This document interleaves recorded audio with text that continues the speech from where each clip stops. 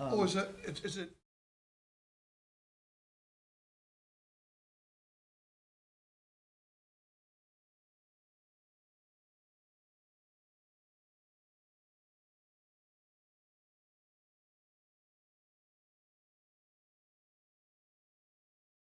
thirty for a special call meeting.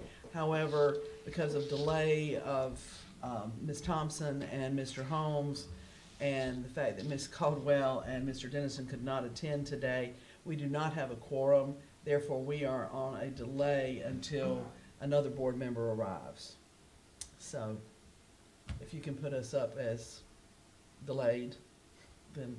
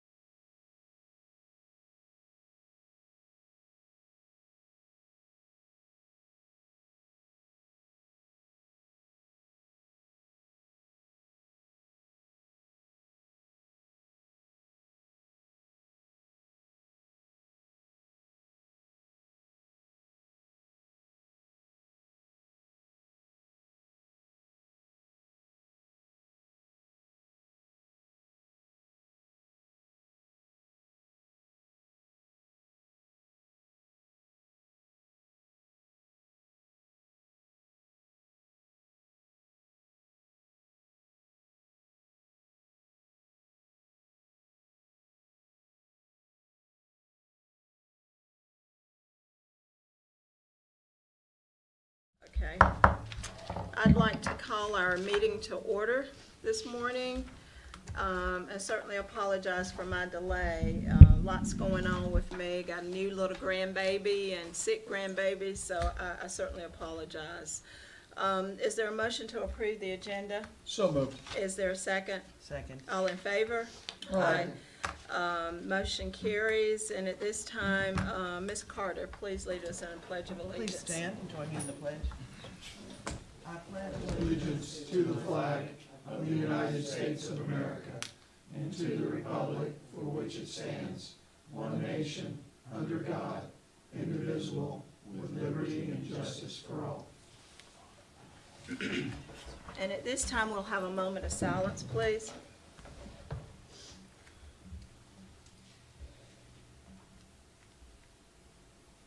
Thank you. I know Mr. Holmes is indicating that he'll be here around 11:30.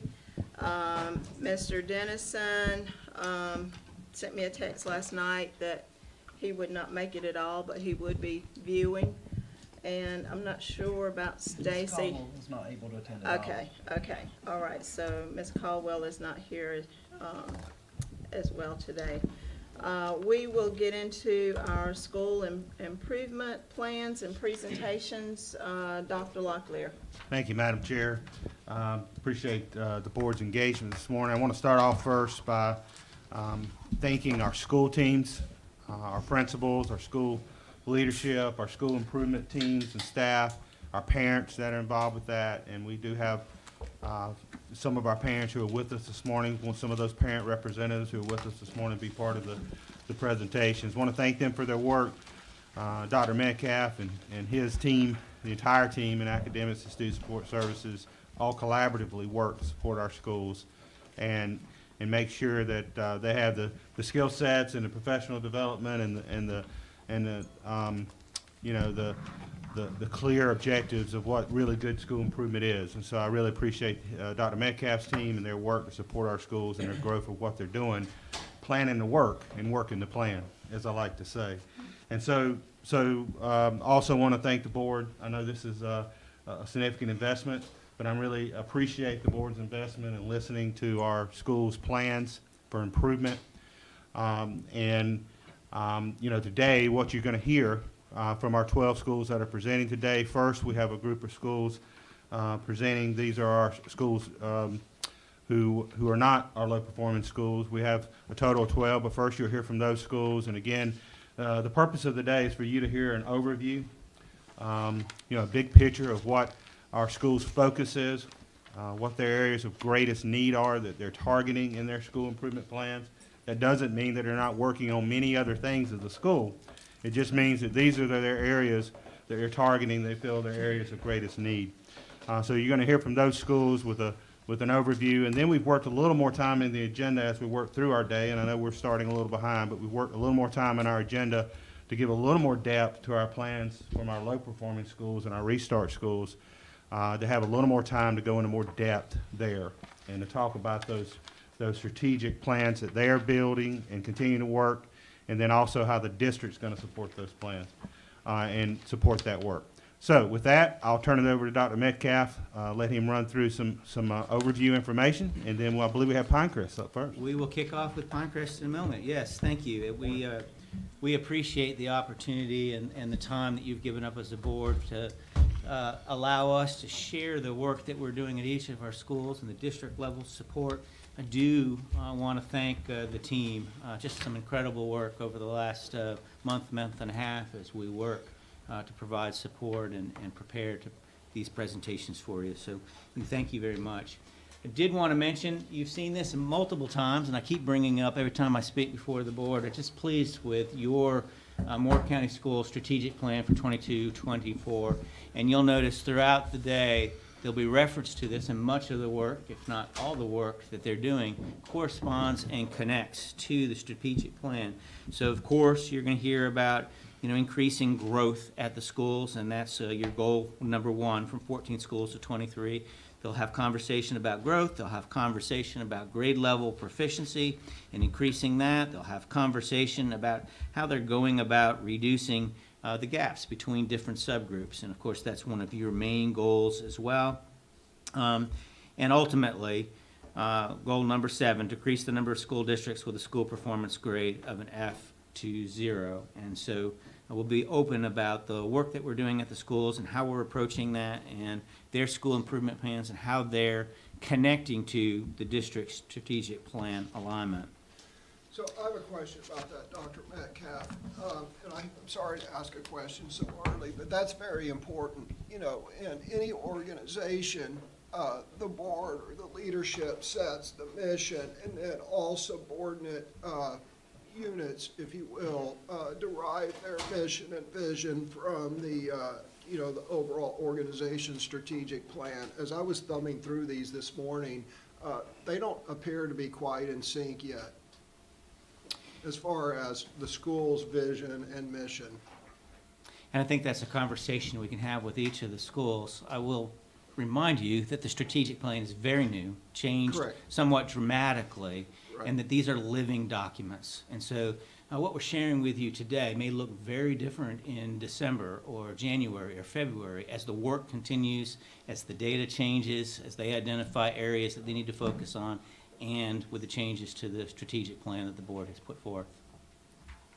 I just, you know, speaking for myself, but it is the board's strategic plan. I would rather see that synchronization happen sooner rather than later. Understood. Because, you know, the school should not be operating under the old strategic plan. Very good. Thank you. Yeah, and just to add to that real quick, I think,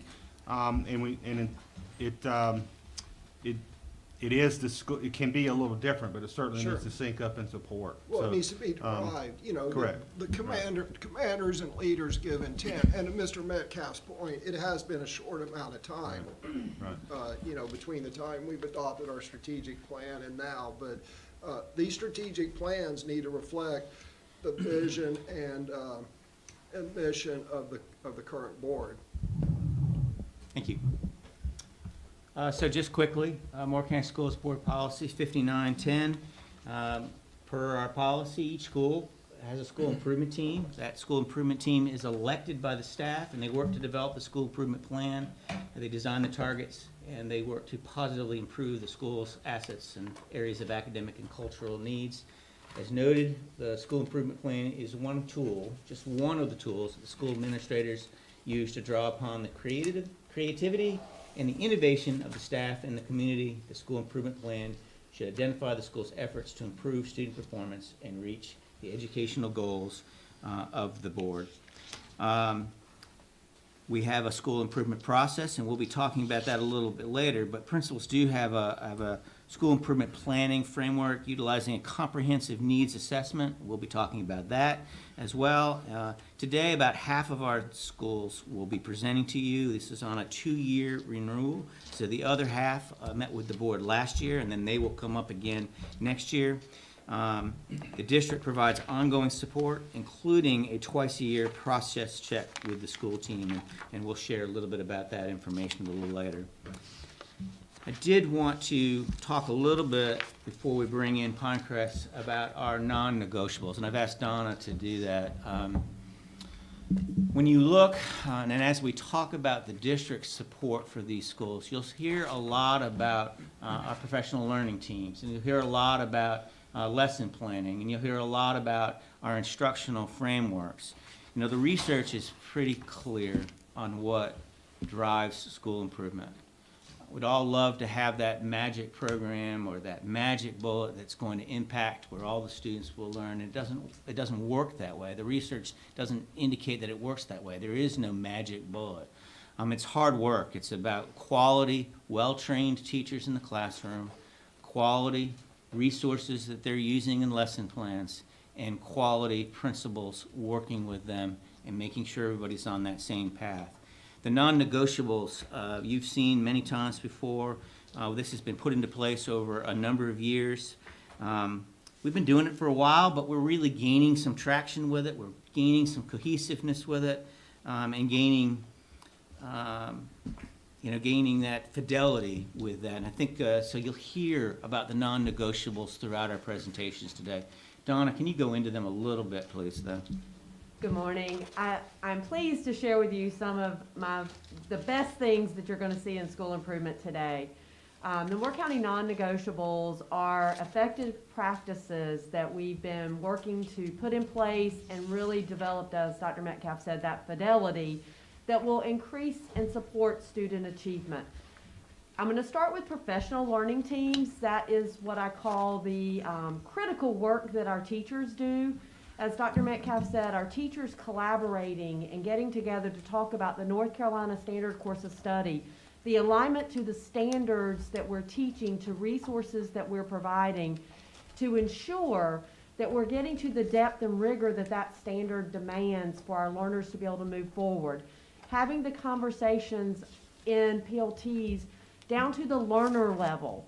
It is critical that we have conversations about each learner using our data that we have from our multiple data platforms, whether it be iReady or MClass. So those PLT conversations are critical at helping us with student achievement because it's guiding the instruction that we're doing in the classroom, but it's also that critical collaborative community and conversation where it's a collective. And you'll hear a lot about the PLTs in our school improvement plans today. And it's about that collective understanding that these are all our children. And every kid, we're looking at how do we meet their needs and move them forward based on the data we have. The next piece, I'm going to the darker blue, is instructional frameworks. So we have the instructional framework as well as the positive behavior intervention and support framework. These two frameworks, the instructional framework, help guide our teachers in those PLTs through the conversations of what should that classroom instruction in my class look like? What should small groups be and how often should small groups and what are the components? Or what are the data conversations we should be having in math? So our instructional frameworks are where our teachers and PLTs take that instructional framework and really design lessons that are going to make a difference for our learners. And again, drilling into that small group instruction. Our positive behavior support intervention is a critical, our PBIS, you'll see a lot of that in our school improvement plans today. That is critical in understanding and setting the expectations for our learners in all areas, from classroom to cafeteria to gym. So in all of our areas of building, and we're really working on that instructional framework and increasing that. The most important work, though, we know, as Dr. Metcalf said, is that teacher in that classroom who's creating an engaging lesson plan that meets the needs of the learner at the level of the standard, but also closing those achievement gaps. And that's where that small group comes in. So you'll see the impactful instruction aligning to that engaging, impactful lesson planning, where you see collaborative structures in a classroom where kids have the opportunity to talk to each other, to critical pieces with writing and word work. So when we look at the non-negotiables, you'll see all of those things part of that school improvement processes. And that school improvement process allows us the monitoring piece. It gives us that thread, as a leader, to be able to say, we're going to really look at our instruction in our classroom. Is it aligned to standards? Is the I can statement aligned to the standard and to the rigor of what the students should be learning within the classroom? And are we using, you'll hear the word common formative assessment. All good lessons have common formative assessment that's ongoing. So I can adjust my lesson. If I'm teaching addition and I need to use more manipulatives, I need to be ready to rebound from that. So these are our Moore County Schools non-negotiables that you will see thread throughout all of the school improvement plans for today. I just wanted to make one comment. We toured Cranes Creek, and I know there's been a lot of criticism there. But one thing that I saw that was right, you were talking about going down to the level of the student. We walked in, Ms. Carter and I walked into a group of teachers who were going over individual students' data, okay, for each individual struggling student, and saying, what can we do for the student? How can we help the student? Those are the things that I know there'll be criticisms going up and down, but that was something that I saw that was really right and was really doing well. Thank you, Mr. Levy. So let's try to get ourselves started. I did want to share make sure you're aware of the things that you have in your packet. We provided some information. We've worked with our team to try to get rid of some of the education-ese and language that we sometimes fall into as educators, so we apologize in advance for that. But we have provided you a glossary, and we're going to try to avoid some of that, but there's a glossary there for you if there's any words that we use that we fall into. Feel free to look through that. We've also provided you a data review from each school. If you have additional data questions, we have Ms. Fall here who's got all the information. Hopefully she can answer any questions you may have there. We've provided you with the actual school improvement plans that are in the DPI tool that comes right from NC STAR. That's the tool that we use to provide that information to the state. It's right inside, all the plans are part of the NC STAR tool, and we've provided you the presentation as well. So you have all that information. And what will happen today is that you will have 12 schools, and they'll have a brief presentation. They'll highlight their respective school improvement plans. The first group will have about 20 minutes, as Dr. Locklear mentioned. That includes some conversation, questions that you may have. Those are the schools that are not low performing. The second group will have 30 minutes, and then the final group, the restart schools, will have about 45 minutes. If we don't use all that time, that's great. We'll just keep it rolling. If we use more than that time, we'll monitor and manage that as well. So they'll be talking about some of their school highlights briefly. They'll talk about their academic trend data, their school goals, their action steps, and then they'll talk about specifically how they intend to implement those action steps and monitor. We don't want to forget that monitor piece, and so we've asked them to share that as well. And if we get Pinecrest in here, we can get it rolling.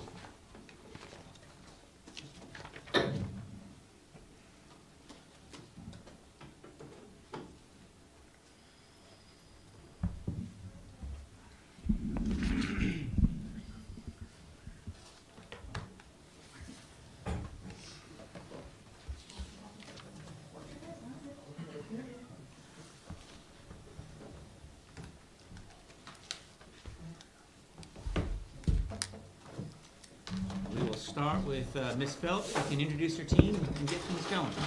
Good morning.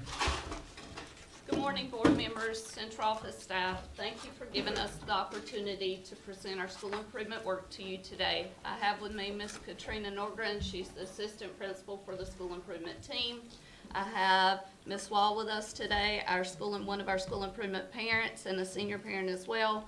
Ms. Jennifer Patterson, who is our CDC at Pinecrest. It's very familiar to most of you, but she's also our process manager for our school improvement team.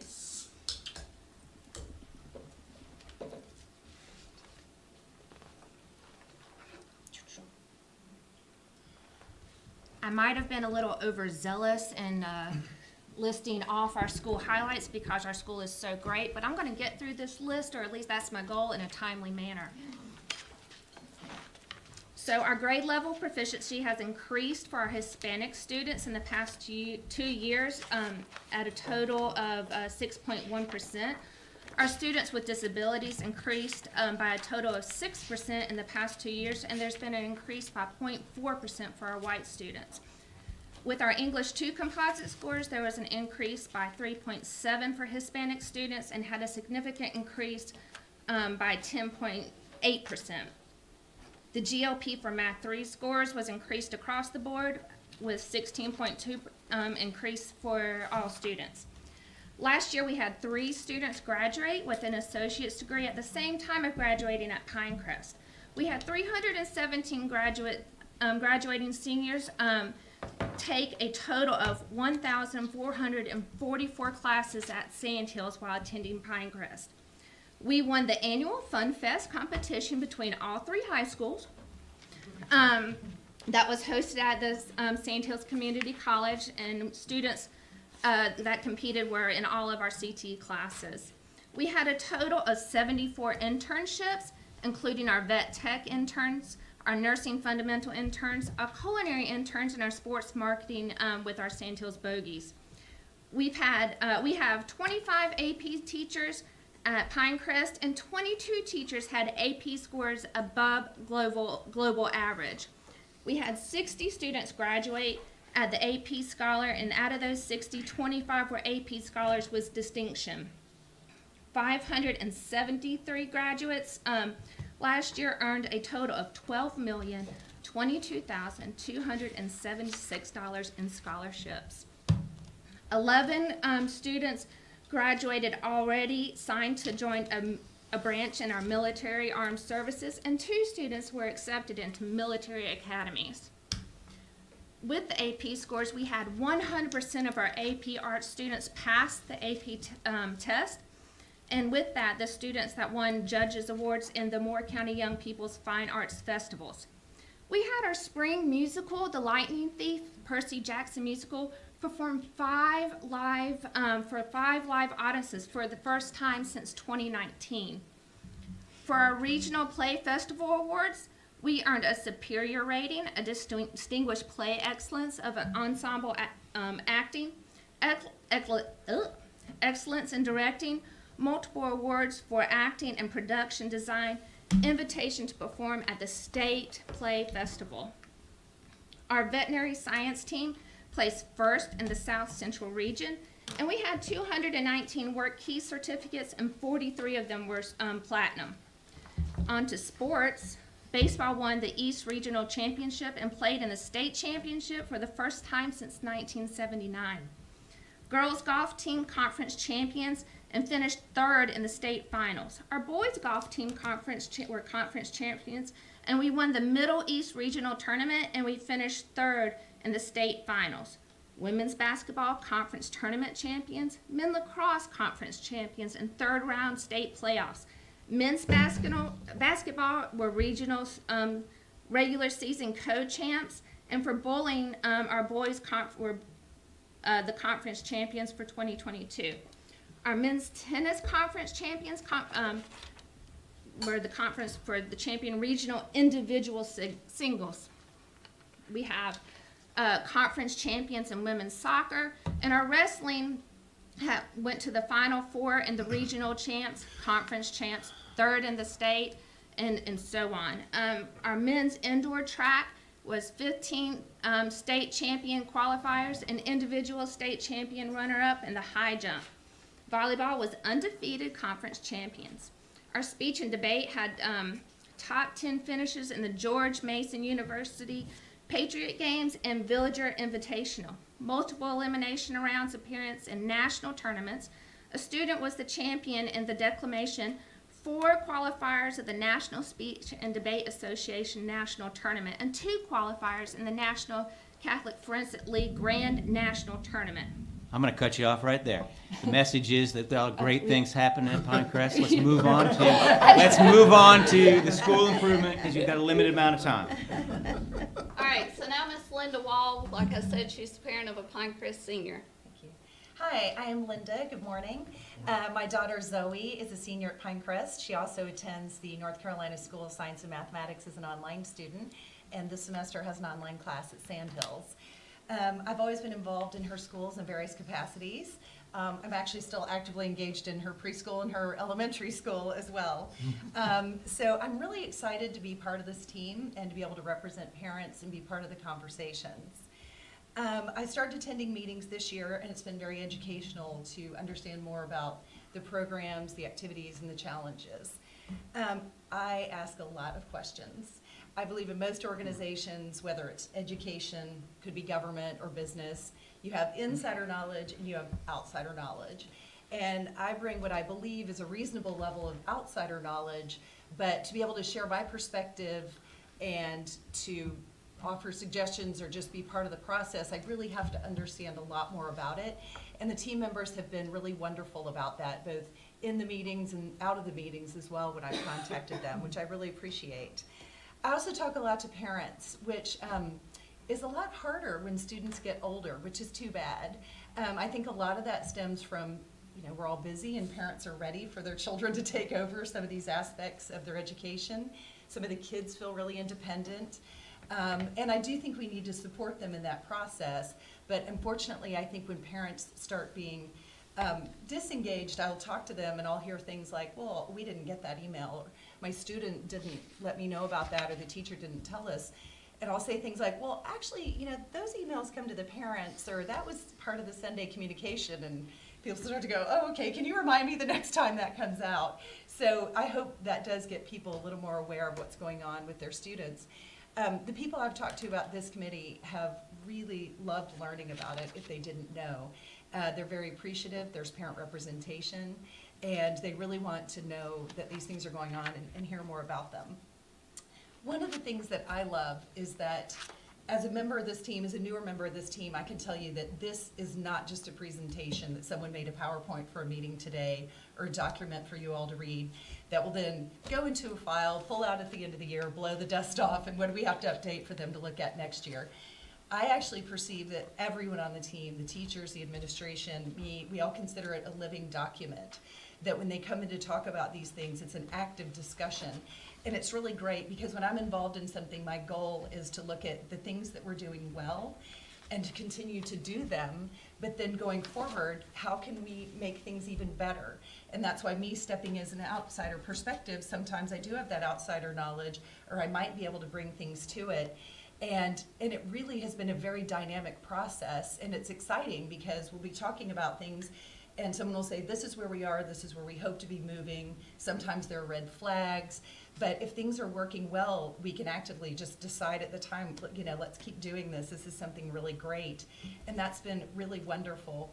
And the last thing I'd like to say is that I really, really do appreciate the opportunity to be part of this team for this school, for, to be able to speak to you all. I do feel that my input is valued by the team, which makes me feel good. And again, what I'm hoping is just that we could take the great things we're doing, keep doing them, and look for things to, get better as we move along. We're going to move on to our high school data. Thank you, Ms. Walsh. First of all, I want to state that we're very proud to be a B school, but we're striving to be an A school. That's our focus. As you can see in both the overall composite and in English 2, we are at or above where we were prior to the pandemic, except in our Black subgroup. We did, however, decrease in English 2 from last year to this year. As you will hear shortly, the English 2 team and the school improvement team have selected a lofty goal and action steps to improve overall grade level performance while at the same time increasing in all subgroups. Math 1 was our weakest area, and the department, along with our school improvement team, are being aggressive in levels of support, action steps to improve the performance area, and keeping a high focus on monitoring these steps. On the flip side, Math 3 is truly an area to highlight. This team has been relentless in their analysis and alignment to the standards. And then you'll see overall, we want to get back to where we were in 2017, 2018. We want to exceed growth and at the same time become an A school. Ms. Nordgren? Good morning. Our first goal by June 2023, Pinecrest High School will work to increase the overall English 2 composite from a 68.4% to an 80.4%. We chose this goal because we recognized there was learning loss across the English curriculum due to COVID, and we really want to get back to where we were pre-pandemic. Some of the action steps we're using this year to attain our goal: the English department and the professional learning team will continue to align their instruction, and we're really focusing on implementing those common assessments. We're having those purposeful conversations within our PLTs about what that looks like, making sure it aligns to our standards, making sure we're on goal and pacing with the Moore County curriculum documents. Teachers are going to use data-driven instruction to increase student literacy and fluency. Again, we're using our technological pieces, such as Common Lit, but we're also going back to some of our paper pencil approaches into increasing our literacy and our fluency. Our teachers are having those purposeful conversations about what works for our students and what doesn't. English 2 PLTs this year have implemented North Carolina check-ins. This is the first time any of our EOCs other than Math 1 has had the North Carolina check-ins, and we're really excited to see what type of data that will give us. Using our North Carolina check-in data, students are going to be pulled for small group instruction. We have our our EC teachers in our inclusion classrooms who are pulling kids.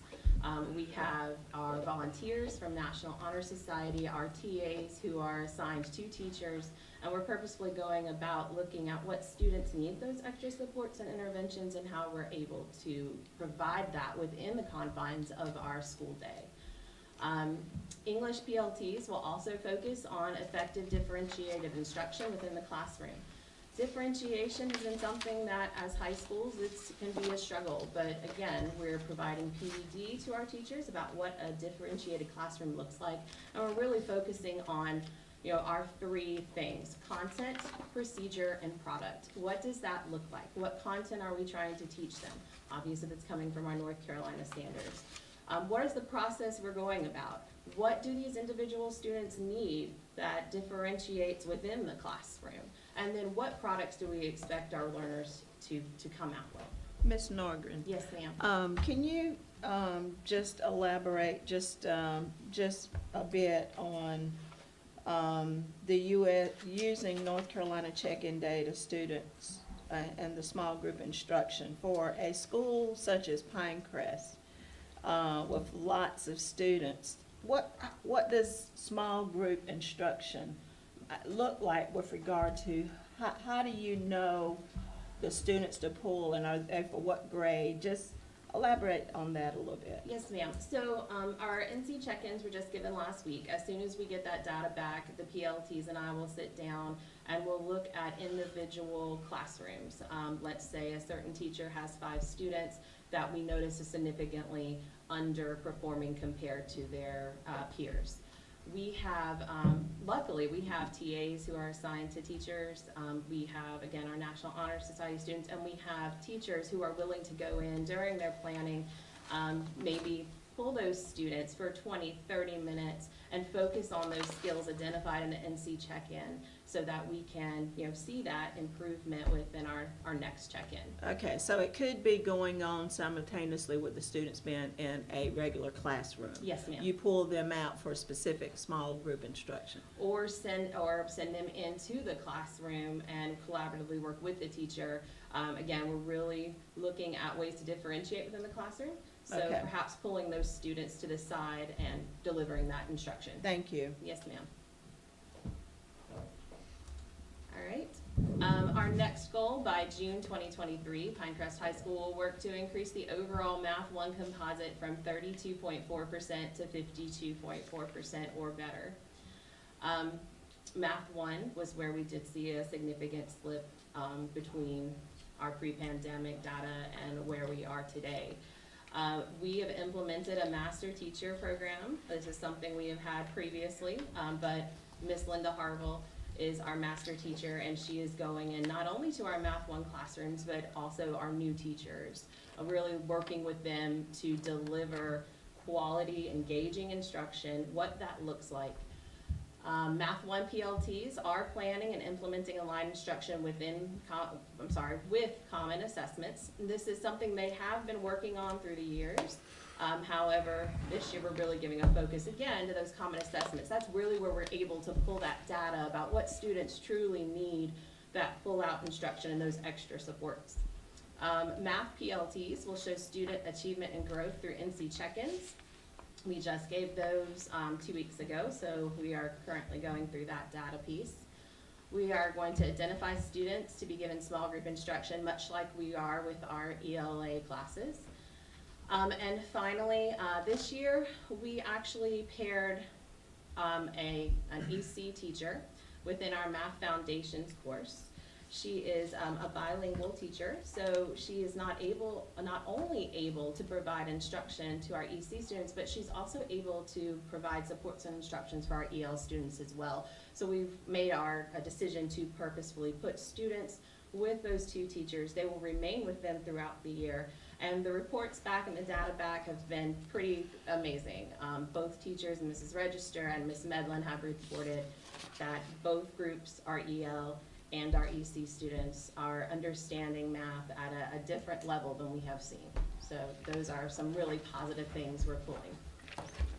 Ms. Nordgren, Yes, can ma'am. you give us a little bit of a breakdown on numbers, like how many students were in the 10th grade last year? Or maybe Ms. Falls got that ready to pull up. So, for the 10th grade, so the way I'm looking at it is based on the test data. For the 10th grade English assessment, there were 569 assessments given. So that's a rough estimate of the number of students in 10th grade. There may be some that are up a little, some that are down a little. And I'm waiting till the end because I want to speak Yeah. specifically about the educational gap. I'm not hearing that much out of anybody here, and that concerns the heck out of me. So, do you have a number for the math one? Because I know not all ninth graders, or Yes, 10th graders ma'am. are math one. Math 1, there were 479 assessments in Math 1, and that's a bigger, broader Age group. age group. But yes, for Math 1. Let me tee that up for you. I have a very specific Okay. observation. I'll just for, sometimes when we, being an educator, and I'm hearing through what they're saying, and I'm very pleased with what they're saying. What I would just note, and certainly not preventing you to ask a question, to have the discussion, but when we're talking about common formative assessments and we're talking about NC check-in data, we're talking about getting down to that individual student, and that's really about closing those gaps. That's really about attacking students who aren't learning at a standard for proficiency in that class, and that's about attacking that gap and closing that gap and growing that individual student and group of students so you close that gap. But at the same time, you keep raising achievement for the entire class. And so I just want to filter that a little bit as a proactive way to, as you're hearing those kind of things, not only from Pinecrest, I think you'll hear it from probably every school we hear from today. That's really what we're talking about there when we're talking about attacking those gaps. But I just wanted to throw that out there as a bit of a filter. Yes, sir. I have a very specific observation on Math 1. But first I have a question. When is the Math 1 test given? Is that a freshman year test? No, it's predominantly freshmen, and so first semester, the students who take Math 1 first semester take that assessment in January after we come back from the December break, and then our students in second semester take it typically the beginning of June. Okay, so, wait, I'm sorry, say that last part again. Ms. The Phillips? second semester typically take it the beginning of June. Okay, so here's my observation on Math 1, and I need to back up a little bit. First of all, everything in Pinecrest that should be going up is going up, and extracurricular activities are very, very important in development of our students, and although I may criticize the amount of money we spend on some extracurricular related things, you guys are doing very well at that. But on Math 1 specific, it's actually interesting. If you look at, everything's up at Pinecrest that should be up, as I said, with the exception of, if you look at the African American subgroup, specifically in Math 1, and it's interesting because if you look at the feeder schools, so Math 1 is down for African American students, in the last year. But if you look at the feeder schools, Southern Middle School and West End Middle, Math Composite is up in the last year. So the feeder schools, Math Composite is up, and it's not good, it's at the 25% range, but then when they go to Pinecrest, it goes from 25, in the 20 to 25% range in the feeder schools, Math Composite proficiency. They go to Pinecrest, in the first year it's cut in half. And so there's something there. And by the way, that's true in both feeder schools. It's the feeder schools Math Composite is double what the freshman Math Composite is at Pinecrest. But there's good news, because if you go to Math 3, all of a sudden Pinecrest has jumped above the feeder schools. And I assume Math 3 is given, maybe the junior year or something. So somewhere there's a disconnect, and it might be a testing and a novelty. I have to think about how to say that.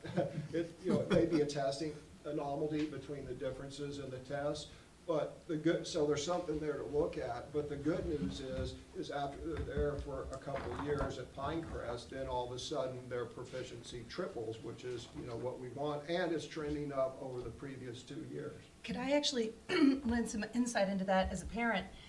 What happens is in middle school, the students who are at the top of the range are taking Math 1 in 8th grade. So basically, the Pinecrest numbers for Math 1 are missing all of your first round draft picks for Math 1 because they have already taken it in middle school. Gotcha. They do not Yes. participate in a high school level assessment. So that's part of the reason there's such a dramatic change by the time you get to Math 3 is you pulled all of those kids back in. So it is worth noting that the Math 1 numbers, that a very large percentage of some of the feeder schools are taking Math 1 in 8th grade.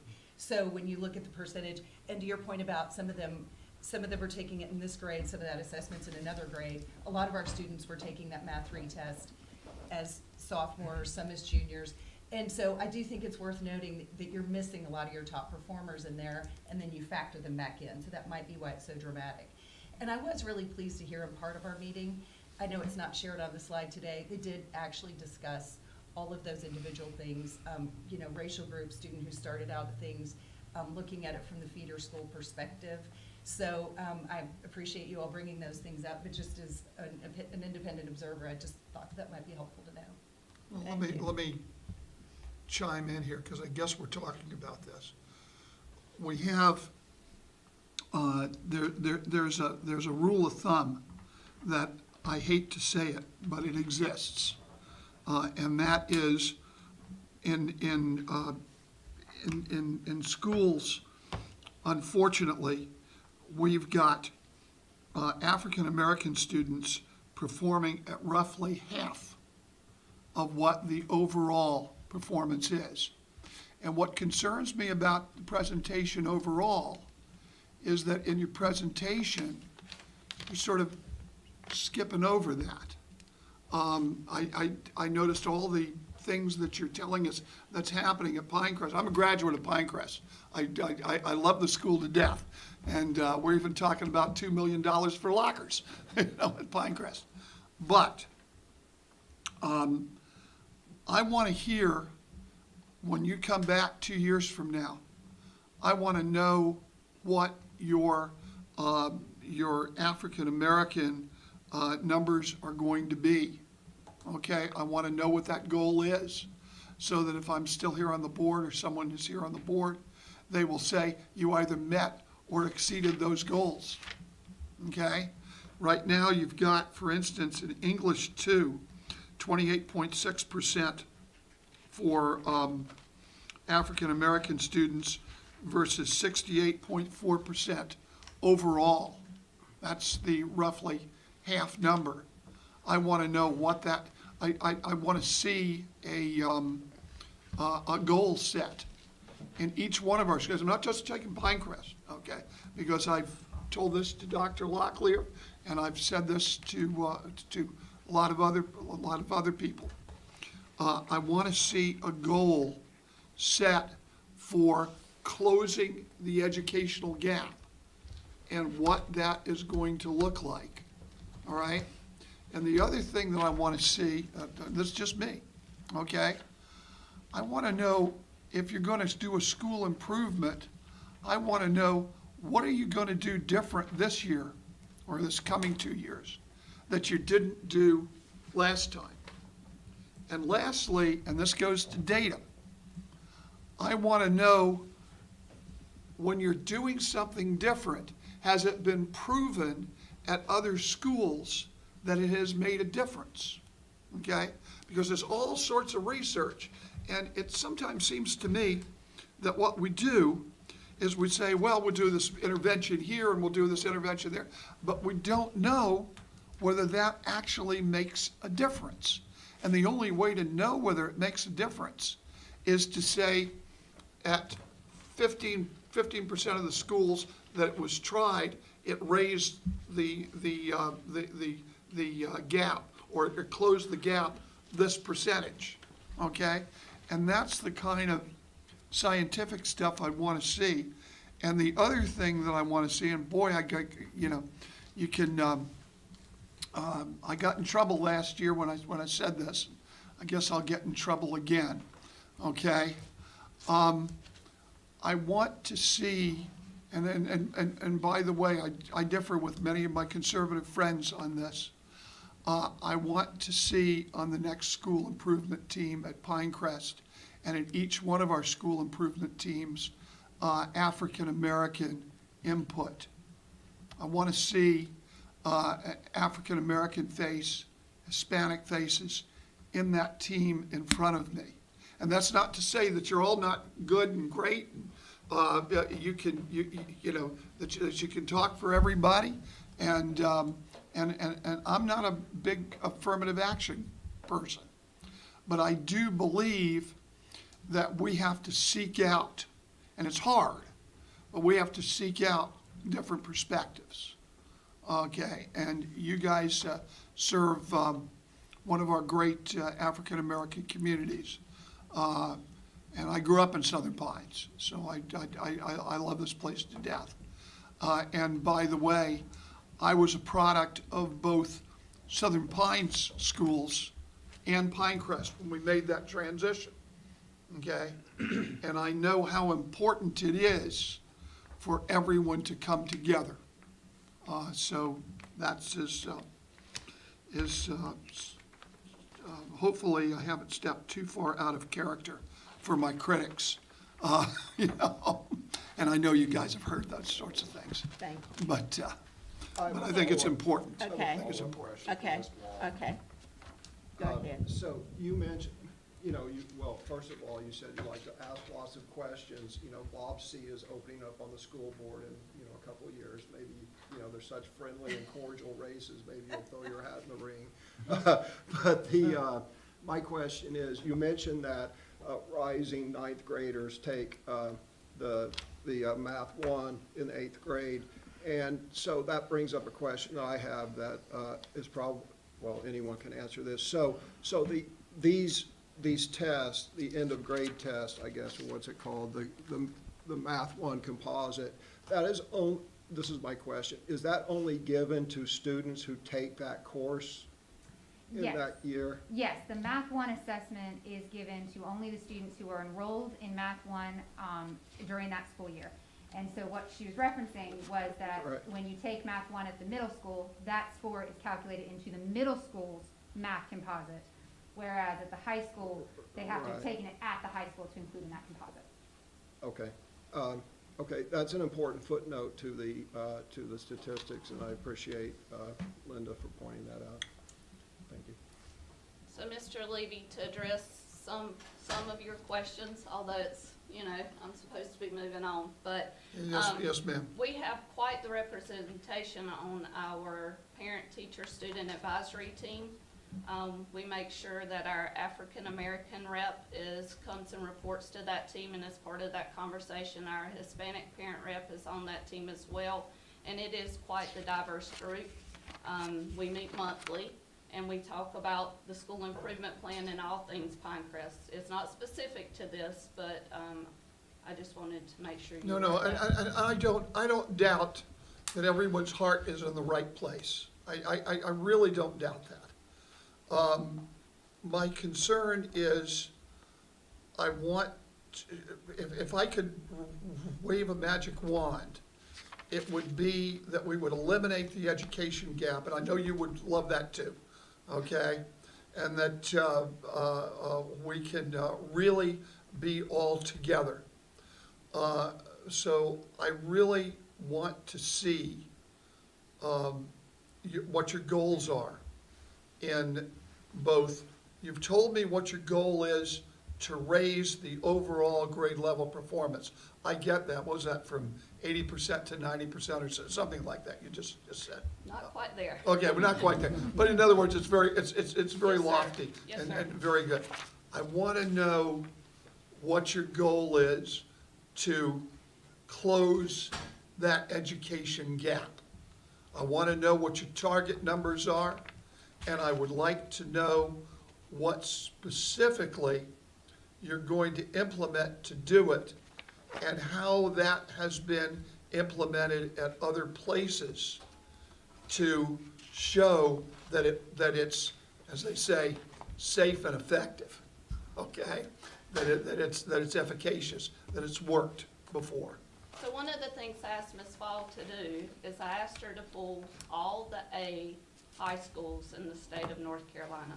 And so I'm currently assessing that data, looking at the percentages that we have in our subgroups at Pinecrest High School, and trying to find a like school that is an A school, because I don't need to go see a B school.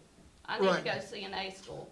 And so that's what, she's pulled that data for me, and I'm currently looking at that, trying to find, and I won't find one just like it, but one Right. similar enough that we can go observe and have conversations with their school improvement team and their administration to see how we can adjust some of these goals. The other thing I'd like to speak to is we totally reworked our Math 1 team. And we recruited some solid teachers that understood 6-9 and 9-12, because middle school, as my mother said, there are people meant to teach middle school. But freshmen, they're only a summer away from it. So we've reworked our Math 1 team, and we actually have now 3 teachers on our Math 1 team that their primary background is middle school education. And the master teacher is pulling into those areas as well. So we've done a lot to target that Math 1 group to improve it. And I hear what you're saying. This is a living document, and the 4 of us absolutely will take it back to our school improvement team and get you a specific goal for what number we're gonna reach or surpass for our subgroup. And I want to make sure each person on the team understands, I'm not I believe you guys are doing a great, all of you guys, including the principal, you too, you're doing a great job. And, if it's a criticism, it is, I'd like to see some different things, but that doesn't mean that anything is bad about what you've done. I think what you've done is really good, and I also want to see that A school. And I know you guys are going to do it, because I know you guys are capable of it, and you are doing a good job. And I want to say I did take it as criticism. The only way we're going to get better is when people counter the things that we've proposed. And so we have to analyze them and look for other ways to improve. That's why I want to go see an A school. I want to see what they're doing that we're not doing. If I know anything about Principal Phelps, we could spend the rest of the day and the afternoon and late into the evening talking about Sorry. Pinecrest High School and the work that they're doing. Madam Chair, with your permission, I do want to try to keep it moving on if Thank we you. can. We've got Yeah. 11 more groups to meet with and want to Yeah. have the same level Yeah. of dialogue that Yeah. we've had here with Pinecrest. Thank you. Sorry. Okay, right, so- we still have a couple more slides, Ms. Yes, Phillips. ma'am. Okay. So by June of 2023, Pinecrest High School will meet growth in our students with disabilities. This has been a focus of our school improvement team for several years now, and if you'll look back at the graphs and the data, we are starting to see some gains, but we didn't want to lose that, so we wanted to maintain the focus in this subgroup.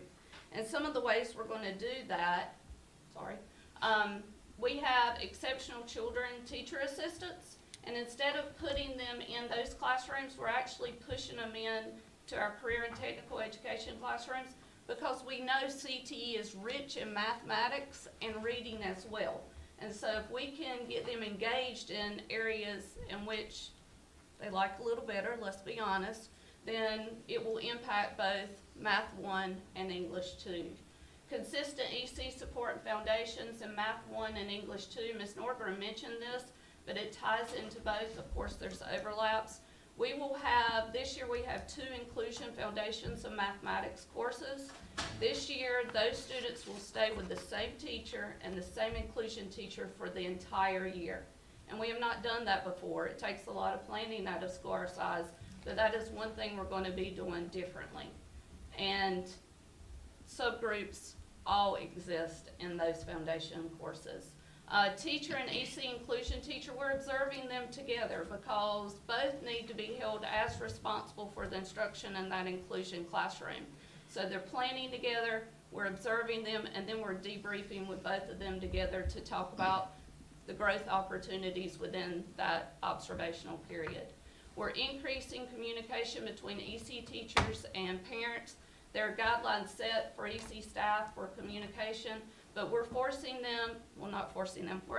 them To communicate a little more outside of the progress reports, make sure they're communicating tutoring options for these students, because our SGA tutors on Wednesdays, and then our departments have tutoring both before school and after school every day, with the exception of Friday. We have a focus on PD, on differentiation and EC support. Our data shows that, our testing data, and our teacher working conditions survey data. We've already started that. We restructured our curriculum assistance lab last year with the help of curriculum and instruction, and now we're pulling math and reading instruction within that classroom instead of it just being a place to get remediation support. And then purposeful scheduling of EC students. This past year, at the end of the year, we gave our teachers the opportunity to give us data on our students. What are their learning styles, personalities, things like that. And Ms. Norgren and I took the summer and we looked at every single student. We looked at who was in the classroom, who the teacher was, and we changed their schedules based upon that feedback from the previous year's teachers. So in conclusion, how are we going to implement this and monitor it? As you've heard, we're going to look at the check-in data. We're going to look at the deficits in the standards and pull small groups. We're using common assessment data, which will be monitored in POTs. We're looking at small group instruction. We're monitoring that as well. Our POT minutes, my APs have to review that every week, and they report out to me in my Thursday AP meetings. And then we're using walkthrough data. We're being very purposeful in our walkthrough data and aligning it to the school improvement plan.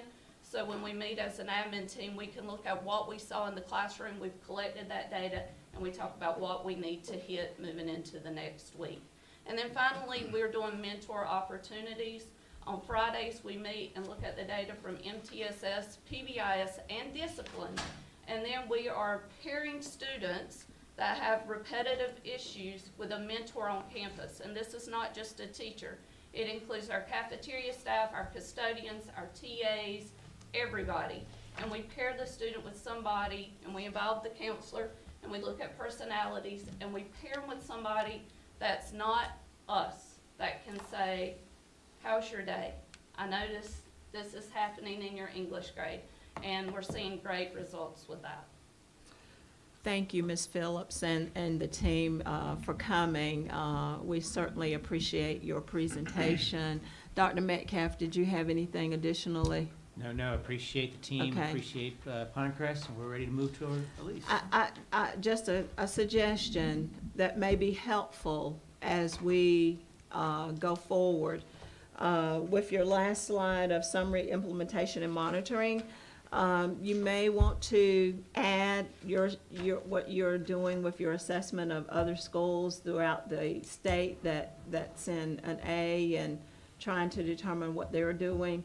You may also want to add Mr. Levy's suggestion of looking at individual composite scores and setting the goal for that, just so that we don't lose track as we come back and continue to monitor. Again, thank you so much for being here this morning. Thank you so much, Patriot team. We really appreciate all the hard work. And please let your whole team know. How many people are on your team?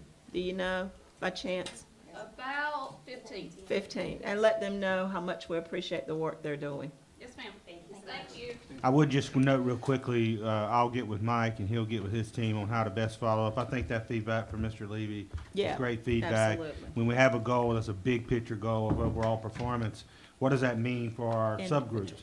And there's a portion in the school improvement plan template that says, how will it look when it's fully in effect, when it's fully met? If you meet this goal, what would that look like? And I think that's an area you could have that subset Absolutely. goal. I'll call it a subset goal, because Yes. the overall goal of our African-American students will grow from X to Y. Right. Our Hispanic students will grow from X to Y when we're focused on closing the gap. So I think that's a place we might be able to work with our teams, if they don't already have that as a goal, to have that as how will it look when it's fully met. So that's great feedback. Appreciate that. Thank you. I did not get to ask my questions because everybody talks so much. So we need to limit our conversation to questions. Actually, let's, You want to take to Libby's point, here's my suggestion, because we do have a lot to go through, is if we would limit when we're going through the slides, if we would limit our comments or questions to the slide at hand, and then if you have questions that aren't covered on a slide or questions of a general nature or observations, just save that for the end of the questions, comment slide. Okay, thank you. And Thank I you for believe our that. teams are prepared for that Yes. process. Yeah. Thank Okay, you, Mr. thank you so much. We're up. Mr. Martin? Mr. with, Martin. Elise Middle Yeah. School is up, and take it away, TJ. I would ask that, I know there's great things going on, Elise, but we are really interested in the school improvement plan and what you're doing and how you're monitoring that. Do you want to hear some of that, but kind of limit that if you can? Absolutely. I'm TJ Martin, principal of East Middle School. And joining me today, I have Lucy Dos Prazeres Salazar. Had to pronounce that a few times. She is our parent representative. Her daughter is currently an 8th grader at East. And last year, 2 years ago, had her daughter Stephanie at East. She also recruited another parent today for this meeting to get a little training to see this process. This is Betty Trejo, who will also be joining us. And then last but not least, we have Molly Gibson, who is our instructional support facilitator. All right, I think that's me. So we had a lot of great highlights from last year, but my second favorite, we exceeded expected growth for what we had planned for 2021 and 2022. Met or exceeded growth in each of our subgroups. We are no longer a designated low-performing school. We were very, very excited about that. Our Hispanic subgroup showed substantial growth in reading, and that's cohort data, which I think we may have. And I think this one's my favorite. The 6th grade math, 8th grade ELA, and 8th grade science increased proficiency more than 20%. All right, next up, we have Lucy. Okay, my name is Lucy Prazeres Salazar. I'm well known in all the 3 schools in Robbins Elementary, middle school, and high school. You know, both of you know me very well. First of all, before saying anything about, I want to just say one name, John David de la Cruz Santos, that passed away. He's from Pinecrest. He passed away Friday night, and I just want to say his name here. I knew him since he was 1 year old, so I just want to say his name today and say that I loved him so much. Okay, parent involvement. That's the main thing that me as a parent always thought that was very important. Since I have a child, that's what I wanted to be involved on my children's life in school. That's not the school responsibility that my child exceed beyond on school. It's mine too.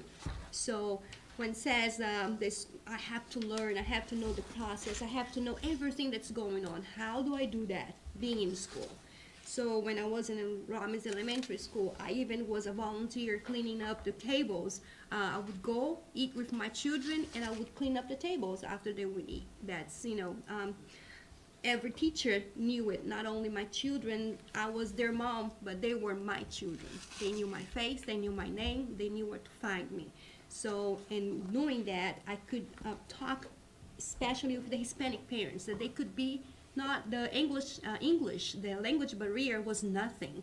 They could be involved. They could be there. They could talk to them through translators. They could know what was going on with their children. So once knowing everything and knowing the data, knowing what was going on in school, I could share with the other parents and also with the community. Not only with the parents, but everybody in the community needs to know what's going on in school. And I'm very, very proud that my child is in Elise. I am the liaison for the Hispanic community in Robbins. Everybody comes to Lucy for anything. I'm a public notary, I'm a translator, so everybody comes to me for everything, especially for school. So when something happens, I want you to know if something's big, I'll be here fighting for the child. I'm probably will be the reason that a teacher can be fired, or I'm probably gonna be a reason that I'll be here fighting for them and raising hell for that child. So I think that's very important, and I am the voice for that. So knowing what's going on in school, I can voice that for the community, for the parents. In doing that, I can provide feedback. I can bring to the school what's going on with the community, with this child, and I also can bring back the feedback for the other parents and make them, talk to them and be involved in everything. Halloween, everything that school has, little things, big things, trip. You cannot go and go to a trip like we went, to Carowinds. I can go. I can take care of your child. I can see what's going on and be proud of it. Last, I can use the parent perspective on improving academic performance. I have a child in high school now that she has a GPA that's 4.5. She's very smart. And I have a child that is in English now that she has some limitations, and I recognize that, and school didn't know. So I have to come to school and bring that limitations and talk to the school, talk to TJ, talk to the counselor, talk to the teachers, and then we came up with the 504 because there are laws. There's ways to help a child.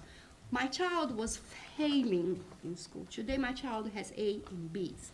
She's living Elise, she's an 8th grader with A and B's. There's there's emails that I can contact my in school. There's a power school. There's everything. So we can do that, and then just have to, as a parent, I can tell to the other parents that there's availability for that. And again, English or language, it's not a hindrance that can stop you to not be in communication with the school. So I think that's very important, and I am here. I fight for the school, I fight for my children, and I fight also for the people from the school. It's not because it's my children's always right. So I'm here for anything there's need, I'm here. And please, at the end, if you have a question. Please ask me any question, because TJ said I don't have too much time to talk. They didn't give me too much time. I wish I could be here 2 hours, but I can't. So please question me, okay? Thank you for the opportunity. See, you're taking away the microphone. Took it away. Not so fast. I have a question, Uh-huh. Ms. Alazar. So thank you for your participation in your children's education. And you are correct. The loss of John David Dela Cruz Santos was horrible. I mean, that was tragic, and we're all saddened by his loss. I speak for the entire board when I say that. But I have a question. Yes. The Hispanic, and as we know, involvement in a child's education is a huge determinant in the success of the education. The Hispanic community, if I could use that term, is a growing community in Moore County. So how do we reach out? How do we, Moore County Schools, reach out to that community to get more involvement of parents in their children's education? Using a parent like me. So you'll be our Using a parent like me, somebody like ambassador. me that's willing. Like, for example, right now in Robbins, TJ now is going to be getting more, reaching out. And so he's going to go and talk to the Catholic priest, which is a very strong person in Robbins. You have to find the strong people, the leader people in or in the community, and using those people that has a voice. When you use somebody that has a voice with the Hispanics, they will listen, and then you can reach out to Is them. that Father Javier? Yeah, Padre Javier is one of the very good person in Robbins to reach out. And that's what they use. I mean, school use them, the police department, sheriff's department use Padre Javier in meetings over there. You have to find people like me that, is in the community and it's willing, that they will listen. Very good. Thank you. You're welcome. Can I ask a question? Am I reading this chart correctly? Is it true that there is almost no? Bob, let's wait till we get to, can we wait till we get to that chart? Okay, all Okay, right. if you don't mind. Yes, ma'am. Okay. Yes, ma'am. Okay, if you'll go, he has something specific about one of your charts in the PowerPoint, so if you can go Okay. to that. I'll just add very quickly in regards to Lucy and a lot of our parents at Ely's. they will come in and discuss the positive things, which is always the easy thing to do. Lucy is also not afraid, as well as some of our other parents, to come in and express the concerns, which I personally appreciate. It's not always easy conversations, but it gives us good feedback on how to proceed with things that we might be doing wrong and need to fix. So, And by the way, I was about to express a positive thing. But I'll wait. okay. All right, so we'll jump into data. I believe this is data you guys currently have. Brief overview of it shows that last year we became very close to our pre-pandemic numbers, actually exceeding those numbers in our 8th grade science. And as you can see, our math needs a little work, and that's something I'm going to discuss a little bit later on. And Mr. Levy, just stop me when I get to the slide you're looking at, okay? Okay. Here's another look at it. This kind of shows you our trend since 2017. As you can see, last year we did exceed growth, which is great. However, we still are a D school, so proficiency is an area that we are targeting. We want to continue to exceed growth, and if we exceed growth each year, then the proficiency will come. So we've really looked at our bubble kids and how we can get them over the top. What strategies can we implement to get them to pass and be proficient on those EOGs? Another thing we like to do at ELEAS is look at cohort data. So the data that you guys receive from the state is going to show you one group of students as compared to a completely different group of students. For example, in 7th grade, you have one group of 7th graders, the next year a completely different group. We like to track the same group of students as they track through ELEAS, starting when we get them from Robbins in the 5th grade. This will show you our current 7th grade cohort. So these were 6th graders last year. And as you can see, as a cohort, we had substantial gains in math. That was part of our above 20% increase in proficiency. Our reading did show an increase, not quite as high as math. And again, this is tracking data from when they were in 5th grade at Robbins to 6th graders at ELEAS. These are our current 8th graders, last year 7th grade. And you can see that math again showed substantial gains. Our reading, we had minimal gains in that. And I'll go over it just briefly a little bit later on why we think that happened and what plan we have in place to continue to improve reading there. And there's our 8th grade group. Again, our reading, substantial growth. Again, a 20% plus increase in proficiency. Our 8th grade math group has been the big bullseye that we are targeting this year. As you can see, we saw a decline in proficiency, roughly 7%. So that's one that we are targeting heavily this year to get that turned around. And last but not least, there's our 8th grade science. We just made a note that there is no 6th or 7th grade EOG science administered, so we take their 5th grade scores, compare it to what they did in 8th grade, and again saw substantial growth in proficiency with 8th grade science. Which leads us to our goals. Did you have a question about the slide? Well, actually, the slide, I still haven't seen. This is the, Okay, keep the going. slide. You're Okay. about to go to the slide on Okay. the subgroups. Okay. Well, I have a Okay. quick question. Okay. Yes. Do you have Math 1 at Elise Middle? Do you have a class of Math 1? Yes, we do. So last year we had 13 students who were taking Math 1 on our campus. The problem at ELEAS that we ran into last year is, in a sense, you were trying to fill a section to balance your numbers. So you had some kids who may have been a level 3, trying to push them, which is a great thing, but it also is to balance out class sizes. Because we're a Understand small that. school, we want to keep our class sizes lower. Kids struggled with that, to be honest with you. Excuse me. So this year, we took a different approach. We have identified 6 Math 1 students. They are actually taking Math 1 at the high school. And that was twofold. One, to give them a little bit of a high school experience with a high school level course. It was also to take that off of our 8th grade math teacher who was also taking Math 1. As you saw with the data, needs some support and growth there, so we took that piece off so that he could focus exclusively on just 8th grade curriculum. All right, so goals. We, last year, composite, this is our overall goal, achieved 44.7% proficiency. That's reading, math, and science across all grade levels. Our goal was to increase that by 10% this year. That was not an arbitrary number. What we did is we actually analyzed the data for every student in that school from last year. We built a spreadsheet, looked at how much they improved with their scale score as compared to EBOS. I got that in my little folder here. And looked at what can we realistically do within 1 year.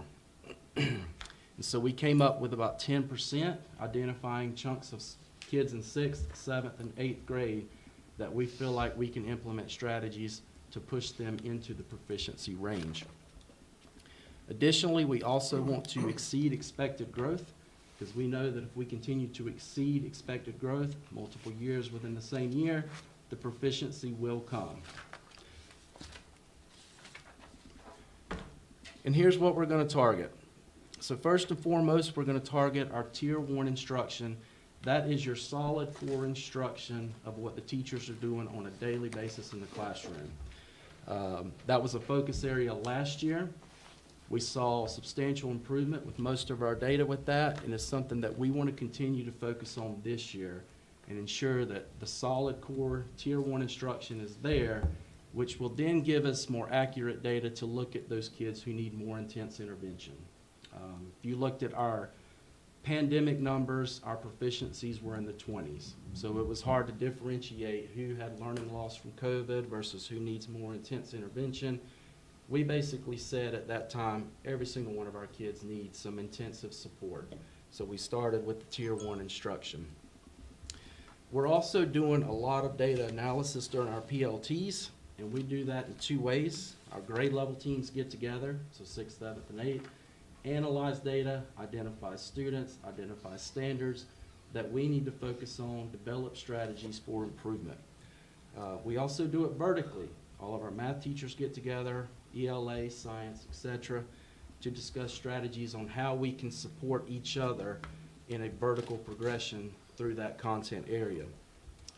Made a little note under that, we are looking specifically at our students with disabilities subgroup and our EL subgroups.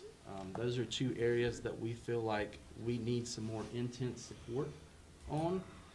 We put some pieces in place this year to try to combat that, give them some support, and continue to grow those students. Another piece that we started last year that it really took off throughout the school year is the small group instruction. Small group instruction, in your mind, traditionally may be an elementary thing. We brought it to the middle school. We had the support of Ms. Gibson. Try it. Teachers go in there and try it, have the support. We learn from some of the mistakes, but what we found is that we can really hone in on what individual students need when they're working with a group of 2 to 3 students within that class period. It's more individualized attention, and we saw the results with that. We think that was one of our biggest success stories last year. So we want to continue to build on that, implementing small group instruction 1 to 2 times a week in our core classes. Last but not least, I'm trying to look up here. Here we go. Strategies that target the needs of our flex class. So we have a flex class. This is like an intervention type block. It's a 45-minute piece of time where teachers can have a small group of kids to work with. Our class sizes average 20 kids in a core class. Our flex classes are anywhere from 8 to 10 students. So about half of the students will go to flex. Our kids who we have not identified as needing an intense intervention, they are assigned many different things. That could be PE, a band flex, things like that. And so we're really targeting that portion of the flex class to really hone in at what those students need. How can we grow those students, identify their needs, give them the support they need, which will then help them in their core classes. Question time? Yes. Go Yeah, now, patiently. okay, wait. am I Thank you. reading the chart correctly? And you have almost no education gap among your, either your black or your Hispanic subgroups? You are, I'm not sure which chart you're looking at. Page- Well, actually, I'm page looking, you 24. only have Page- one subgroup chart that I see you provided Page us. 24. It's on your data sheet. The first TJ. one? Yeah. The data sheet, yeah. So I ran some numbers, and here's what we're looking at. I'll go pre-pandemic just briefly. I'm This- sorry, sorry Go to ahead. interrupt. It's page 24, if we can pull that up. Yeah. There you go. Yeah, There, there you are. It just shows this year, I'm not talking, this year, almost no educational gap.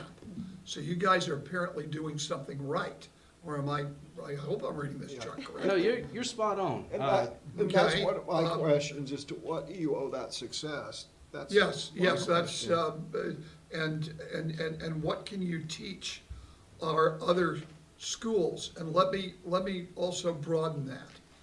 You guys are a great kind of almost an experiment school, because you only have one feeder school, and that's Robbins Elementary. And Robbins Elementary did not, I'm not talking about grades here, I'm talking about growth, okay? Robbins Elementary did not meet growth, okay? And they're also one of our troubled schools, but mostly they did not meet growth. All of a sudden, those same students go up to Elise, and you guys are exceeding growth with those exact same students. And no disparity. Right, between- and no disparity, although in Robbins, I'll have to say that there's very little disparity as well.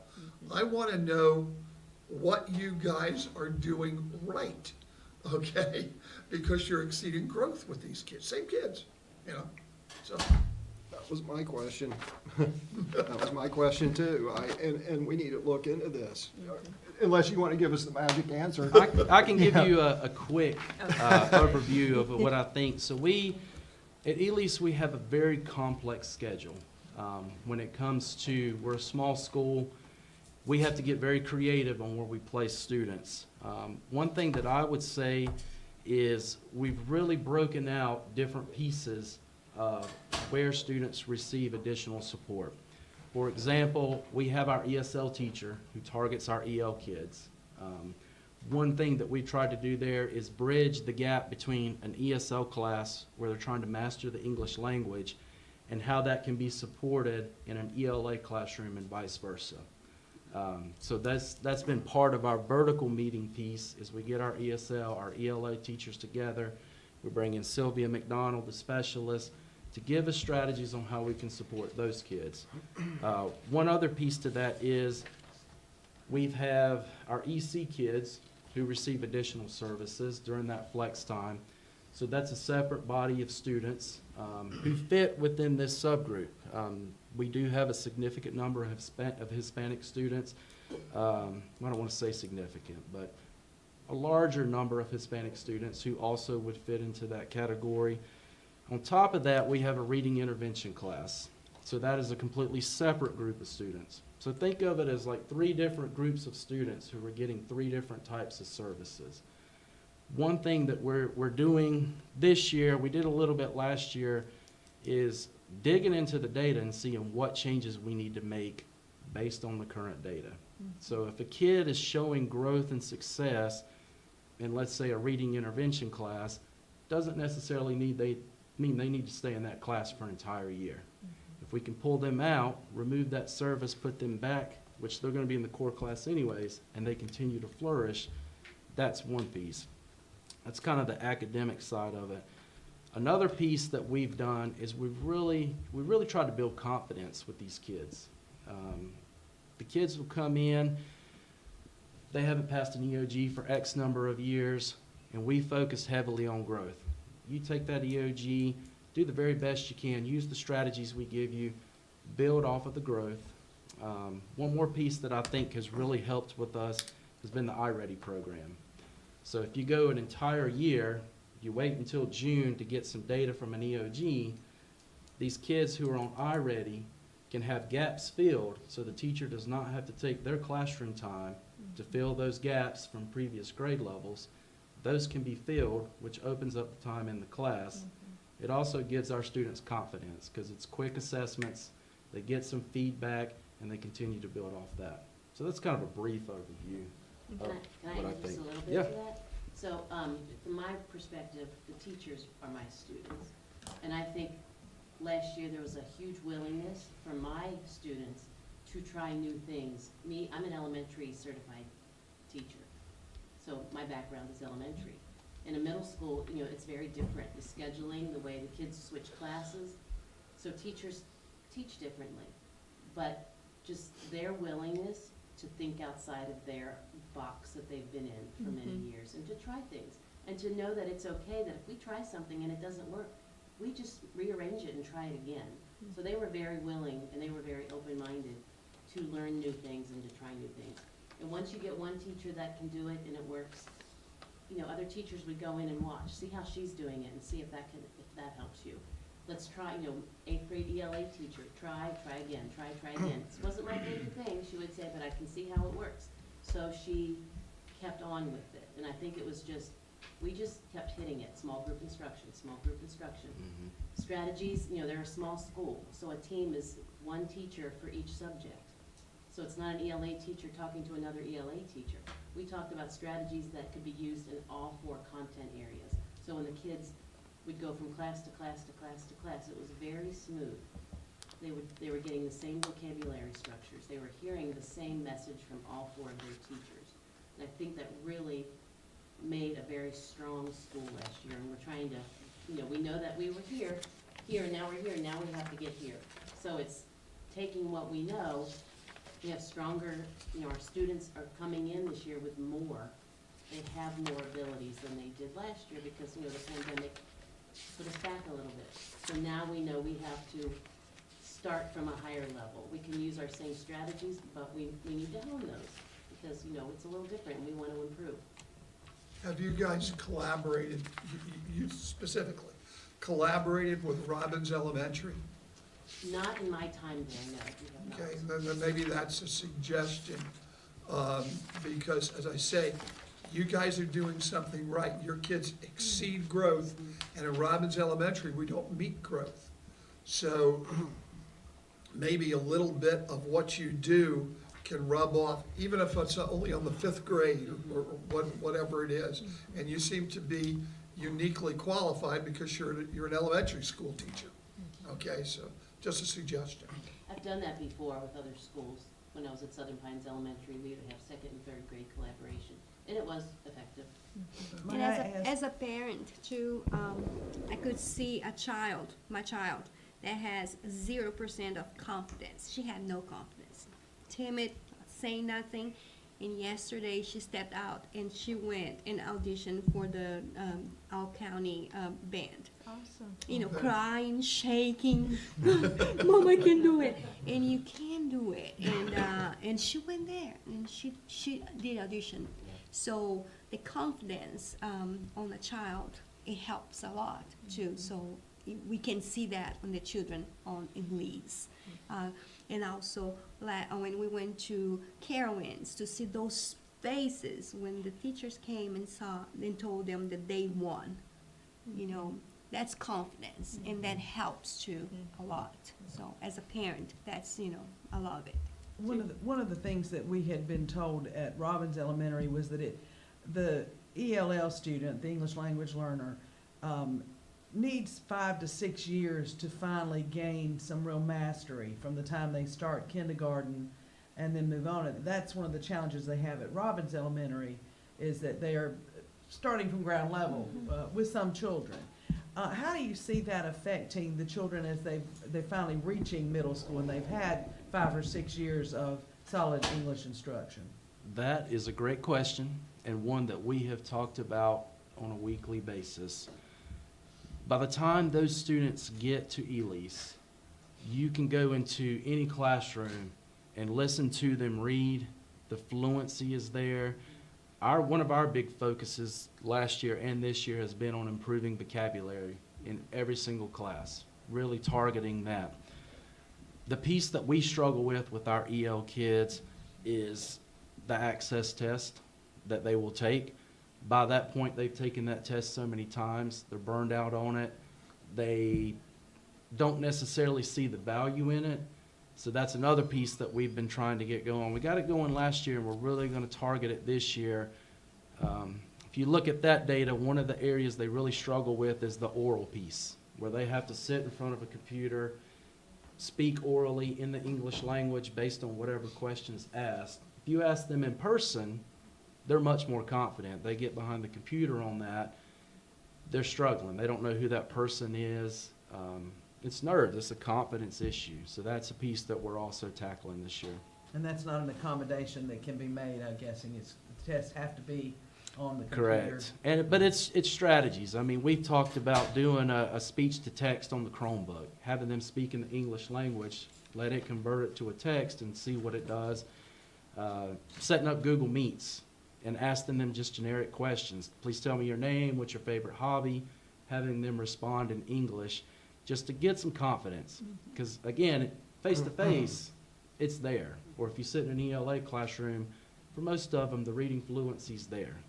All right, my other question is, what opportunities have y'all been able to work into your regular academic schedule for the kids coming out of the Spanish immersion program at Robbins Elementary? What happens to them when they hit 6th grade? So in 6th grade, we call it a Foundations of Spanish. So they come in and learn the academic piece of the Spanish language. As our translator likes to call it, they use a lot of kitchen Spanish at home. Is that right? Yeah, kitchen Spanish. So we're trying to teach them the academic language in regards to Spanish. So it's not content related, just the Spanish language. In 7th grade, they have the option to enroll in Spanish 1. That's through VPS, Virtual Public Schools. They successfully pass that, they get a high school credit. By 8th grade, they can enroll in Spanish 2. So there's potential for them to have 2 high school credits just through Spanish by the time they go to Northmore, with hopes that they either continue to master the academic piece of Spanish or they transition to another language, French, German, whatever Northmore may offer. Because your first cohort just is hitting at least middle, isn't it? We have 2 now. 2. We have our second cohort. Our first cohort is now 7th graders. When well, I just have a clarification. Okay. When you say cohort, the first cohort of the dual language immersion That program? came all the way from K through 5 is now in Okay, 7th grade. so the dual language immersion program at Robbins is, I guess, in its 7th year? Is that roughly? Yeah. Technically 8th. 8th year, if they start in kindergarten, yeah. Okay, Okay. just one thing, because I think you've hit on something which is a little concerning to me, not about you guys, but about Robbins. The basic theory that Ms. Carter was talking about is the theory that, and I'm going to use the slang term that you just used, with all due respect, to go from kitchen Spanish to academic language. That's the 5 to 7 years we're talking about. But that's what they're supposed to get in their elementary grades so that they will be able to do the academic language when they get to middle school. But I'm hearing that you're having to give them lessons in academic Spanish, or academic English, excuse me. Now, remember, So- my first one was about English language learners, which is one. Well, I'm one talking group. about And- English language okay, learners. And the academic part was aimed at the Spanish immersion program, was it not? Yeah, so Yeah, so that's it's 2 two separate different programs. programs. Well, no, what I'm talking about is the, is going from social, I'll use a better term, which is social English to academic English. To say, instead of, how are you, to say, well, I want you to point out a participle. Okay, that's academic language. Correct. And that is, at least according to the research, takes about 5 years for kids to master. My concern is whether they've mastered that before they get to you. because that seems to be that's the goal of our Spanish immersion program, is that we gradually get kids into academic English. So I'm concerned if they're not ready for academic English when they get to you. I think you still got the two programs confused. No. I'm talking about the scientific data on it. So are you talking in regards to our Spanish program or our ESL program? I'm talking about kids, I'm not talking about any particular program. Okay. I'm talking about whether the kids are ready when they get to you with a good knowledge of academic English, because that is what we're trying to do in the elementary grades, is to bring them from the social English to the academic English, which takes about 5 to 7 years according to the research. And I'm concerned that they're not ready with at least some portion of academic English when they get to you. Do you see what I'm saying? Yeah, and I would say if you look at our Spanish program, this is taught separately than their ELA class. It is predominantly made up of Hispanic students who do have some solid understanding of the Spanish language, but this is taught during our flex time. So this is not, they're pulled out of an ELA class. They're still getting a heavy dosage of the English language piece at our school, and then supplemented with the Spanish piece. Now, I will say we've had some students who realize they're not ready for that level of Spanish and have realized that they need more intense support learning the ELA English part of it. So it's not necessarily like every single kid is just going to continue to track on that level. I'll give you a good example. Our first cohort of now 7th graders, they came in, there were 24 kids in that class. We're down to about 6 who are taking the Spanish 1 piece as 7th graders. Because as they start to get older, you start to see where they need more support, in a sense. Okay, thank you. Did you have any additional information to share? I think we have one more slide. You have one more slide, okay. Got that one. There we go. Okay. That's me, right? That's you. Okay, so how we're going to implement it, how we're going to monitor. Turn your microphone toward you. Yes. So PLTs, we meet weekly. Deep data dives. Every time we have a piece of data, we're pulling it out, we're looking at it as a team, because we are ELA tests, check-ins, whether it's a iReady test, we know that we're all reading teachers, and this affects everyone. And we look at what does the data tell us? Who needs to be pushed? Who needs reteaching? We do look at every child, and we do see where we need to maybe rearrange a schedule. We've done that for many students already this year after our BOY data. We have moved kids into a class where maybe they're better served. Developing strategies that specifically target our underperforming areas. We did this a lot last year. What are strategies every single teacher on this team can use to support these students? We do that in PLTs, walkthroughs in the classrooms. Teachers are using strategies that maybe they've never used before, and they're trying them and they're working, and they see the value in that. And it all goes back to our Tier 1 instruction. We need to beef that up. We need to make sure that when we are doing first-time instruction, that it is quality, that we are allowing students to collaborate. Classrooms shouldn't be quiet places. There should be talking amongst teachers and students, and then student to student. So we are trying very hard to beef that up and to collaborate with each other. If someone's doing it correctly, how can we get other teachers in to see that? Any additional questions? Thank you so much. Did you have one? Thank you and your team for coming today and presenting. And Lucy, please share our condolences and sympathy I will. to Little John's family. We certainly, it was a tragedy, so please share our sympathy to Tomorrow that is the family. viewing. Okay, and is that at Kennedy? No, it's gonna be in his church. Okay, And okay. the burial is gonna be Friday in Southern Pines. Okay, all right. Thank you again, and please share with how many people are on your entire team, entire team for improvement? Our school improvement team? Uh-huh, It's, well, 8 or 9. okay. Please. Depending on how many parents show up. Yeah, please share our congratulations for the information that you've presented today. Thank you. Thank you so much. And by the way, thank you for having such a good cross-section of the community represented on your team. Thank you.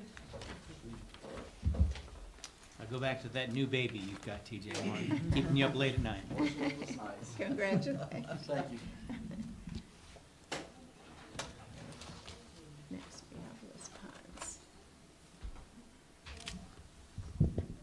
Dr. Metcalf, I think we're just gonna keep rolling, right? We We keep are. rolling with West Pine Middle School. Hello, Ms. Wiley. Good morning, everyone. Good morning. How are you? Good morning.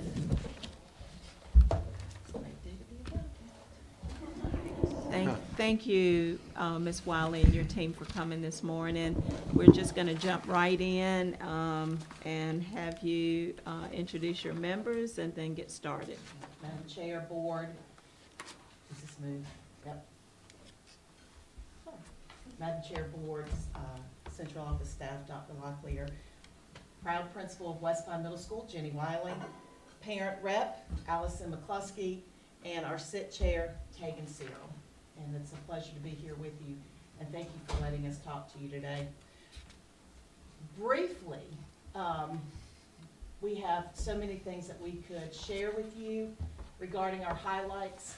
I chose to select just a random assortment just to show how diverse we are with all that we can accomplish at West Pine Middle School. Everything from increasing overall proficiency last year, meeting growth with our Black students, students with disabilities, and AIG students last year, met overall growth in reading. We secured a Public Education Foundation grant for Wildcat Reality Check, and we will continue that this year.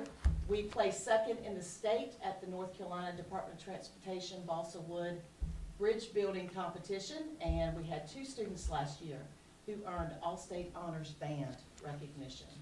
We are a well-rounded group of Wildcats on our campus. Good morning. My name is Allison McCloskey. I have an 8th grader at West Pine Middle. I've been an active volunteer for the past 3 years. I'm currently one of the parent representatives on the school improvement team. I am also the Military Family Advisory Council representative for the school, and for the past 2 years, I've been the PTSO president. Our school improvement team meetings take place monthly at a set date and time. We get the agendas, they're already provided before the meetings. Looking at the data, it depends on the month and the time, what we really look at. A variety of data is reviewed. This includes discipline, attendance, academic growth. The team does a really good job explaining to me as a parent what certain acronyms mean and why we're looking at certain data. Like, for example, a child's attendance is directly correlated with their academic growth. Communication, West Pine uses a ton of ways to communicate to the parents. We have PTSO emails, meetings, weekly updates, newsletter, weekly messages, and parent information nights. When we make decisions as a team, it's a whole team approach. Everyone has a chance to make questions, ask, probe further on it. But at the end of the day, it's really the decision made is what's for best for the kids. And our feedback is always timely, it's informative, it's transparent, and our minutes are usually up within 5 minutes of the meeting ending. And that's it. Thank you. Thank you. Just a few slides regarding our data from last year, 21-22 school year. The data is glaring in places, and we will discuss that as we go through our presentation. This is the overall GLP performance composite from last year as related to other years. We are nearing our pre-pandemic areas. We still have room to improve. Our subgroups definitely have room to improve, but we continue to see proficiency growth overall from the previous school year to last year. GLP reading performance was up overall, except for a slight backward trend there with our Hispanic population. But everyone else increased that overall proficiency, nearing pre-pandemic areas as well. Math, same trend that you see there. Again, the data is there. We own it. It's glaring. We're not pleased with it. We knew it was going to be tough. We saw the proficiency go up. We knew growth may be a concern. We had already started talking about our concerns with Donna Gephardt and her team in the spring, and already planning for this school year, implementing some things and bringing the specialist into our school this year with our PLT teams. A little bit was mentioned with Pinecrest, because we are a feeder school to Pinecrest, so I do want to mention that last year we had 78 students who took Math 1 at West Pine Middle School. And they all were placed in Math 1 because they scored level 5s. We didn't have to add anyone in there. They were at the point of achievement that we needed to continue growing them. We had 99% proficiency with our Math 1 performance last year. So I have a question on that, and it carries over from the question that I asked at Pinecrest, and this is probably a question for Dr. Metcalf. So when an 8th grader takes the Math 1 test, it doesn't count for Pinecrest. Does it count for the middle school? Yes. Okay, so those superstars are reflected in here. They are. Okay. They are.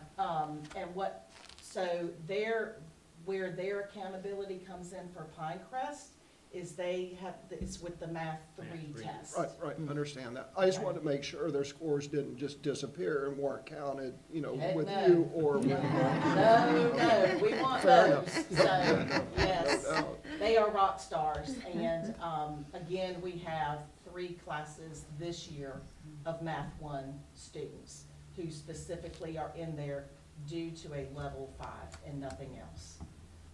And we'll talk more about that in a second. This is probably the most glaring. I own it. I'm not gonna cry. Because it is not indicative of the work that we do every single day on this campus, but it is something that we have to take and look at, and how do we continue growing our kids. The proficiency continues to rise, yet over time, we've seen this decrease in growth with our students at West Pine Middle School. That is a problem, and we're ready to tackle it this year. And we're gonna talk about that in our goals. So, And if you could also tell us how. that's what she's gonna. Oh, okay, yes. I would love to tell you how much to do. So I'm Tegan Searle, I'm the SIT chair. I also happen to be an EC teacher at the 6th grade and a proud Wildcat parent of a 6th grader and an 8th grader who have very different needs. And what I'll talk about here with our goals, I see that reflected in my own household. So I'm going to discuss 2 of our goals for our school improvement plan. Ms. Wiley will take the last. The first, as you can see, I want you to notice that it's June 2024. This is a 2-year goal. West Pine Middle will increase overall proficiency by 11.3 percentage points from 68.7 to 80, as measured by EOG and EOC assessments. And the second, which is related and is a shorter-term growth goal, is by August 2023, West Pine Middle School will move from did not meet growth to meet or exceed expected growth as measured by the EOG, EOC assessments. How are we going to do it? With what we already have in place. We have very intentional planning and delivery of staff development going on right now. Between staff meetings as well as those PLT meetings, which brings together both the EC teachers with those core teachers in math, reading, social studies, and science to plan intentionally to raise our students' proficiency and growth. Those PLTs meet weekly together, and district supports us monthly with fantastic resources as well as coordination. They give us an idea what other schools are doing that's worked. What works here, what works there, what can we learn from that shared experience. We also have, and I think that this is the most important, and this is where I'm directly involved, our ROAR, Elise calls it flex, we call it ROAR. Our ROAR time is where we take each and every student, whether they're identified as a tier 1 student, that means that they're achieving in the classroom. What they need is enrichment. They're heading to to a science or social studies teacher, maybe an encore teacher that's doing project-based learning to meet them and grow them where they are. Our Tier 2 students are those kids who, you notice they're struggling in the classroom. You want to know, are they going to respond to intervention? Do they just need a small group instruction in math? So we do that every single day in math and reading. And those are math and reading teachers at that grade level providing that intervention. Tier 3 then is what falls under my category. Students who are already identified as having, learning disabilities, and they're brought into a small group setting and given those IEP mandated interventions daily to continue to increase their proficiency. And our data matches that. Our students with disabilities did grow last year.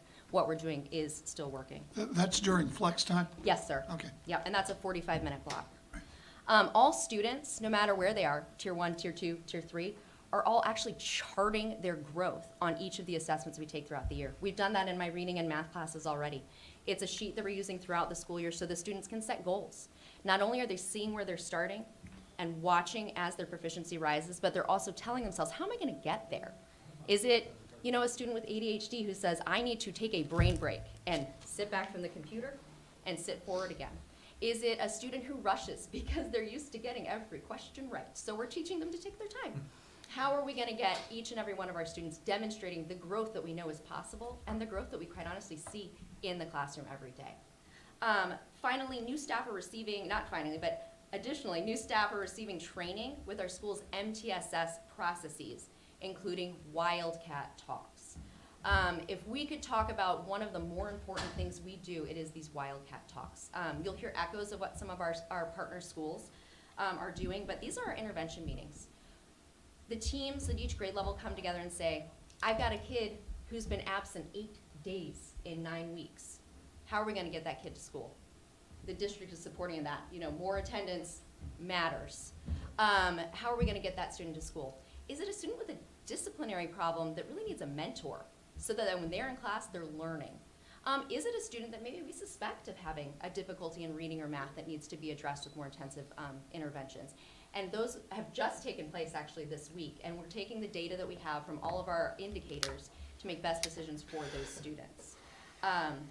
Involved in those meetings, not just are the teachers, but also the EC teachers, counselors, administration, as well as social workers. So it's a multidisciplinary approach to meet the needs of every single teacher.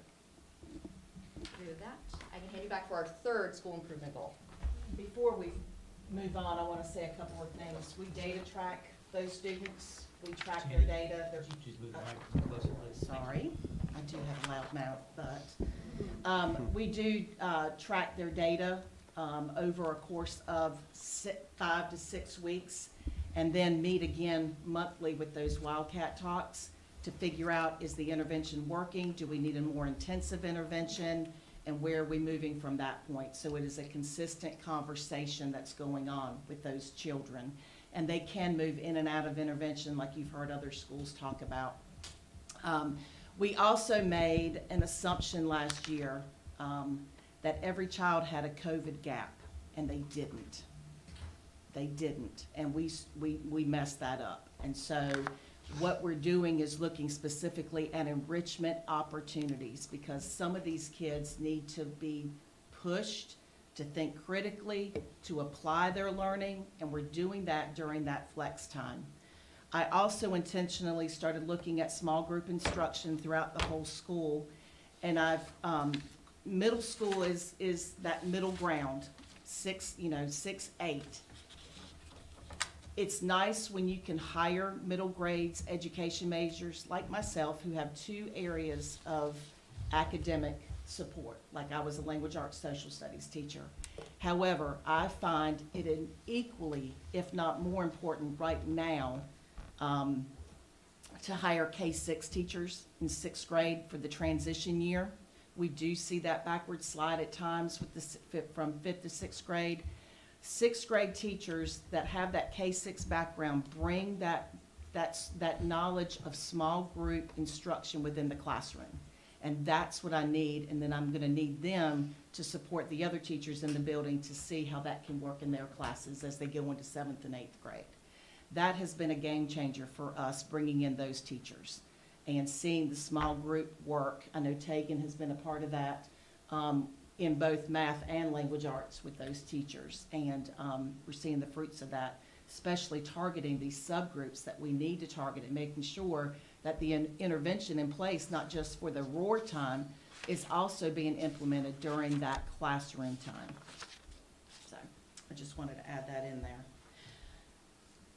Our second goal is more of a culture goal, but it does affect the learning environment. We have noticed over time by reviewing our TWC data, a lot of the areas of the TWC grew in 2022, and that was great. But there was one glaring area that we really needed to step back and take a pause at in the school improvement retreat this summer. The team really took a hard look at this one. Teacher perception regarding school administrators supporting teachers' efforts to maintain discipline in the classroom will increase by 10%, from 60% to 70% as measured by that North Carolina Teacher Working Conditions Survey. This is important. I have always said that a child has a right, does not have a right to interfere with anyone else's learning. They have a right to interfere with their own, but they cannot interfere with anyone else's learning. And so we're taking a hard look at this, and we went back to the basics on this one. The schools stepped back, took a look at our behavior definitions at the beginning of the year, revisited some of those and the wording, or what does it mean, making sure we're all on the same page. What is inappropriate behavior versus disruptive behavior? What does that look like? We updated our behavior flow chart. So we have a flow chart that shows our minor incidents and how, and then an office referral and where does that go. On that flow chart, it also shows the consistent communication from school to home. We are not in this by ourselves. We're all on the same team. And so we're looking at having that consistent communication so that we can partner together. We're using our planning room coordinator. Mr. McCrimmon is amazing. He steps in at the third minor incident. So we've got some blips in the classroom. They're not office referrals, but they are starting to impact that learning, because my goal is to keep them in the classroom. How am I going to do that? And so Mr. McCrimmon pulls those students and has small one-on-one conversations and sets goals with those students. What are we going to do to write this? How can we work? What do you need?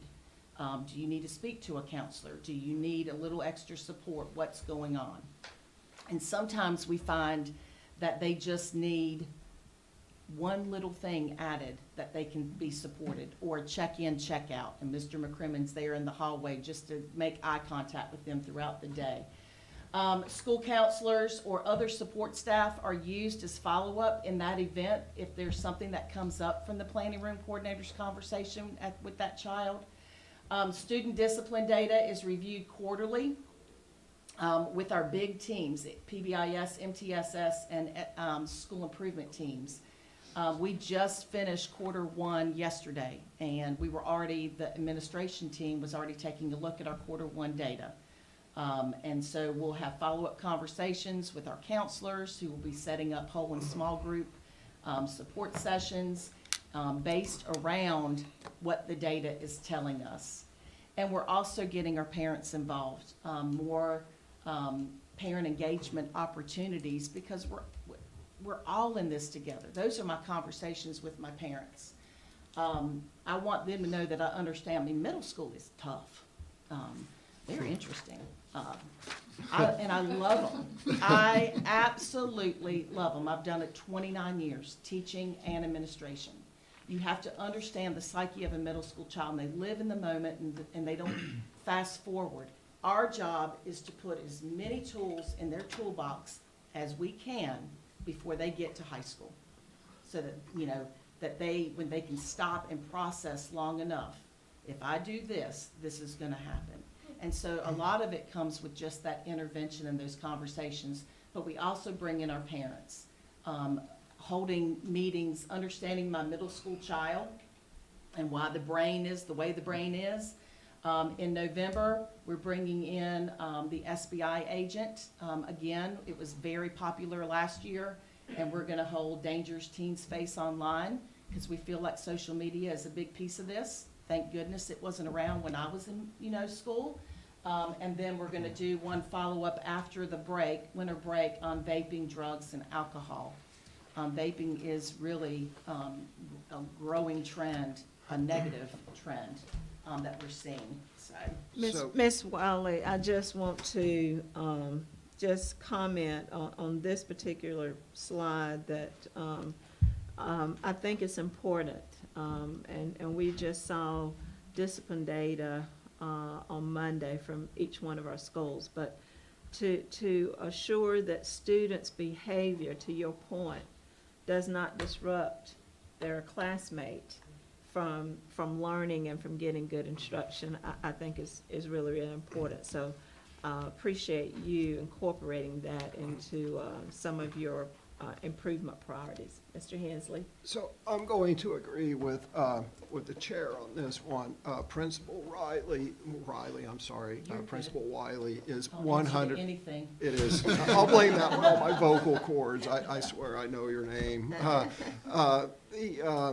She is, and her team is 100% correct. Absolutely. If there is one common thread that I've heard from all the way from my daughters attending Pinecrest, all the way to parents that, I talked to yesterday or, last week, it is a loss of discipline in our schools and how that affects the learning process. And, first of all, let's just talk safety of our faculty, staff, and students. That's important, but once you get past that, as Dr. Locklear would say, let's act like we're in the schoolhouse. And we have to have, our students have to, we have to have student discipline, and our students have to have respect for our teachers. Those are just foundations for education. And something like this, whether it's explicitly stated or it's implied, needs to be in every single school improvement plan, because a fundamental foundation of education, whether it's education in the military or education in elementary school, middle school, high school, or college, is discipline and respect. And to the extent that that has been lost in our schools for societal reasons, for COVID, whatever the, an errant strategic plan, whatever the reason is, and to the extent that it exists, I'm not saying it's easy, but one of the first things, and perhaps one of the easiest things to get our arms around and to fix, is returning of discipline and respect to our classrooms. And this is extraordinarily important. Let me just add one other thing. I appreciate your mindset. And then with regard to this, too many times we look at discipline, okay, what are we going to do to the student who messed up? What are we going to do to the student who did disrupt? Are we going to suspend or whatever? But you look at it a little differently. You say, what we have to concentrate on the kids who want to learn, and how can we make discipline so that the kids who want to learn will not be bothered by the child that disrupts. It's a subtle difference in outlook, but I appreciate it. Yes. The child who wants to learn, his or her rights trumps the rights of the student who wants to impede that learning process. We have to work with all of them to get them to understand in social settings. Right. This is good practice. This is what we do. This is how we become good citizens and good people. I love them to greatness. I'll hug them, or I have to discipline them. And they know that. I treat them like my own. But I hold high expectations for them. So. The fact that you, Ms. Wiley, as well as a lot of your teachers and principals are so visible in all the after-school activities as well makes a difference.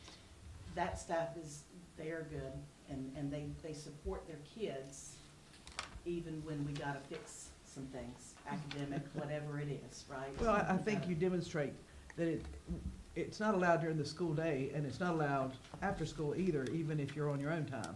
So if you're on the school campus, you need to behave. You got my message this morning again about today's football game. Oh, it's a biggie. Yeah, it's a biggie. You have one more I do, slide, I Ms. do, Wiley, and so, then we'll get some questions. Summary, implementation, and monitoring. It's simple. It's all about feedback. I am a reflective learner.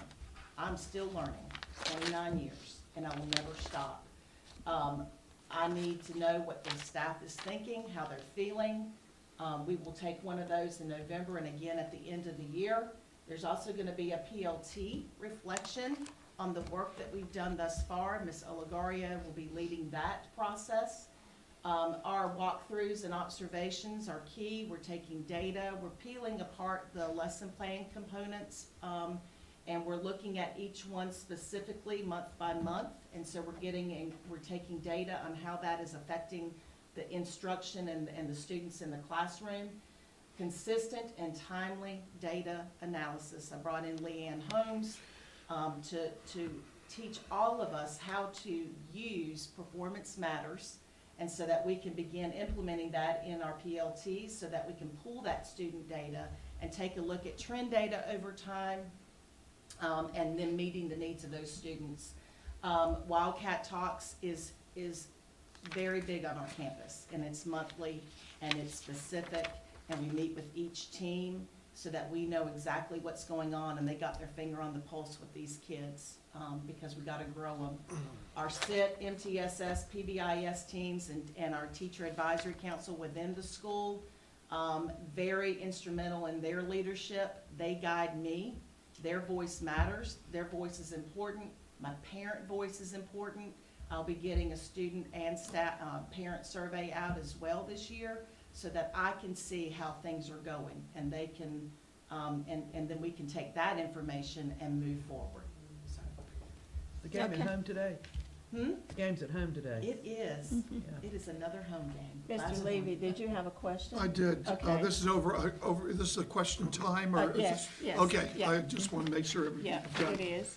Number one, you're to be congratulated for lowering the education gap from last year to this year, especially among African-American students. But we do have a part of our strategic plan to lower further the education gap. I didn't see that in your strategic plan. What is your plan to lower the education gap as we go into the next year or two? So that's embedded within the work that we're doing with our intervention, small group support, taking apart, looking at the data analysis of those individual students, the subgroups in particular, and making sure that we're meeting their needs and following up with that data, data tracking throughout the time that the interventions are in place. But have you set a goal which is consistent with the strategic plan for a certain percentage of closing the education gap, so that we can measure the next time you come here, be 2 years from now or whatever, did it work, didn't it work, you know, et I've already cetera? put it in my notes in my phone while I was listening to Okay, Podcast, so I've well, got you. I was already appreciate on it. I was already I on very it. much appreciate And it. I was Thank you. gonna, Absolutely. yeah, I was gonna suggest that as well, as far as your monitoring and I already implementing. put it in my notes. Yeah. Any other questions? Thank you so much for coming this morning, and Ms. Wiley, please thank your entire team. How many people do you have on your school improvement team? 11. Okay, and thank them for the work that they're doing. Appreciate it. And while we're Thank you, Ms. having the McCloskey. next Very group much. come, board members, if you want to take just a brief break, bathroom break, while we have exchange of the new people coming. We're just doing a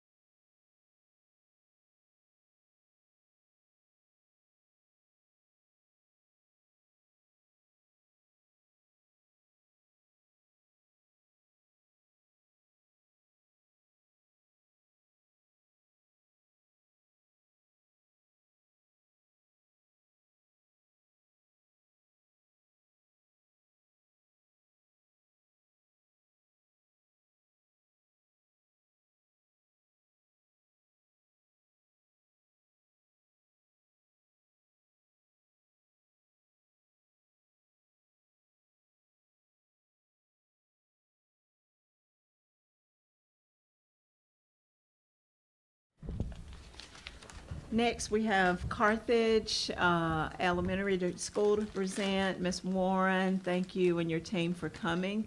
If you will begin introducing your team, we'll get started. I certainly will. Good morning to everyone, and thank you so much for the opportunity to be able to share with you what Carthage is all about. So we're excited Thank you, about Ms. Warren. that. I have with me, I have Ms. Lisa Moore. She's our process manager for SIT, and she's also a third grade teacher.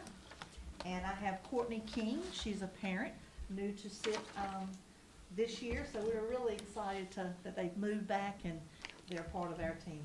So anyway, all right, let's get started. Okay, I'm going to start with some highlights for Carthage Elementary. Our teacher working conditions, results were really high for Carthage Elementary. We exceeded district averages in all categories, and we received 80% or higher on those ratings. 5 of the 6 areas, we had 88% or higher.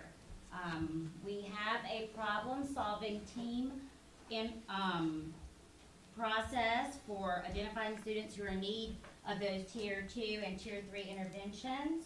Our new staff was trained, and they know what is expected of them for identifying those students who need additional support. Our professional learning communities are strong, and they work together with additional support from the county office to figure out the needs of all our students.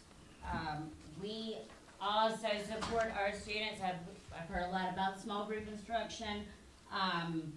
When we review our data, we take into account the peer collaboration, differentiation, individualization, flexibility, and the need for reteaching. Of course, we believe that has increased our proficiency with the small group instruction. And Carthage Elementary is proud of their exceeded growth in 2021-22.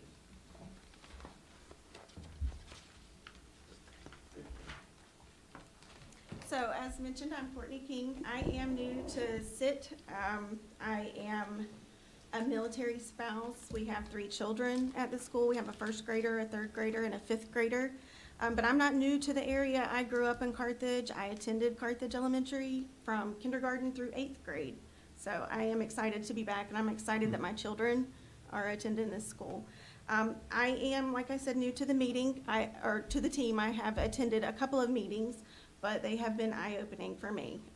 I have been able to see behind-the-scenes brainstorming, to watch firsthand how challenges are being met, teacher shortages, substitute shortages, but also excitement from representatives of every grade level when they're planning fun events for our kids, like Walk to School Day, PBIS events. I'm learning all of the acronyms along the way. But it's important to me as a parent for these socialization events because my kids are often the new kids in school, so it's important. But also one of the reasons I chose to join this team is because I have a child who has learning challenges, and she is now meeting with a Tier 3 interventionist every week, and she also has health challenges. She is a type 1 diabetic who has daily medical needs, and they are being met seamlessly throughout the day, every single day, even with a part-time nurse, because every single teacher, her homeroom teacher, her specials teachers, support staff as backup, they have all been trained on how to attend to whatever her needs may be each day. So as a parent, I feel safe, and I feel pleased, to say the least. But I am learning what this role means, so I am excited to reach out to more parents and get more feedback for the school and learn how all of this works. So. Thanks, Courtney. All right, so let's get into a little bit of the data, and you'll see this is overall grade level proficiency composite. Just sharing some things that we're definitely pleased with. Our 3rd grade students improved their reading proficiency from 20% on our beginning of the year assessment to 60% for our EOG last year. So Good job, Ms. Lisa, there in third grade. Overall, EOG proficiency increased for all of our major ethnic groups. And just a few of those to mention, third grade Hispanic students improved their reading scores from 16.7% to 42.9%. That was in reading. Fifth grade Hispanic students improved from 40% to 60% proficiency in reading, and fifth grade Black students improved their reading proficiency from 45.8% to 61.6%. Our students with disabilities demonstrated significant growth, what we felt like in our math, area of math proficiency, increasing that 30% last year. And in science, students with disabilities improved from 15.4% to 35%. So we were really, really pleased with that. By the way, you missed one very, very big point. Your African-American students in reading exceeded the overall reading scores, from 57.9% for African-Americans to the overall composite reading score of 56.2. That is, you got to teach some of our other schools. Maybe you ought to transfer down to Southern Pines? No? I don't know. No, maybe not. I've Ms. already been Warren there. is I've already been a there proud once. bulldog. No doubt. She's a I proud understand, bulldog. but that is, Yeah. that is an amazing and a great thing that you guys are doing over there. All Well, right. I guess the question is, follow on to Mr. Levy's question, to what do you attribute that success in the performance of the African-American reading? Right, and we'll get to it a little bit later on in more detail, but Okay. just to share with you, we have lots of resources for doing that, because at the end of the year, we know our students that are tier 3, if they ended up that way. So we start with that list each year, and with our, what we're doing in. Ms. Warren, what's a tier 3 kid? Tier 3 children are children that are at least probably about 2 years behind in grade level.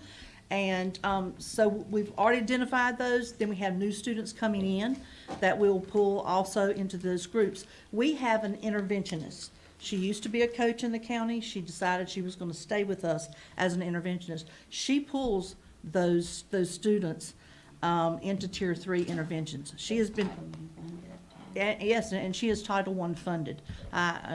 Graciously, that is so easy to buy her every single year, because she does so much and moves those children. So if they do well, then guess what? They don't stay in that. All right, they may come back in the classroom, have their intervention there, or we also have a few more avenues. We have, graciously, thanks for Donna, we have our tutor that comes in for math. And that's from one of my retired teachers. That's a good math teacher. So we'll be able to do that this year, where we didn't have that last year. I'm also paying for a reading, what we call tutor, that will be coming in. So when we sit in problem solving, we are saying, is this a child that needs to go to our interventionist? Is it a child that needs to have some more assistance in math? How about in the language arts? Where do they need that assistance? Because we dive very deeply in our data. It's not that this kid has trouble with reading. What part of reading? Yesterday, this interventionist came into our PLTs. We meet every Tuesday, and she was able to tell us, every single child she works with, exactly where they are. All right, this is a kid that substitutes sounds all the time. Well, if you substitute sounds, you're going to have difficulty comprehending, because it's not the correct word, and it's not what you see in writing. So we get down with those children. Same thing with our reading groups that we have, and our language arts groups. Those individual adults can tell those teachers exactly where they are with those children. We have also our academic coach, Molly Gibson, that you just met, and she is able to work with teachers to make sure they're using the right strategies for those students. So that's our key, because, you know, we can have those children in class if they just need a little support, and they can work through iReady, and those teachers select the lessons for them. they can kind of lock them out of some of that fun stuff that they might want to head and do. But it's intentional. It's all focused and it's planned, and that's what we have to do for those children. We have to differentiate for all of those children, and that's what we did for those groups. Yeah, there are pockets of success in lowering these achievement gap. I mean, Carthage Elementary is one, Elise Middle is another, you know, and to Bob's point earlier, we just need to figure out what we're doing and replicate that. Yeah. Anyway, thank you. I will bring this point out. We are very big with relationships. You have to have those relationships with your children, with their families, so that they know that we care about them. And at the beginning of every year, we spend time team building type activities and all those kinds of things. We've got plenty of time to move through that curriculum, but we build that so they know we are there for them. So if they start to struggle, they're going to tell a teacher, guess what, Miss Moore, I don't understand this. That's okay, baby doll. That's all right. I hear all the time, and all of our other teachers. But it is one of our key points, I would have to say, for sure. All right, and in looking, one of our extremely proud points is that we have exceeded growth at Carthage since 2014. We met in the year of 15, but we have exceeded growth, 85.9% this past year. I think that's pretty great for our school. But we're not going to leave kids behind. We're going to keep on digging in that data and do what we need to do for them. So just really exciting what we've got going on, and parents and children all know that. All right. So let's talk about our goals. What are we going to do this year? By June 2023, we will increase our grade level proficiency from 56.3% to 70%. Now, yeah, we were upset to see that we had a grade C. Right, which a 70 gets you up to a B. So Right. your goal is to become a B. We grade were a school. C before the B time. How did we do that? I understand. We did it just like I just described to you. Blocking and tackling and. Yeah, our small group instruction, what do I always say, Miss Lisa? It's that we get our what? That's where we get our bang for a buck. That's where we get our bang for our bucks. Sincerely, because you can sit there and you see children processing as you're working with them, and you adjust that lesson a little bit, you know exactly what you're going to do with those children. And it's all intentional. Small group is planned. It is intentional. We know what we're doing with those children every day that we sit down with them. And we strive. It's hard work in small group to do that every day for math and reading. But again, okay, bang for the buck. I think I wore that one out a little bit. Okay. I want to come to this class. Can I take a class? The teachers can check it all. Teachers know it for sure. Yeah. We can tell that you have just a little bit of passion. Just a tiny bit, just a tiny bit. Yeah, and this has been going on for a few years anyway. So our PLTs all religiously meet every Tuesday. We dive deep with that data when we just had assessments. But one thing that we did last year, we started bringing in others. And others would be our, of course, our instructional coach. It's our AIG teacher. She's with us every other week. She comes in, provides, because her strategies are not good just for high-functioning kids, for all kids. So she provides that data. Clint is our DIF. He comes in and says, guess what we got new with the technology going on? He comes in, of course, our interventionist and our school counselor come in to our PLTs. We did a survey last year, 100% on all those people to come back to our PLTs this year. So we're making that happen. And again, we said our interventionist is through our Title I funds. She is serving, this year started already, 36 children a day. Yeah, that's some planning going through all that and moving those children at the same time, which is great. And I mentioned about our iReady, that those teachers can intentionally make sure those children are focused on those lessons that they assign them. That's a kind of a key, a little trick that we found out there. All right, and what else are we going to do? Well, we're going to do a little more in science. Fifth grade science EOG scores will increase 60.9% to 70%. We've already used Lindsay Seiss, that she's come in to help that fifth grade team co-teaching, and in their PLT, she's working with them. She also shared with me, you'll see kind of down at the bottom, I didn't know a whole lot about Learned Ed, and I said to Donna, Learned Ed science notebooks, what are they? What are they? Well, guess what I did? I just had to show y'all this a little bit. So, plants, okay? Plants, ecosystems, science is all about vocabulary. All about vocabulary. Look, open up the first page. Look at all that vocabulary. For plants. I can show you the same thing for all the rest of them. Then there's this all comes a set of notebooks I bought for every 5th grade child.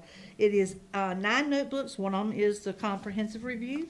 It comes with instructional presentations, all the resources, all the materials, pacing guides, and assessments that those teachers need. And they're making it happen, and they love it. Thank you, Donna. They love it. They really do.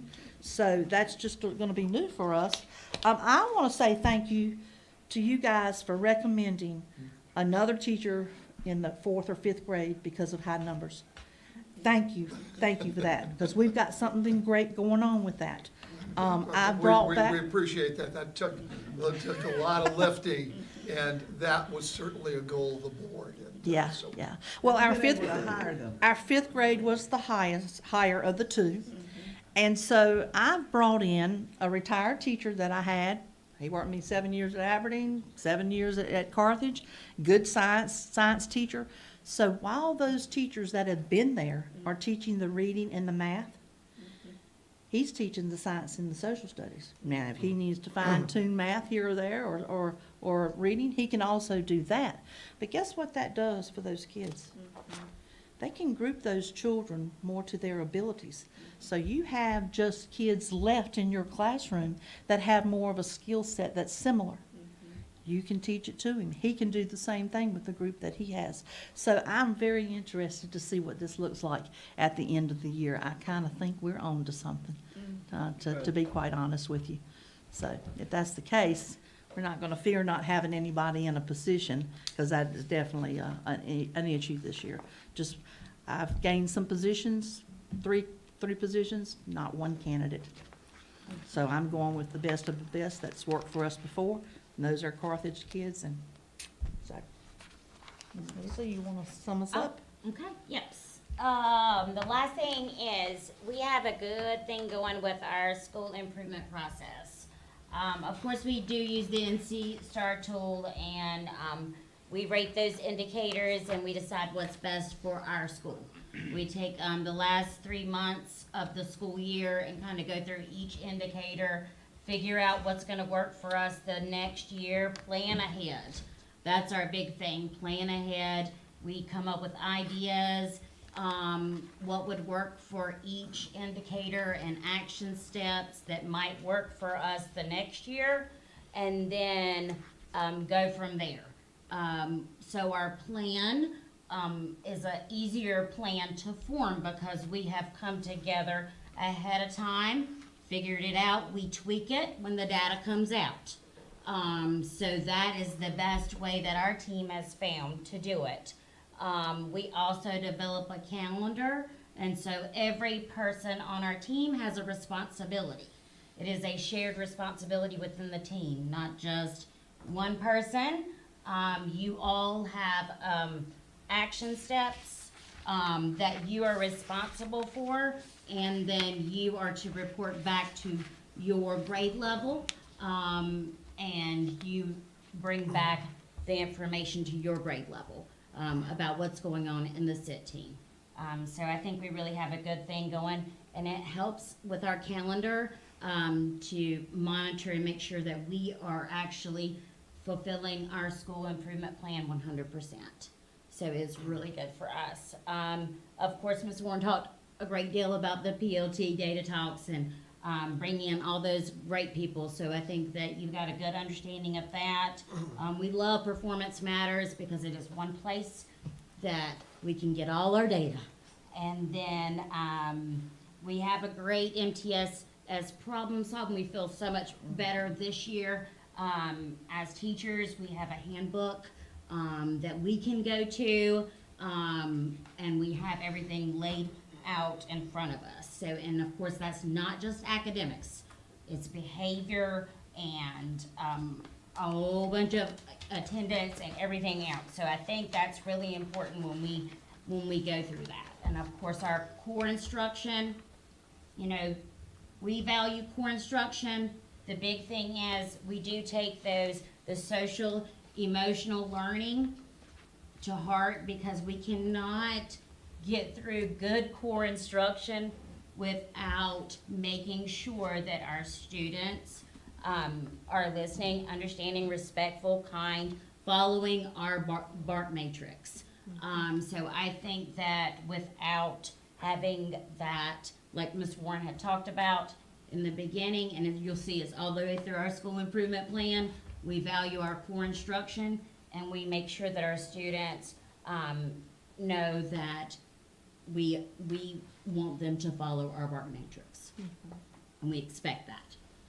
Okay? And that's it. Thank you.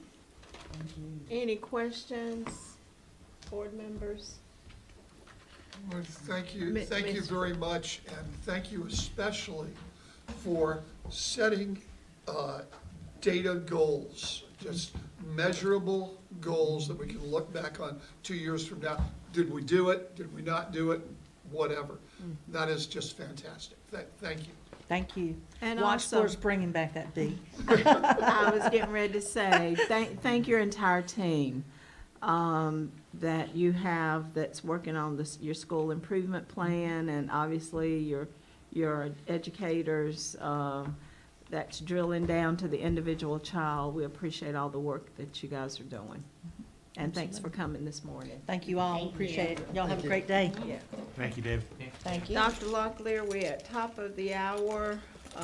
Is lunch, okay.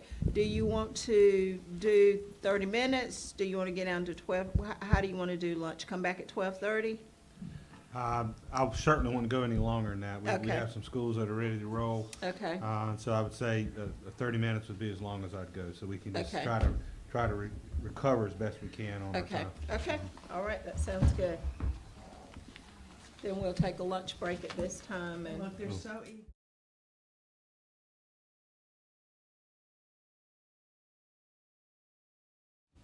Well, we're gonna go through this next school first. Yeah. Okay. yeah. That's- sorry. That's okay, no, no, Okay. you're here and ready, and so we're glad you're Very here. well. Thank you Thank for- you so much. thank you And, Mr. Moore, we appreciate you and your team for coming, so if you would, just begin, introduce your team and get started. Absolutely. I have Miss Sarah Holden. She is a longtime sixth grade teacher at High Falls Elementary. She is our process manager for our SIT team this year, first year doing that, and she's doing fantastic. So I appreciate her joining me, and Mrs. Pat Morgan. She is our parent representative for SIT. She has 2 students at High Falls, and thrilled to get her on board. She's brand new to the team, but tickled to death to have her as well. I'm going to let Miss Holden just point out some of our highlights. Good morning. You got the clicker there, Matt. You can. Oh, very good. And if you can move the mic And, over, Ms. uh, Holden. You just grab the mic. Thank High Falls is proud to be the hub of our community, and we pride ourselves on our strong school and family connections. Looking at our math data, 83% of our students were proficient in 3rd grade math, and 90.5% were proficient in 6th grade math. We also met growth with our economically disadvantaged subgroup. We met growth with the AIG students, and we met growth overall in reading. We would like to highlight our music program. Multiple students were named to All-County Band, and 3 went on to All-District Band. High Falls had an orchestra student who was selected for the Junior Regional Orchestra. The student also placed in the top violinist for the eastern one-half of North Carolina, and they received a scholarship from the Moore County Philharmonic.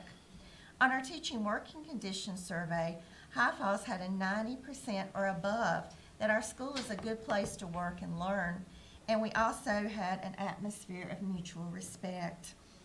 High Falls also reactivated our Junior Beta Club last year, and it was recognized as a club of distinction for the 2021-2022 school year. And Ms. Holden is the sponsor, one of the faculty sponsors for Beta Club as well, so I thought I'd throw that in there.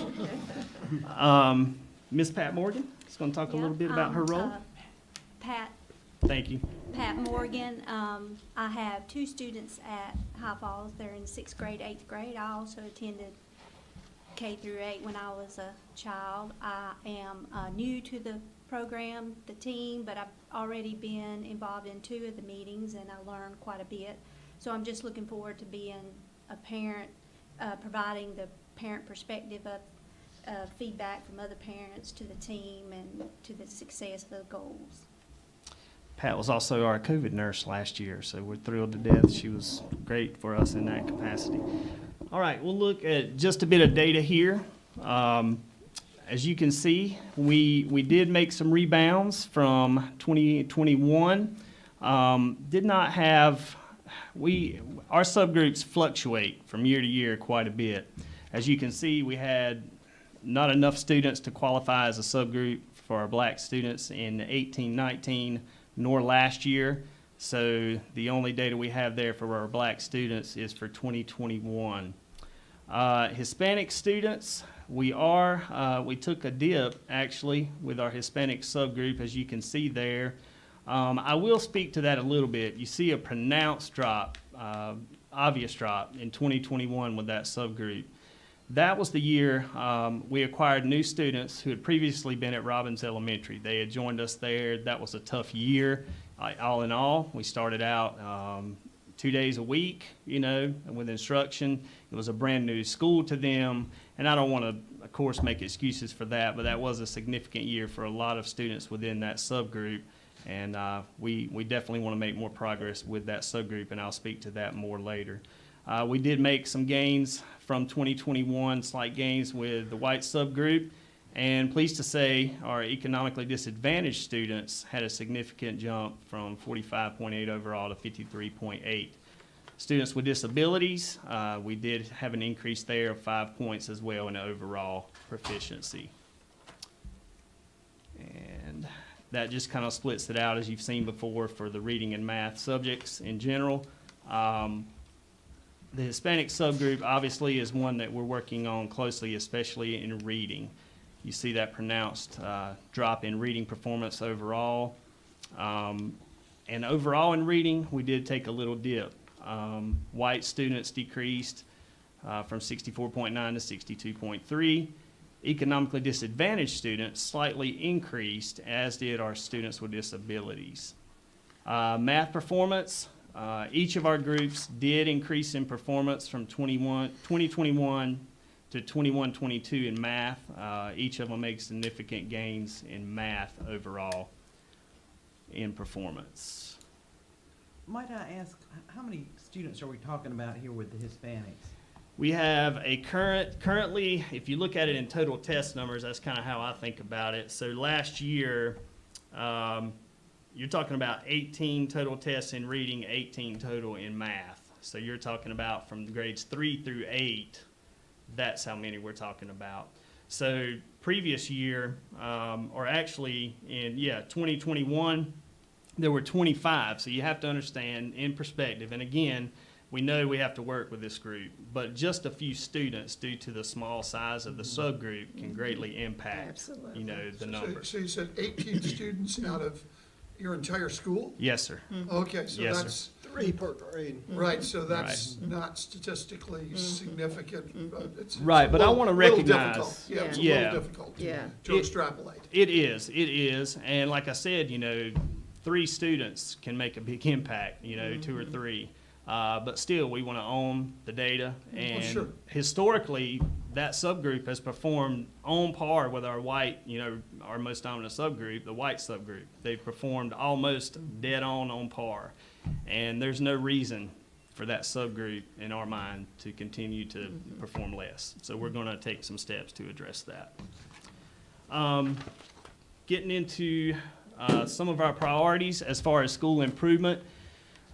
We do want to increase our overall proficiency in reading and math from 60.9 to 70%, and that is by this school year. We want to set that goal for this school year. One of the things we talked about historically, pre-COVID, if you will, High Falls was always at least, we were a B school. We were a B school.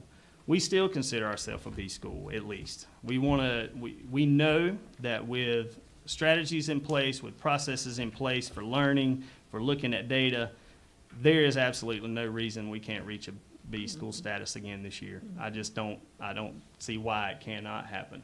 Got a lot of support at the district level to help with that as well. Well, first thing we did, we made our strategic, as you know, I don't know if any of you kind of got some perspective, but the K-8 school scheduling is a tricky thing. I think a lot of these folks can talk to you about that. We share a lot of staff, we share people with other schools, and we make it work. We make it work. So this year, thankfully, we were able to adjust our master schedule a bit so that our counselor, as well as at least one of our 2 EC staff, could be in on each PLT meeting. That was not possible before. So you're talking about, students who may have behavior issues, students, which are few for us, thankfully, but who may have issues at home, different things that we could put in place to address at the school level. The counselor could help speak to that when you're having those individual student conversations in the problem-solving process. Also, our EC students, being able to serve them during core instructional time, having an EC person at the table is just invaluable. We do have an allotment, thanks to Donna, for an academic coach. We're going to focus in on math. We have yet to fill that position. I've hit several retired folks that I know of, but they're just doing different things at this time. So the search is ongoing for an academic coach to help us with that. But we had someone in place last year, and it really helped with math in particular. So we want to find somebody there. She's actually teaching for us now, so that's why she couldn't continue in that role. We are going to do something big with small group instruction. Like one of my colleagues spoke to earlier, that is kind of a native territory for your elementary folks. It's just a natural part of their instruction. Late last year, our middle school folks started implementing that. We sort of started working that in, and we're going to get even more creative with that later. They have jumped on board more as a whole, I will say, my middle school staff, in doing that small group instruction, where you can really focus more on the individual kids and addressing those individual needs. I just bring out Hegarty and Letterland due to the fact that, here at the K-8, we think about planting those seeds early that will pay off later down the road as they progress through our school. So using those strategies in the K-2 level, we're looking ahead and hoping that they will reap benefits later on as those kids get those key phonics and letter knowledge and word knowledge mastery. The flexible grouping is kind of what I was speaking to for small groups. That's where despite grade level, we look to let kids based on skill be placed in groups. So if it's a kindergarten kid who is able to be advanced to a first grade reading group, we would put them in that group. If it's a 6th grader who's still struggling with some fractions, they may go down to a small group at the 5th grade level. So we're looking to institute that. We have started instituting that so that it's not dependent on grade level. We're small enough that we can do that. Continuing to use summative and formative assessments, we've really committed in PLTs to talking about common formative assessments and discussing that data. So that's an ongoing something that we talk about and discuss. The use of performance matters. That's been mentioned before today too. We did have Leanne Holmes come and meet with our staff last year and this year to help use that tool so that we can easily look at a picture of individual student data or group data across a number of years and assessments. Vocabulary surge. One of the big things that iReady data told us last year was the lack of vocabulary knowledge that our students had overall, and that goes for reading and just academic in general. That is a vocabulary program that's 15-minute short lessons that can be done whole group, small group, and it focuses on morphology, on word parts, and on Greek, Latin, and Anglo-Saxon roots, which can be applied to all content areas. We are implementing that across grades 3 through 8. And we continue to work with PLTs and bringing in folks from the district. I'll talk about that a little bit later. for different content areas. Like here for science, I'll move on to science. GLP there, we want to move from 66.2 to 75% proficient this year in 5th and 8th grade. And again, using those constant assessments. We also are using the LearnEd Science Notebooks that Ms. Warren spoke to earlier. We got those for grades 5 through 8, so it'll carry over from 5th grade through the middle school years and into 8th grade when they're tested again for science. Really love those. The teachers are excited about those, and again, you know, it gets those middle school years, you know, you spend more screen time. It actually lets them manipulate words, work with vocabulary in hard copy form. But also Ms. Seiss, she is the district science specialist who's come out and worked with our 5th and 8th grade science folks and will continue to do that. In our subgroups, we do want to meet or exceed growth by June of this year for all of our subgroups. And again, that goes back to the flexible small group instruction where grade levels don't matter necessarily. You go by skills that we see through our small assessments or our common assessments and ongoing assessments, and let students move across those as needed, whether they need to move up or move down. Spoke to vocabulary surge again. Grades 3 through 8 teachers have all been trained in that vocabulary strategy. And we will continue to employ that in those grade levels. And a focus on power standards. The power standards, that's kind of a term that speaks to the most bang for your buck, as it were, in instruction, meaning that what are the standards that seem to be most prevalent in testing, but that come out the most in what's important in instruction. So in our PLTs, just having conversation about those huge standards that are most key to that year for their content. And just in summary, again, focusing on PLTs and processes for PLTs, that has been something that we planted last year and we hope to just solidify this year. We started using an individual student data tracking tool, so that way you can quickly reference individual kids. If there's a student of concern, we automatically start tracking all assessments for that student so that we can make informed decisions about that individual student and look at the big picture of how they performed throughout the year up to this point. And that goes back to our MTSS process for those individual students. So that's a good tool when we do those problem-solving discussions for them. Again, talking about performance matters. Using that big picture data across groups, across years, to see how students have performed and to track our progress throughout our assessments throughout this year. And that, again, that produces those data talks. We have those data talks. It gets tough for us. We have a lot of singleton teachers. We don't have teams of content teams within grade levels. And it's especially tough when you're talking about beginning teachers, where they don't have that colleague who's been doing it for a number of years, and they just don't have that person right beside them to have that conversation about that particular, you know, grade and that content. So we really have to get creative across that, and but we do try to make connections with other schools for those folks so that they can speak to someone within their content area and grade level. And just making sure that we're visible. My new assistant principal, who is awesome, Ms. Robbins and I just being visible in classrooms, making sure you see that consistency. And it's really awesome to see the vertical consistency. There was a point earlier in the fall, I went to a first grade classroom. It was during math, and they were working on concepts of place value that I also saw in a third grade classroom, the next level of that I also saw in the next progression in going to the middle school math classroom. So seeing that consistency vertically in the same building is, it just makes me feel great. Everybody's aligned.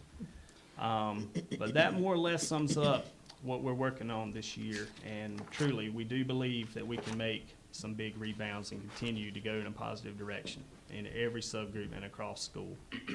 So I appreciate y'all's time, and I will gladly answer any questions. Board members, you have any questions? Mr. Levy? Yes, sir. You said you want to meet growth, and there was a standard that you were talking about. Is that the same standard that's being used by the State Board of Education, by the and that when we get the report cards? Yes, sir. Yes, Okay. meeting for each of those subgroups, the expected growth, meet or exceed that expected growth within that criteria. Yes, sir. Okay, and by the way, you're also to be commended for setting data goals that we can actually look at 2 years from now and say, did we meet it? Did we not meet it? And let me ask a question actually out of left field. Sure. Sometimes up there in High Falls, we forget about your fiscal plant. Okay? What is the status of your fiscal plant, and how does that need to be improved? They actually came last week. Bradley, our chief maintenance, brought a group in. They came in with some of our new folks who are in that department for the facilities department, and they did do like a walkthrough and assessment of our gym. I know you guys probably heard, about some work that was planned for that. Right. So there's some. I walked with them, and there's definitely some conversation about what can be done and how to upgrade those facilities there, and that's very appreciated. So I'm seeing progress. Wheels are moving towards that, and I hope. Well, one of the things, if I could make a suggestion, keep filtering down those needs for physical plants. Not only are you far away in terms of distance, so, we don't get a lot of the parents who live way up there sometimes don't get down here to talk to us. And you guys, I've been up there myself, and you need the same attention to your physical plant that we give to all the others, which are maybe even the southern part of the county, where we have much more population.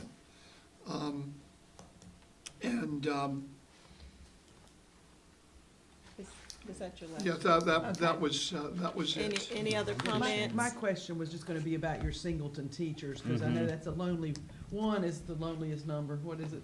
Yeah. Song?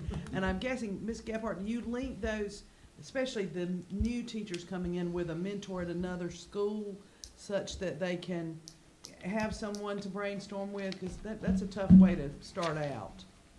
Well, I'm sorry. We definitely do have that, and then Renee Robbins, who Matt mentioned, works at both Westmore and High Falls, and has created some really strong collaboration so that those two schools are collaborating across, so they can have those content-rich discussions about the curriculum.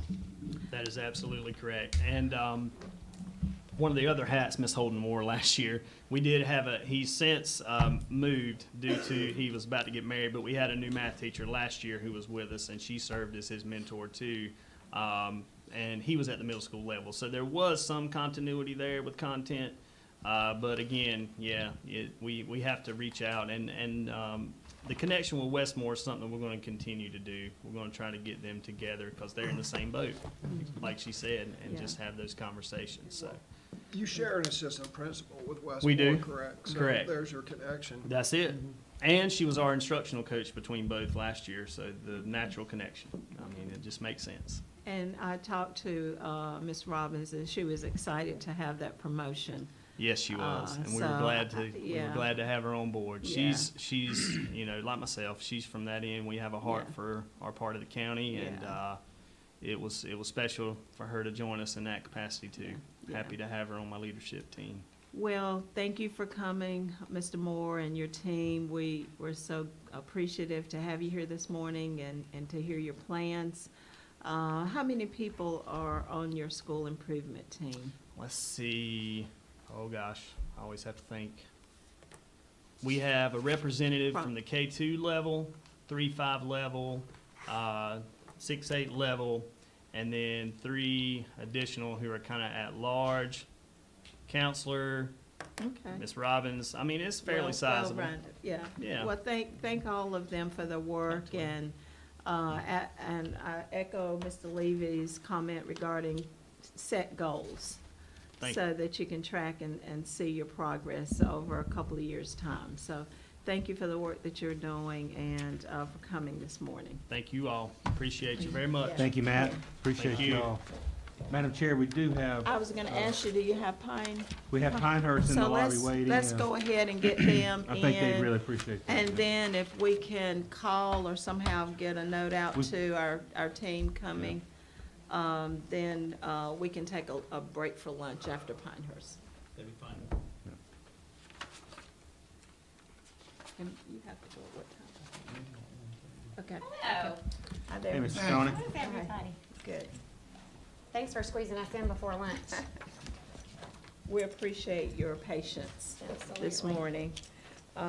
If you will begin and just introduce your team and get started for us, that'd be great. Of course, I'm Ashley Saccone, the principal of Pinehurst Elementary School. With me today, I have Carrie Crowell, who teaches 3rd grade and is also one of our co-chairs of our SIT team. Sheila Moore, who teaches 5th grade math, and she's one of our co-chairs of our SIT team, and Taryn Odom, who is one of our parents on our school improvement team. As we get started today, we'll go ahead and just jump right in with our school highlights for our year ahead. Oh, I do. Perfect. You ready? Okay, at Pinehurst Elementary, And we if exceeded. you would move the mic a little bit closer, that would be great. That's okay. Okay. At Pinehurst Elementary, we are very proud that we exceeded growth in reading and science school-wide. 5th grade math exceeded growth with a growth indicator of 7.62. We increased overall performance at M-Class reading scores, K3, with all grade composites of 85.25%. And on our teacher working conditions survey, 92% of our teachers and 94% of our classified staff feel that PES is a great place to work and learn. And we were also selected as an NCDPI pilot school for Volume 2 letters implementation. So I have a question on that. What does, I'm sorry, if we could go back a slide, please. What does selected as a pilot school for Volume 2's letters implementation mean? So we are being studied by the state for the effectiveness of letters implementation. We actually were grateful to be selected yesterday to present to the State Board of Education for the growth that we've already demonstrated. Pinehurst Elementary actually began letters implementation before the state required that. It was something our school invested in. And so we're a little bit ahead of the curve. And so since they've seen some growth already from that, there's just been interest in our school. Yeah, that was the root, that was the genesis of my question, because I know as a school district, Moore County is one of the last school districts to implement it. So I was like, how could one of our schools be selected as a pilot school when our district is one of the last to implement it? Well, the answer is that Pinehurst Elementary leaned forward and implemented it early. Yes, we actually implemented it before the state showed interest in letters. That was something that we were actually looking at becoming a school that we could really support students with dyslexia. And we came across letters training on our own. Yeah. And then the state, about 5 months later, began that initiative, so. Okay, thank you. Sure. All right, Ms. Odom. All right. So hello again, everybody. My name's Taryn Odom. I am a parent of 4 wonderful boys, 3 of which attend Pinehurst Elementary School. And I recently joined the school improvement team. I am an educator of 16 years in the public education system in North Carolina, but I've recently transitioned into educational technology. And I've received all of the information from the school improvement team about the plan for the upcoming years, and have been working with the administration and the teachers. I'm really excited about the progress that has been made and the plans to make continued progress over the coming years. Okay, let's dive into some data. That's the good stuff. On your screen here, you see our M-Class data from last school year. Always in core instruction, our goal is to be at least above 80%. And you can see here, just with the first year of implementation of Letters 1, Volume 1, we were above 80% in composite scores, which was significant because particularly Volume 1 hits our students who are in grades K3 the most. So just in year 1, we already saw a tremendous shift. And we're pretty proud of that. It's a lot of effort on the work of our teachers and part of our teachers. And to see some of those numbers really pop up in this way was profound. One thing that we really do want to note, that this is not last year's data, but we do believe it's a carryover from the success of the implementation of Volume 1, is that 52 of our current 96 students in third grade have already met the end of third grade requirement in reading this year. So with BOI, beginning of year data, more than half of our third graders have already hit the end of year requirement. That's significant, and that's a testament to the work of our team. Typically in the past, we would be somewhere between 25 and 30%. So I have a question. These numbers mean nothing to me. What am I looking at? So what you're looking at, the composite scores are an overall balance of various subtests. If you see across the top of the screen, those are the different subtests. So anything from phonemic awareness, which are the sounds that students are able to manipulate before they actually learn to read. Nonsense word fluency, that's correct letter sounds, that's students being able to actually identify the individual sounds in a word. Words read correctly are students being able to see a whole word and actually decode it quickly. The words read fluency, that's high frequency words, so what we all traditionally learned as sight words. And then when you get into the ORF, that's actually children at that stage in their development are being able to read connected text. So that's their ability to simply read and to do so with fluency. The Maze score is a comprehension score. And then you see a vocabulary and a spelling score. Spelling is not assessed until third grade because students by third grade should have most phonics skills in place. And we're not expecting them to be terribly effective spellers until they are effective readers. Is that a subject or a program?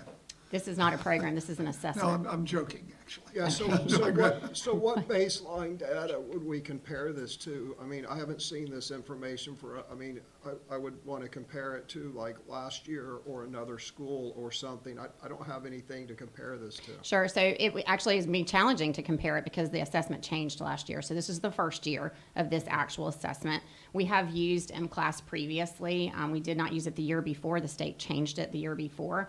But what we did have when we had M-Class previously is the composite score was actually organized differently. So it was weighted differently. So you really cannot compare those scores to these scores. But what I can tell you is that prior to this, those composite numbers for us would have been in the low 70s.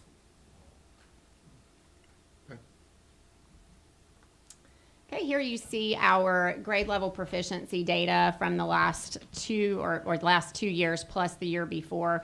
I would tell you that it's really important for me to share with you that the subgroup data that you see here is significantly different from 2020-21 to 21-22. As you'll recall, that was the year that we redistricted Pinehurst Elementary School, and almost 50% of our students were new to us. So the middle group that you see in orange is not at all the group that you see in gray. And that's really important because we did have a significant shift in proficiency when students came to us last school year.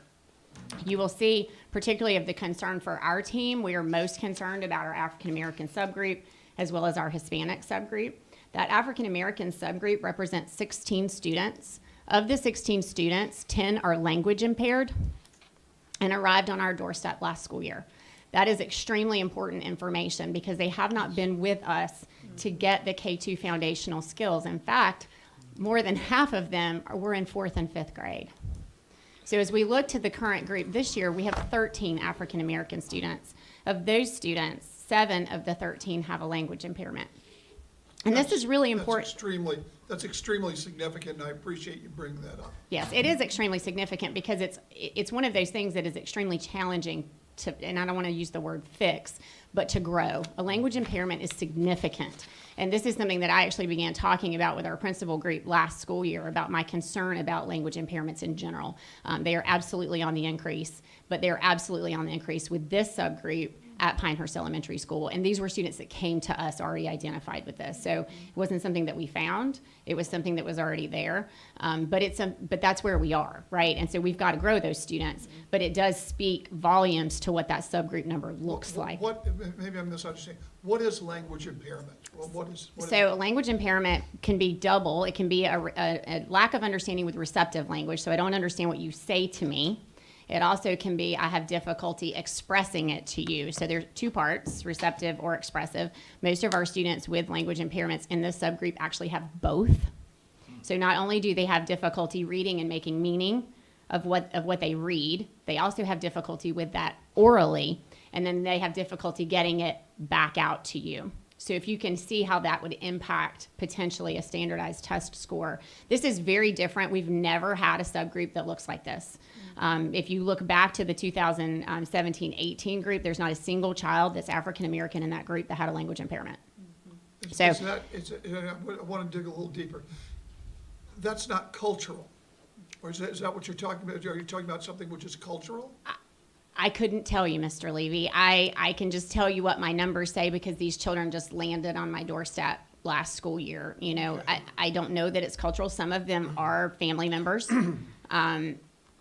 So there may be something there. I want to be very careful about not labeling as a problem something which is cultural, which we have to adapt, which they both have to adapt to, but we also have to adapt to. Correct. And I will tell you that at our school, we actually screen for language impairment ourselves in kindergarten and first grade. We've done that significantly. We saw language impairment concerns years ago, and we began screening our own students in K-1 with an assessment called Language for Learning.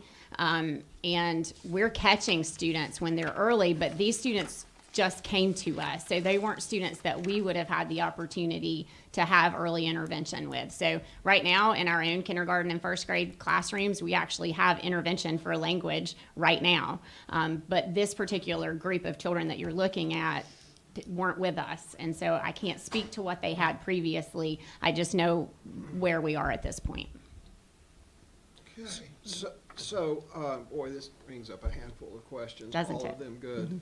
Well, sort of good. So if I heard you correctly, you screen all incoming students for language impairments.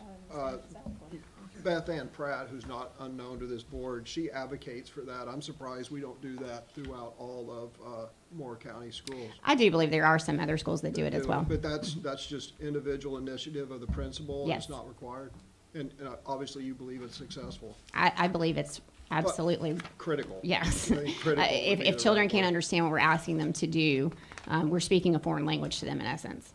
Yeah, I mean, I don't know what's involved. I'm surprised to learn that we don't do that in all of our schools. But, okay, so one can't help but notice that Pinehurst Elementary has the largest achievement gap between the African-American and overall community. So your assertion is, one, it's a small sample, and a good portion of them have the reading comprehension. or whatever There's some sort of an exceptionality there, yeah. Yeah. And that would be atypical for us. That is not typical data. And so for me, it's an outlier, and it's important to note. We also, with our Hispanic population last year, we saw a shift there that we're not accustomed to seeing. And honestly, I don't have a great reason for that. They are about 50% students with disabilities. So there certainly could be a connection there. But we actually really think that may be tied more to our vocabulary initiative. And I'll talk a little bit more about that. If there's any other questions about the slide, I'll keep going. Okay. You can see here our performance grades over the years. You see a little bit of a dip. I will tell you that is something that hurts our heart. In my 10 years at Pinehurst Elementary School, we've met growth 3 times and exceeded all the others. And so we hold ourselves to that expectation. It's been something that we work very, very hard on. And that 74 on that school performance grade is not a Pinehurst number. So we've got work to do, and we grabbed that bull by the horn, so we're ready. I provided you with iReady data because I wanted you all to understand the way that our team attacks data at Pinehurst Elementary School. We're extremely data driven and have been for a very long period of time. We like to look at multiple measures of data. We like to look at data that gives us information we can do something with, that tells us where to act. Here you see iReady data from last school year. And the reason that I'm particularly interested in iReady data is that it is nationally normed. It's the only national norm assessment that we have for K-5. Why that's critical to me is that between 45 and 53% of my students are military connected in any given year. They're going all over the country. They're coming to me from the country, from other places in the country. I want to know how they're competing when they get to somewhere else. And so this data for me is really, really important. The other thing is it really helps us drive home where we need to work. And so it gives us explicit information about where our students are successful and where we might look to drive school improvement. You'll see here that there are some areas, definite patterns, and I love a good pattern because that tells us what to do. And our team very quickly picked up on that these were the areas that had the lowest score. Now, first of all, that's a celebration. These are the areas of the lowest score by domain on this test. So the numbers in and of themselves, where I want them at 100%, right now what you're seeing is the vast majority of the numbers, this is the lowest. That means that our higher numbers were in that 80%. So we're excited about that, but we've got work to do. And you can see here that vocabulary and informational text specifically are areas we're looking at for reading, and then for math, measurement and data, numbers and operations in general, particularly in grades 1st through 4, are areas for focus. Go ahead. I have a question Sure. on this. I too find national norms informative and reassuring. So just to ensure that we understand this, on the chart on the left, that is a percentage of national norms. So for example, if I'm reading that, 3rd grade reading is at 90%. Correct. So I am so glad to hear that iReady gives us national norms, because we need to start looking at that and reporting that to the board. But here's my question. I am frustrated that North Carolina does not give the Iowa Basic Skills Assessment test. Would you advocate that we just, our school district just administers that test? I would always advocate for high quality data that gives me meaningful information. What we currently use as a state does not provide our team with meaningful information. Right. And so it can be particularly frustrating because we take those numbers to heart. Right. And so for me, the Iowa is fine. There are other tests too, but I am familiar with the Iowa from a previous position. So absolutely, I do think there's value in it. I think, the other concern is we are constantly assessing. Right, well, that's the other thing. And that's the other thing, what do you give up? We don't want to heap another test on Right. another test, but if iReady gives us nationally normalized data, we kind of have an Iowa We have Basic something. Skills test or Sure. something. That is great information, thank you. Yep. Okay, I shared this with you, honestly, more just as an informational piece for you, and it kind of speaks to Mr. Hensley's question here in terms of state data anyway. I wanted you to see what data looks like when it comes to us and how it drives our instruction. So you see here across the top, check-in data for reading, for math, and for science in the first 3 columns. Those are given 3 times a year. And those assessments are intended to inform the decisions instructionally that we make for students moving forward. And that should correlate with the EOG score that you see in the next column. So those are supposed to be aligned. So you can see those numbers. And then you see the iReady number stacked up with that. And then for 3rd grade, you see M-class reading, which also is actually nationally normed, M-classes as well. So I just wanted you to be able to see all those numbers together, because that's how we look at that's how we look at the data. We really go, okay, this is what we got on this assessment. What are we going to do with that information? How do we change what we're putting in front of students? And do these assessments always give us great information? Are we making good decisions from the information that we're getting? So any questions about this? Yeah, let me ask, with these kinds of test scores, why are we not an A school? That's a great question. So I will tell you. I don't know whether you can answer it. I mean, I'm not. I can't, because I've been demanding to be an A school for years now. But I will tell you this. Here's the one thing that I can find in this data, and it's the method of assessment. There's a huge difference in the way these tests are administered. So if you look at reading, there are the 3 check-ins. Those are shorter assessments. They're less than 120 minutes. About 20 to 25 questions. It's a faster test, okay? Go to the EOG, you're talking 180 minutes plus an additional 60 if needed. Go to iReady Reading, we take it in 20 to 30 minute increments over the course of days. Go to M-Class, short bursts, same kind of thing. And so what I see here the simplest explanation, whether or not it's accurate, the simplest explanation would be that when we administer tests that are perhaps a little bit more developmentally appropriate for a child's attention span, we're getting a better result. Now, I don't know whether that's true or not, but that's the simplest explanation here. But I do think it's really important to realize that this data belongs to all the same kids. Right? So, you know, that the group that was 70.2% proficient on the EOG reading was 90% proficient on the iReady reading and was 85% proficient on M-Class reading, and those are two nationally normed assessments. That's really important to note. So I wanted to share it with you because I want you to see kind of what we look at. Well, so let me ask this question. So all of those are, so they're all assessments. So allegedly, the end of grade reading would be, we did better than 70% of the other North Carolina third graders. Is that correct? Technically, yes. Yeah, well, I find it hard to believe that North Carolina, you know, in order to believe the end of grade is lower than the iReady, you would have to believe that North Carolina students are 20% better than the national norm, and I don't think that's the case. No. Yeah, an hour, you know, 180-minute test, you lost me at 20 minutes. And it's important to note that I think sometimes when we're looking at data, we fail to understand what those conditions look like. And sometimes it's just great to put it in perspective what we're asking small children to do. Absolutely. So now, the end of grades test, and this is important, that is a self-inflicted wound by the North Carolina Department of Public Instruction. Are they the ones who set the duration and questions for those tests? You want that one, Kate, or you want me to take it? I guess my question, I guess my question is the state legislature didn't dictate that those tests are 3 hours long, correct? No, the state legislature does not. However, in order to get a valid assessment of the curriculum over time, there was a lot of research by the Department of Public Instruction to put into exactly how long do the tests have to be, how many questions do they have to encompass, what's the average time.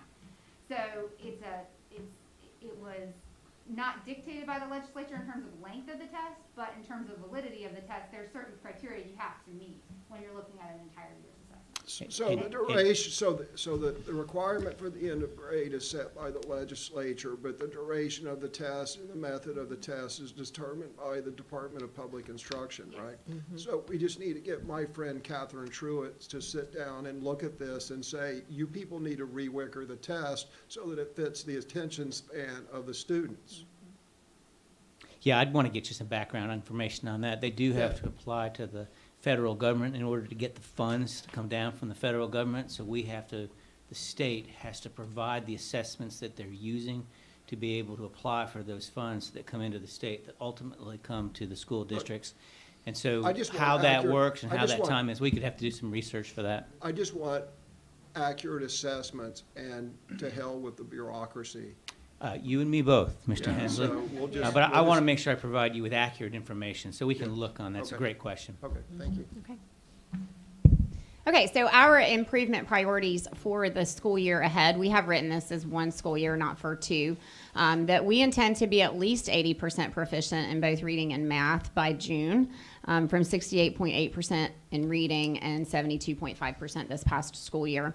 And then for science, we would intend to be at least 85% proficient from 81% proficient. It's important to note that that second goal is not reflective of the same cohort of students. So when you're looking at something like that, you're really looking instructionally, what you're going to change instructionally, because you're actually trying to move the needle with a different group of children. Okay, so our focus specifically this year for math is a consistent unpacking of math standards. That is an area that we feel like as a team we've lost a little momentum with the pandemic. Our PLT structures have suffered a little bit with the lack of teachers and classrooms all together, unpacking standards, ensuring we understand what we're supposed to be doing so that we get the most bang for our buck, so to speak. So that is something that we want to make sure that we're actually teaching to the highest level of rigor that we can. And we do believe that that actually will boost us back into that exceeded level of growth, because that's what we've typically had. So seeing that dip a little bit for us in math was hard this year. We are reviewing all of our common formative assessments to make sure that the rigor of those is aligned with what the standards are. And the reason this one's really important for us is we've been using common formative assessments for years.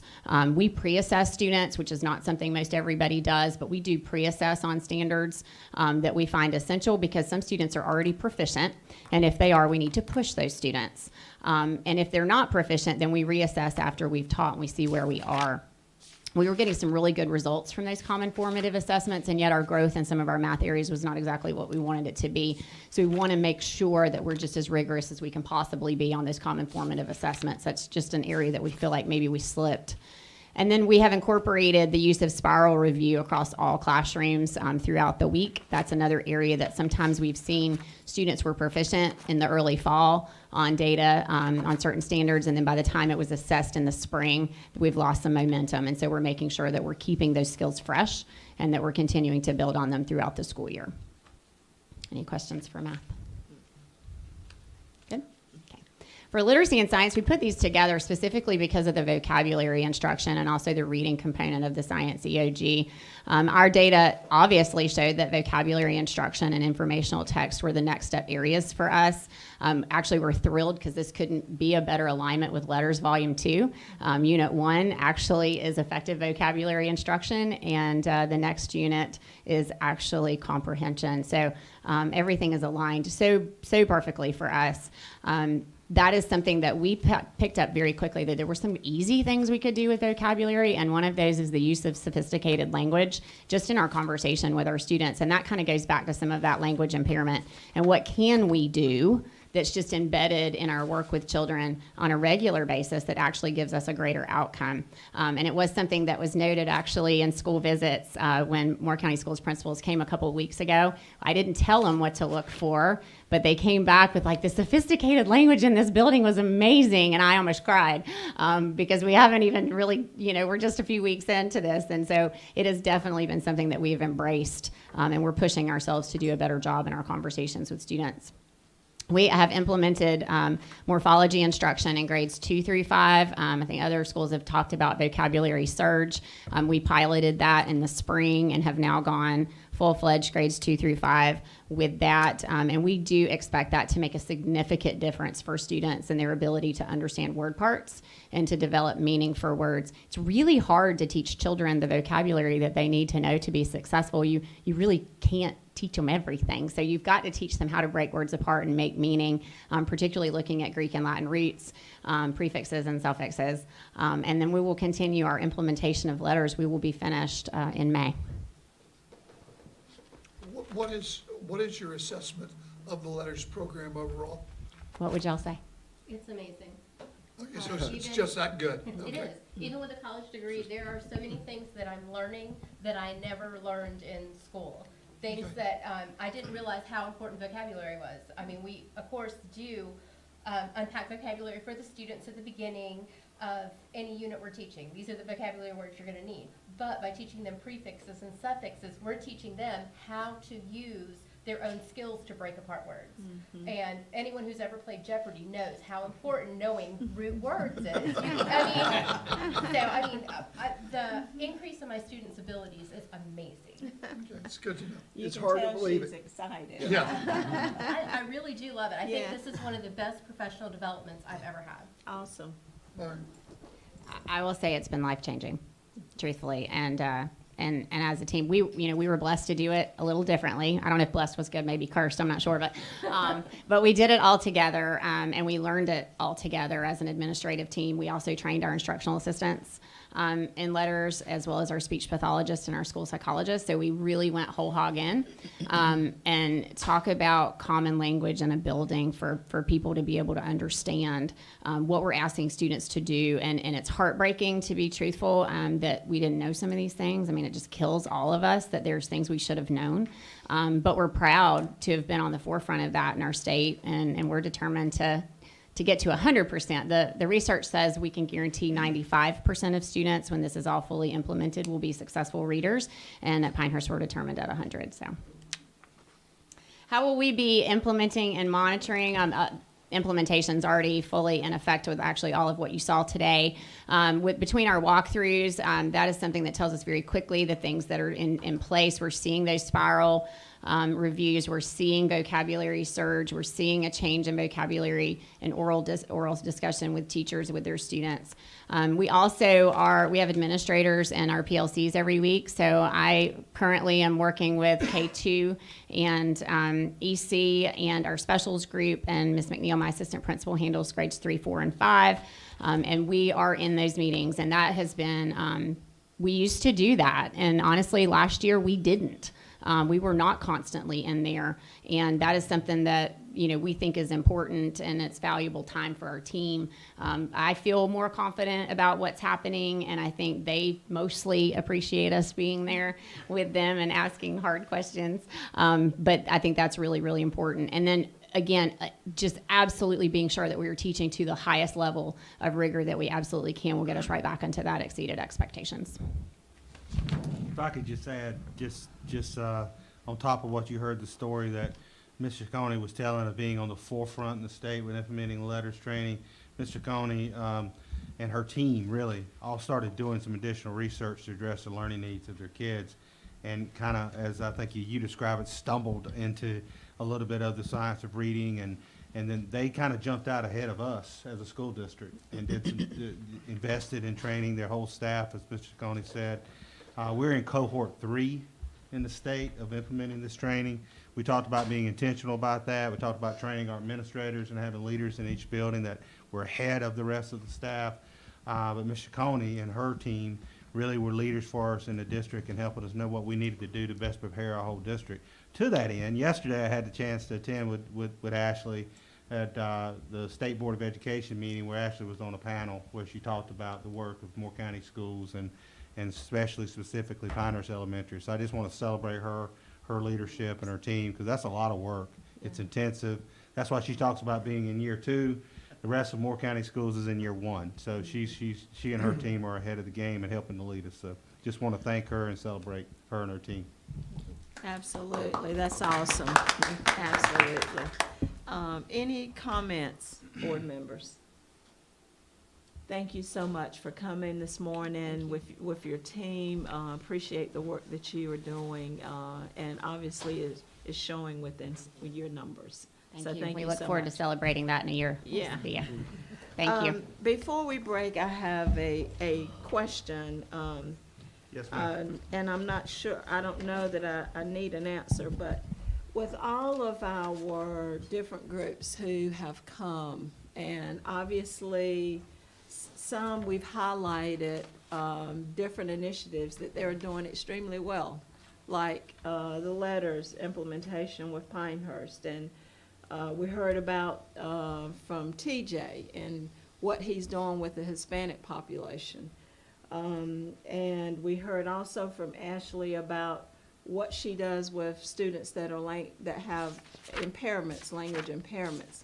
And so my question is, within our district, what are we doing to help other schools that are struggling or found challenges with some of these particular areas? Are we training the trainer, so to speak, or how can we use what's being done well to help with some of our lower performing schools that's not doing so well in the same area? Yeah, and I'll turn it over to Donna here in a second, because he can speak for hours probably on this particular topic. It is interesting, and I appreciate the comment that I think Mr. Levy and Mr. Hensley made about there being pockets of excellence that you see, or correction if you see. At Elise was an example of one. I think Carthage, we talked about how there wasn't necessarily the gap in some of the subgroups. But when I heard them, when I was listening to what they were saying, they were doubling down with fidelity on the non-negotiables that Donna presented to us at the beginning. You heard them really talk about, and Ashley too, about the value of their PLTs, the professional learning teams. You heard them talk about individual students and doing assessment to work with individual students, regardless what subgroup they may be in, although that's very important to track that. they're looking at that individual student. Right. And then they're providing support to those. TJ, Debbie Warren was talking about, the reading groups that they're using, the interventions that they were using to address those individual issues. They talked about the instructional frameworks. They talked about the small group. Heard that over and over again. Right. That's what warmed my heart, was that the work that when Dr. Locklear was in my position for the last 6 or 7 years, began to create these research-based non-negotiables is showing success in locations where they're doing it to fidelity. And so, yes, our principals talk. They have their own professional learning community, PLT, learning team. We meet twice a month with them. We have a learning and leading meeting. We have a leadership meeting. They have the opportunity to be in the room, and they share out their ideas. They share what they're doing differently. Ashley shares. We, in fact, brought every principal down to walk her school and to have a question and answer with her and to share some of the things that they were doing. Because they are behind, but they're going to get to where she's at after a year or more of that work. And she's an absolute expert, as you can tell, in terms of reading theory and learning. And so we are sharing those ideas. We do connect them. We bring that forward. But the work that they're doing really is coming out of the non-negotiables that we've been working toward fidelity and are trying to support over the last 5, 6, 7 years. Anything to add to that, Donna? I would just say we are very intentional about what like the vocabulary surge. By the end of this month, we will have that in all of our K-8 schools, which is that strong morphology that we've been clamoring for. So we've been very intentional about as supporting our teachers and making sure we're getting the right types of resources in the teachers' hands. But I will also say another big piece, they are ahead of us in letters, and you can tell when you walk into those classrooms, you can see the intentional strategies that are in letters unit 3 and 4 that are so intentional that our teachers will get there starting January. We'll start hitting. We do have some that are already into unit 3, but the intentionality of the strategies to improve reading, and you see that. So we're starting to build a bank with our letters leaders group. Remember our principals and we had a teacher leader group from each school got out ahead of it. They're actually starting to build banks of some of these strategies, so like a word chain strategy. And we're starting to put these things together so that when our teachers get to unit 3 and we're talking word chains, we've got stuff ready for them to go so that, and again, her teachers, we have tapped Ashley School. We have 3 facilitator trainers there. So they're teachers who can train in our district letters for us. So any new teacher, we were going to get another TA, instructional assistant group started. So again, it's the intentionality of really trying to move these things out. And I cannot not say, you heard, what I hope you heard from all of these schools is the intentional data usage. They know their data, they talk their data, and they do their data with fidelity for every kid.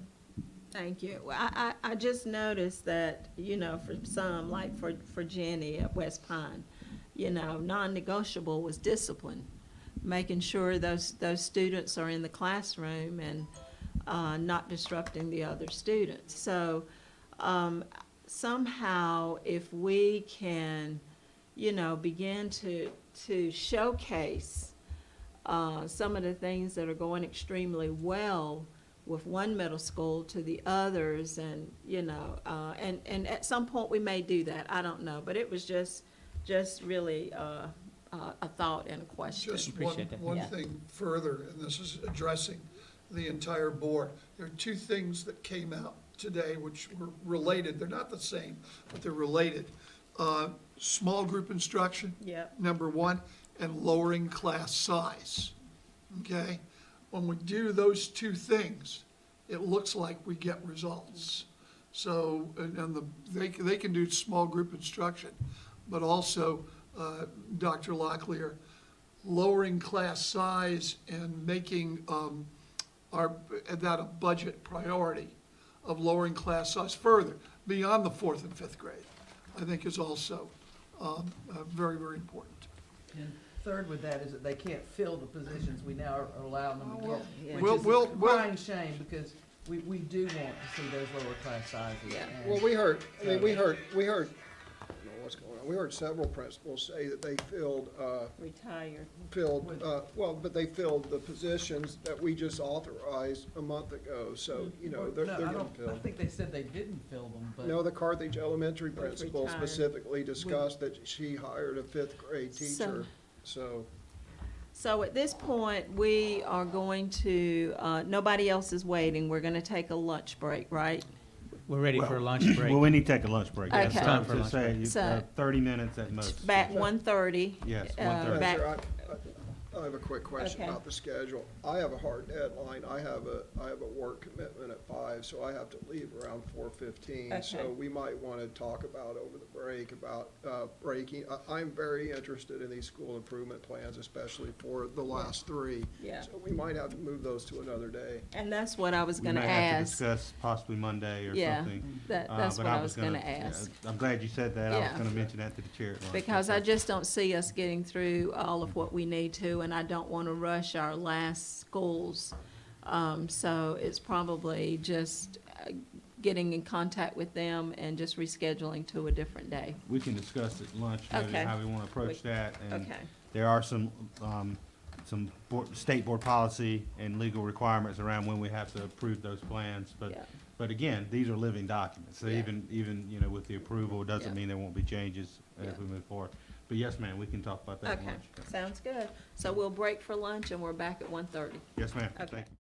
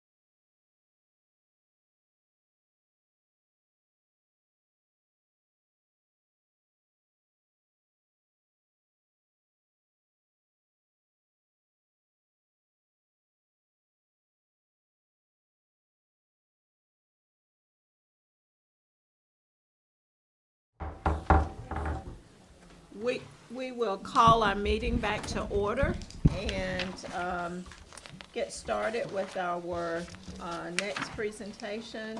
Dr. Locklear. Yes, ma'am, Madam Chair. I appreciate the understanding of our teams as we've worked through this morning and the patience. We had a great pre-lunch group of schools that presented to us. We're now transitioning into our low-performing schools. Dr. Metcalf has some information to share with you prior to Cameron Elementary coming in to talk a little bit about some of the state board policies and legal notations around low-performing schools. Give you a little background information on how we're approaching these presentations a little differently than we did the presentations prior to our low-performing schools, and then we're going to dive right in with Mr. Cassidy and Mr. Cassidy and Mike with Cameron Elementary. So, Mike. Yes, thank you, Dr. Locklear. Again, greatly appreciate the board giving up a day today so that we could share the work of our schools. I did want to first, right out of the gate, before we start talking about low-performing schools, this is unacceptable to us. It is unacceptable to be a D school or an F school, a low-performing school. This data is not who we are, and we have collective responsibility for that. You'll notice a few more people in the room. We all take responsibility for these low-performing schools. This is not just about the principal or the teachers at the school. Human resources has a level of responsibility. Technology has a level of responsibility. Our operations department does. Our curriculum instruction. All of our departments take responsibility of these scores, and are responsible for making sure that we no longer have low-performing schools in Moore County schools. We own the data. We take collective responsibility, and together with our schools, together with our teachers and our principals at our low-performing schools, we're going to make the changes necessary so that they get out of this designation. And just wanted to say that on the front end. And appreciate the support of all the departments today as they support the principals who are presenting to you. Wanted to give you a little bit of background information. Of course, the low-performing schools are those that receive a school performance grade of a D or an F, and a school growth score of met expected growth or did not met expected growth. And there's certain requirements that we have when a school is designated a low-performing school. Just wanted to remind the board of this and remind the community of this. There is a decision that needs to be made about the principal of the school, and there's several options that the superintendent can recommend to the board. The principal retain the position without a remediation plan, but there are several criteria for that to be put into place. They have to have been there for less than 2 years, and they have to have met student growth and improved student achievement scores the previous year. They can be retained in the position with a remediation plan. They could be transferred to another principalship in the district, but again, some requirements around that. To be transferred, they must be to a school classification in which the principal previously demonstrated at least 2 years of success. And there must be a plan to evaluate and provide remediation to that principal for at least 1 year following the transfer. And the parents of the students in the school to which the principal is being transferred must be notified. And it cannot be another low-performing school. So that's a third option that the superintendent has. And then the final one is to dismiss or demote the principal.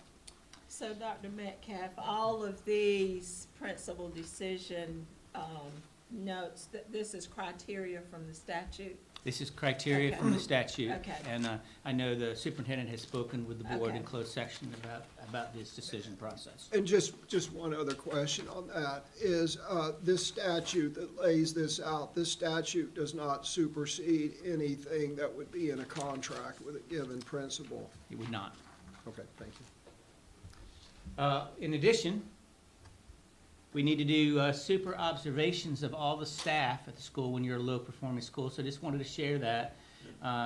Ms. Burton from the Human Resources Department is here to support our principals and our schools and our teachers, and she knows a lot about the student observation requirements when you're low-performing.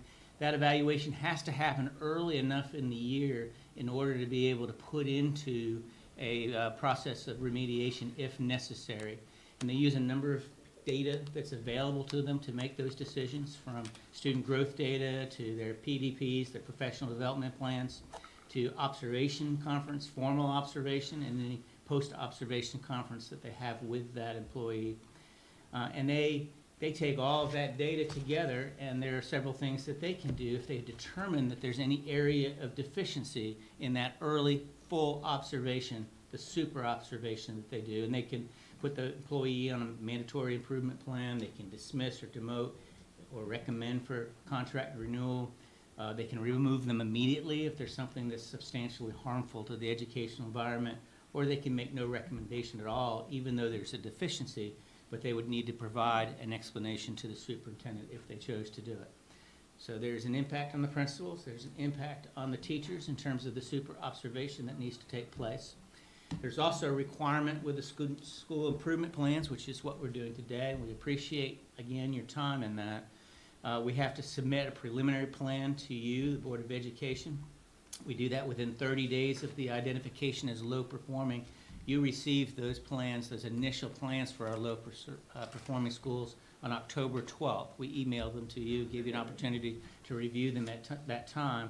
We also need to make them available for the public to review and give comment. We have done that between the 12th and the 26th. We had a portal opened up and received some feedback from the public, very limited, honestly, but we did receive a little bit of feedback. Most of it was very positive to the work of our particular schools. Though we're not required, we do present and have a tradition here in Moore County Schools of presenting our school improvement plans with a presentation to the board, which is what we're doing today, and appreciate that. We're hopeful that you'll vote on November 7th to approve, modify, or reject the plan. If they're rejected, they go back to the schools for modification. We then need to submit the plan to the state, which we have to have done by November 11th if you vote for it on the 7th. And then we have to provide all of the plans access on our website, which we would also do by November 11th. Also should note that each school needs to send a letter to all of their parents indicating that they are a low performing designation and that their school improvement plan is available for review, and that letter will be sent out as well. It was interesting, our conversations from this morning about the supports that we're providing to the schools. You'll see a lot of the same kind of supports, maybe at a deeper level from the district in terms of providing those supports to the school, but there are a couple of them I wanted to highlight before we talk to the individual schools. So these are the district supports, some high-level district supports, not all of them, but some of them that we're doing. Obviously, we talked about language essentials letters with a couple of our schools this morning. You'll see us actually put that into the plan for several of our schools here. Although we're supporting all the schools in the letters initiative, we want to make sure that it is full fidelity at our low performing schools. So Ms. Stewart is charged with that, providing some additional support to those schools in that area. We're going to come back to the CEIS grant and the comprehensive needs assessment. I wanted to jump that for a minute. We've been and have had great meetings with the Northern Moore Family Resource Center and the Boys and Girls Club, one in the northern end of the county, one on the southern end of the county. Brought a team to meet with them. They've just been very accommodating and wonderful and really open to doing some things in some different ways. The Northern Moore Family Resource Center, they have a grant and resource available to run an after-school program at 3 schools, Elise, Westmore, and at Robbins Elementary. We're going to leverage that, use our own teachers, pay those teachers to work with our students, and in essence be able to extend the day for our most needy students in the Northern Moore area. We're also going to do some engaging activities. Will has got a robotics club that may be starting up there. They would be able to participate in all our competitions. That'll energize some students who want to stay and be a part of that, and at the same time be part of that academic piece as well. At the Boys and Girls Club in the southern end of the county, they work with a lot of our students now. I think Mr. Poole was telling me he's got 2 bus loads of students that go to the Boys and Girls Club every day. Ms. Wagner as well from Southern Pines Elementary. They have a power hour academic piece. And as a result of our conversations with them, we're leveraging that time as well. So we're training their staff, we're providing them resources, we're providing them access to iReady and other programs that we can use to extend that day and get our hands on those kids and have a little bit more time with them, make that more focused than it has been, and really leverage that time. So we're excited about the relationship and really appreciate Claire Ruggles and Steve Kastner at the Boys and Girls Club have been open to some of the ideas that we've brought to them. We talked this morning about looking at yes, sir. I have a question, and this is a conversation for another day, but do you view the Boys and Girls Club and the Northmore Resource Center as viewpoint neutral? I'm sorry, I didn't, Do you view the Boys and Girls Club of the Sand Hills and the Northmore Resource Center as viewpoint neutral and not political oriented organizations? I'm not sure that I've thought about that. I'm more concerned about ensuring that the hour that we have with them, that we're doing something academically appropriate with our kids with them. And so like I said, we're trying to connect with them, bring the resources in, increase the students and the specific students that we want more time with them. I have no question about the good they do in the community. I can't answer the other question, I'm not sure. I have concerns about whether or not they are truly viewpoint neutral, but that's a conversation for another day. Appreciate that. Like schools, we talked about that this morning. I think Ms. Phillips talked about it, one of the other schools that they were identifying with the help of Ms. Fall, or identifying schools that they were going to. We've been doing that for a number of years. Sometimes it's a challenge, actually. Sometimes it's hard to find schools that are really like the demographics of we have some unique demographics for some of our schools in Moore County. But you will see that we're working on that. I think Robbins Elementary has that in their plan, and that they're going to several schools. I know Mr. Konsicki, when he speaks about Southern Middle School, he is doing that as well, trying to bring back some ideas. So you'll see that in some of the plans, and we're certainly supporting that for all of our schools. You'll see pre-K expansion down in the southern end. We're in the investigative piece of that. We've said for many years that one of the things that could really help us is have quality pre-K education, and perhaps we'll have the opportunity to expand our own program and be able to offer that. So we'll talk a little bit about that, but that takes time, it takes some resources, and it takes some operations being involved. You have to set your classrooms up in the right way. So there's a process on that. Ms. Cooper is leading that process for us, and we're hoping that we can expand that, and we're working on that.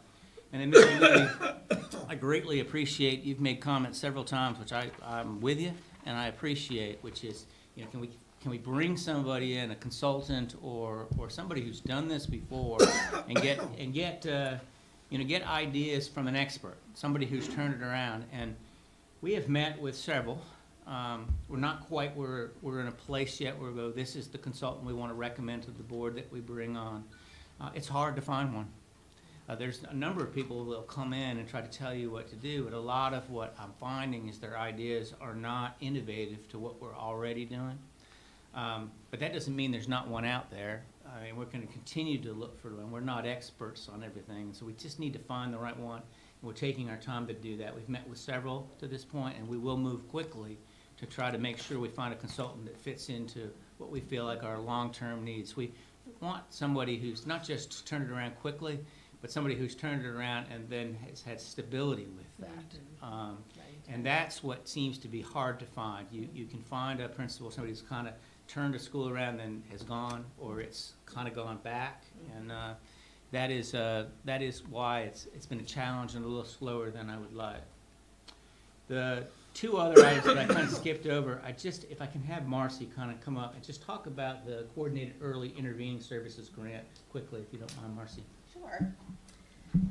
This is part of the IDEA grant, which has to do with exceptional children, and it is exactly what its name is. It's coordinating early intervening services for students. We have a group of people that came together, and we decided that Aberdeen and Southern Pines Elementary School would be two schools to start this with. We have been given funds by DPI. We had to write a grant and kind of give our idea for how we were going to do this. and it's been accepted to where at those two schools, we would place a program coach. And both of these people are former directors of EC programs, so they understand the full continuum. And they would go in, they're going to do professional development for Language for Learning, which is a language building program. They will assess children, they will model, they will provide feedback. We're going to train our instructional assistants to provide the Language for Learning program and try and build some capacity at both schools for that.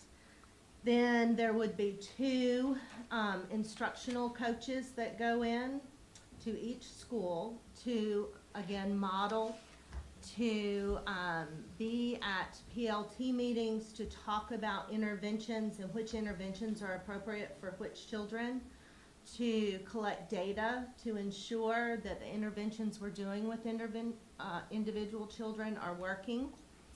At Aberdeen, there will be, or there is, a speech language pathologist that is dual language, who will go in and provide speech services to children, but then also will work with small groups of students within the classroom to model how to build language for kindergarten and first and second grade students.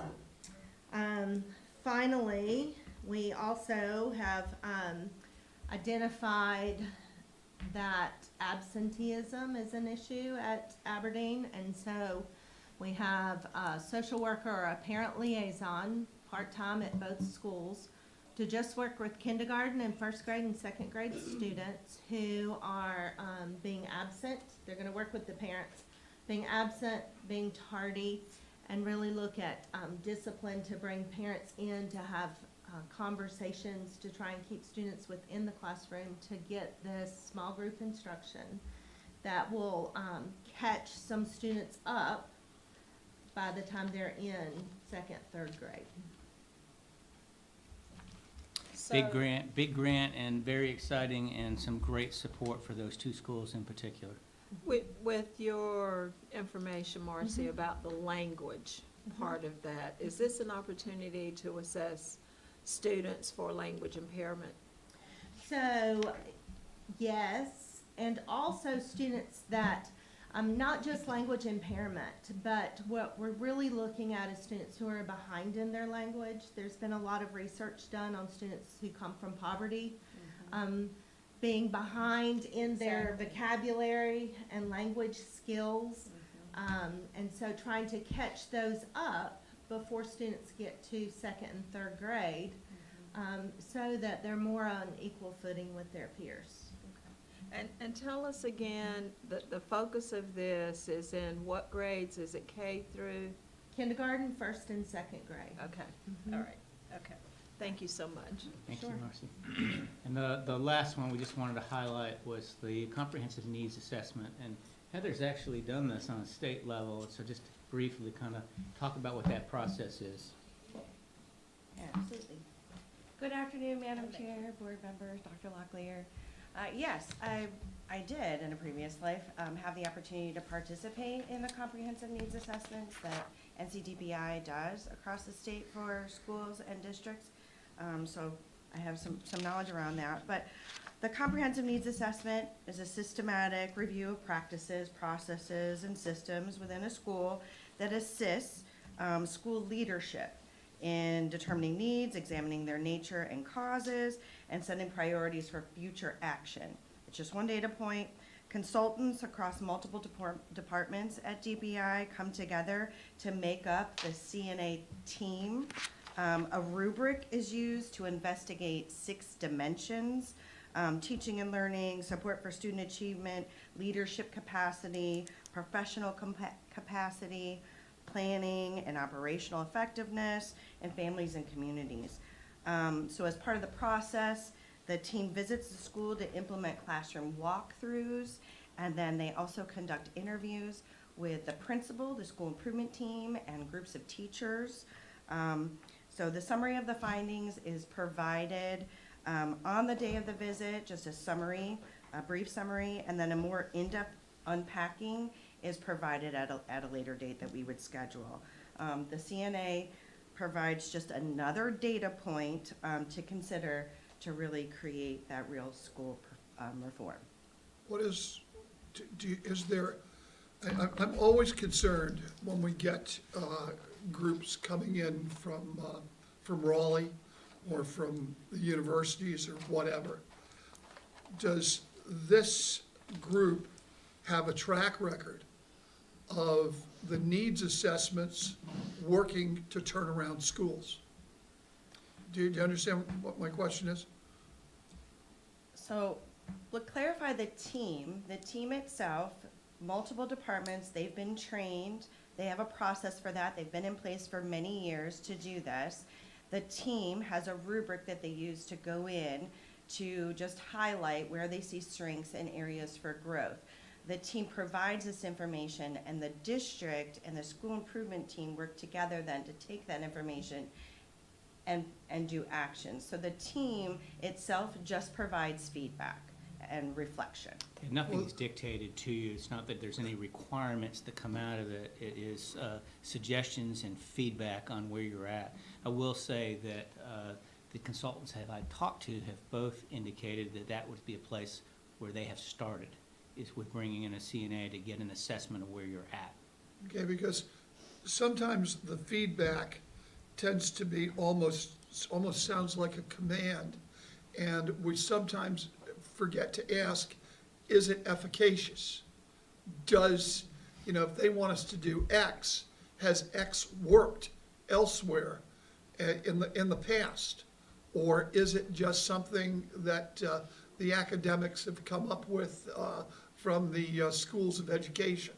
So I'm very concerned about that. I think Mr. Levy's question is, where's the evidence that this comprehensive needs assessment is assessing the correct thing and produces results, right? That's the Correct. question. Oh, yes, that's another way of Where's putting the evidence that this is the correct assessment and that we're not just doing something that is off target? Well, just for a little more background, as part of our school improvement process we currently use, each school each year, we have our own comprehensive needs assessment that we've built as a school district. Right. that our schools use, and then look at various points of data to identify their greatest areas of need. So when I talk about that, it's derived from our own comprehensive need assessment that we do across all our schools as part of that school improvement process. So I think what Dr. Metcalf and Heather is saying here is bringing in outside eyeballs that perform, maybe you might call it a little more of an intensive process, but it's one more point of data that the school has, especially our low performing schools, has from an outside set to say this is what they saw. And it has some similarities to what our high schools do with our accreditation process and things of that nature, where you're getting this outside set of educators. These are folks who've been educators, who've been in schools, and yes, they are at the State Department, and we all have our different thoughts about the State Department, but they are educators who can come in and give us some feedback, and we may use it, we may find it helpful, we may not, but we're just trying to layer in opportunities to gain data, gain feedback, and know we need to make some mid-course corrections as we keep moving forward with the work. I think it's the purpose. The only thing I'm saying is, and I think you've said it very, very well, Dr. Locklear. Listen to but in the end, it's your decision and the decision of the board, and as well as your leadership team. So don't think that just because they say it should be so. If you guys have doubts about it, let us know. Understood. And it may require us to do more research. They may say, do this, and that's where we want to do a little more research on that and see what the value of that is. So I appreciate that comment. Our approach with the low-performing schools, and then when we do the restart schools as well, is a little different than what we've done this morning. The principal alone will be coming in, and he and I, or she and I, will be sharing the plan with you. We purposely asked them not, or wasn't necessary to bring in a parent or a member of their team, so that we could have an open conversation between you, the board, and with the principal without parents or without a member of their team here. So a little bit different approach this afternoon, and I think we're going to get started right away with Cameron. Again, Before Jared comes in, I just want to say this again, collective responsibility for the scores, for being low performing. We're in this together. I appreciate Dr. Appenfeld taking time out to support the principals and the teachers at these schools. We don't wag our finger at them. We don't blame them. We take collective responsibility, and together, whether that's operations, human resources, academics and student support services, transportation, whatever that department may be, we're all in this together. We take collective responsibility. And Jared is one that we just got at Cameron. Jared is the new principal, yeah, He started in September. Started in September, that's Yes, what I ma'am. thought. He's a Moore County guy, Yeah. and was with Moore County for many years, but we brought him back, stole him back from Chatham County, that's Yeah. correct. We're glad to have him. Glad to be back, thank you. Afternoon, Jared. Good afternoon. Chatham County, too close to Chapel. I was on the west side. All right, good afternoon, board. My name is Jared Cassidy. I'm the proud new principal at Cameron Elementary. When I first started there, I started engaging with my staff, and of course, by that time, we knew that we were labeled a D school. We recognize that, we own that, but we have a game plan in place that's going to change that and bring us back to the successful path that Cameron is used to.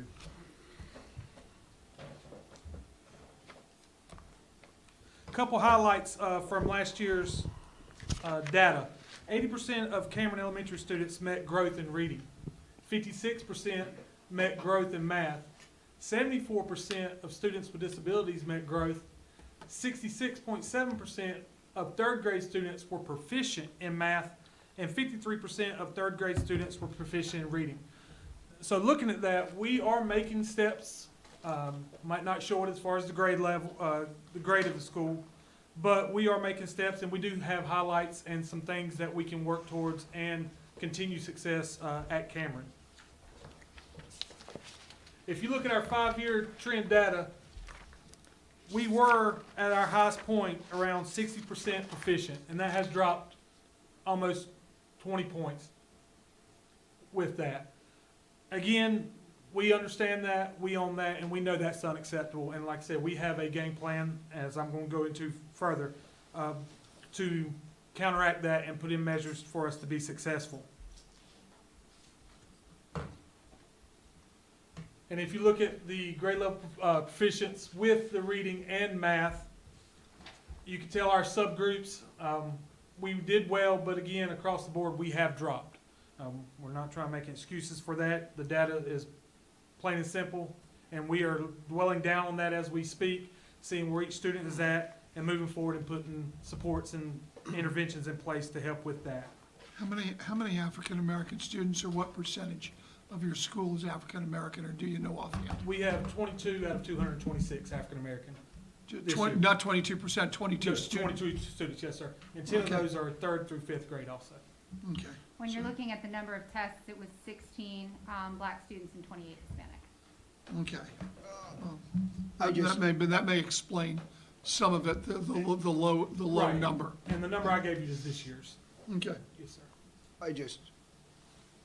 I can't help but be shocked by 8% of African-American students at Cameron Elementary are proficient at math. 8%. Yes, sir. 8%. And with that data, we understand that, and we know that it's unacceptable, and like my staff owns it, and that was one of the first conversations that we come in, is what we're gonna do to move this forward and get Cameron back to where it was. Yes, sir.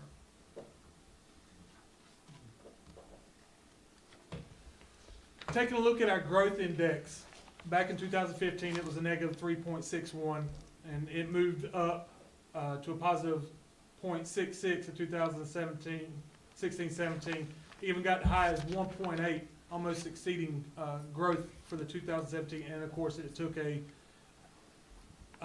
decline from there.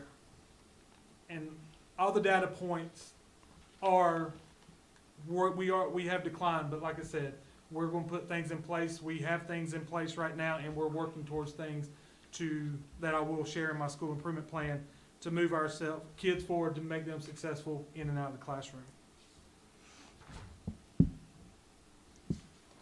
And the good thing about Cameron is we're a small enough school, we can focus on each student, individual student, to move them forward. With a school size of 226, we know kids by name, know the backgrounds, know a lot about them, so that can help us move them forward in their academic career. Now, my first two goals, I put them together. Cameron plans, or will, increase grade level performance by at least 10 points overall, and that will bring us up from a 39% to 49% grade level proficiency across the board. And we're going to increase ELA for 41.7 to 51.7, math will be 38.3 to 48.3, and science will be 31.3 to 41.3. And how we're going to do this is getting down to PLTs. We get our PLTs, professional learning teams, in order. We're going to dwell down the data, do our data dives, and also see where is that student at that particular moment, what interventions they need, what supports they need, and what enrichments to move our kids that are making grade level proficiency forward also. We have implemented an intervention block to go along with that, so we have a section of day set aside for each grade level where our interventionists can go in and pull small groups with our tier 3 students if needed. We can do small groups, dwell down again, and just focus on the individual child and see where they're at. You know, and a child might be different in math than they are language, arts, or science, but we need to know at any given day what is the child needing and how we are supporting them to move them forward. We're going to monitor student progress again. In our professional learning teams, we're going to do that to fidelity. So by the end of the year, we're going to have it down pat. Teachers are going to know. We're going to have our supports. We're actually going to assess the interventions. Are they working? If they're not, what else can we do? So our PLT is going to drive this year to make us successful back at Cameron. I want to jump in here if I can, Mr. Cassidy. As you know, Mr. Cassidy's only been principal for several weeks, but he was a long-term assistant principal with us, a very highly respected grade assistant principal. And this is a plan that will change in time as we identify where we need to put our focus. But you'll notice a lot from the district action steps. It's really supporting the non-negotiables. One of the things that Mr. Cassidy said to me really right out of the gate after only a very short time, a week at his school, week and a half after talking with his staff, was that maybe they got really soft with some of those non-negotiables. Perhaps PLTs weren't happening as regularly. They weren't digging into the data as much as they should be.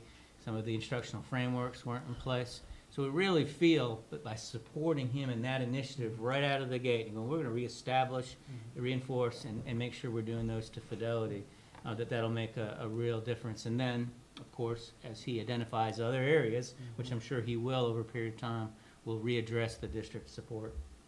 And may I ask, Mr. Cassidy, have you identified or have you began to put in place any type of small group instruction for specific groups? We heard that a bit earlier, and it appears that it's working really well.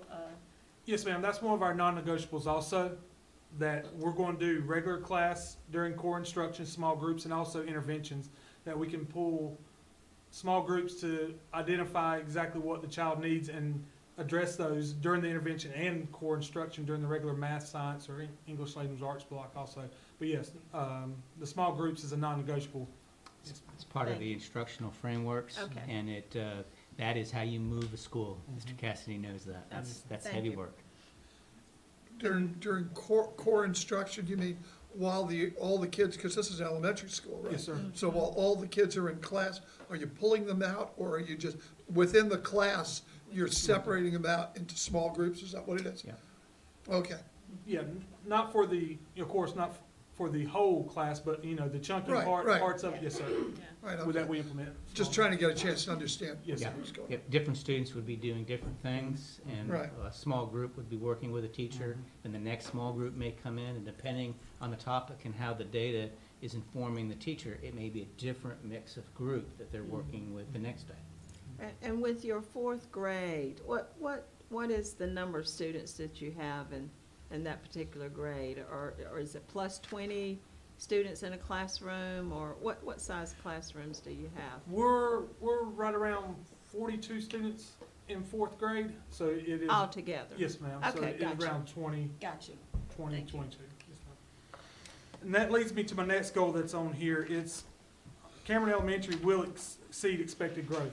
I set high goals for my staff because I know they can achieve them. I have a great staff. We're sitting there working together, coming together and attacking this as a team, because at the end of the day, it's all about the kids, and we're there for the kids, and we're going to do what's best for the children at Cameron Elementary. I know that we go from not meeting growth to exceeding, but I like to set high expectations because I know we can do that. And the same things that I'm doing for the improvement of the grade level proficiency is the same things that will help us with exceed growth, because some of our students, they are behind far as grade level, but if we can get that exceeded growth, that will make them more than 1 year's growth, so that will help us with proficiency also to get them back to success.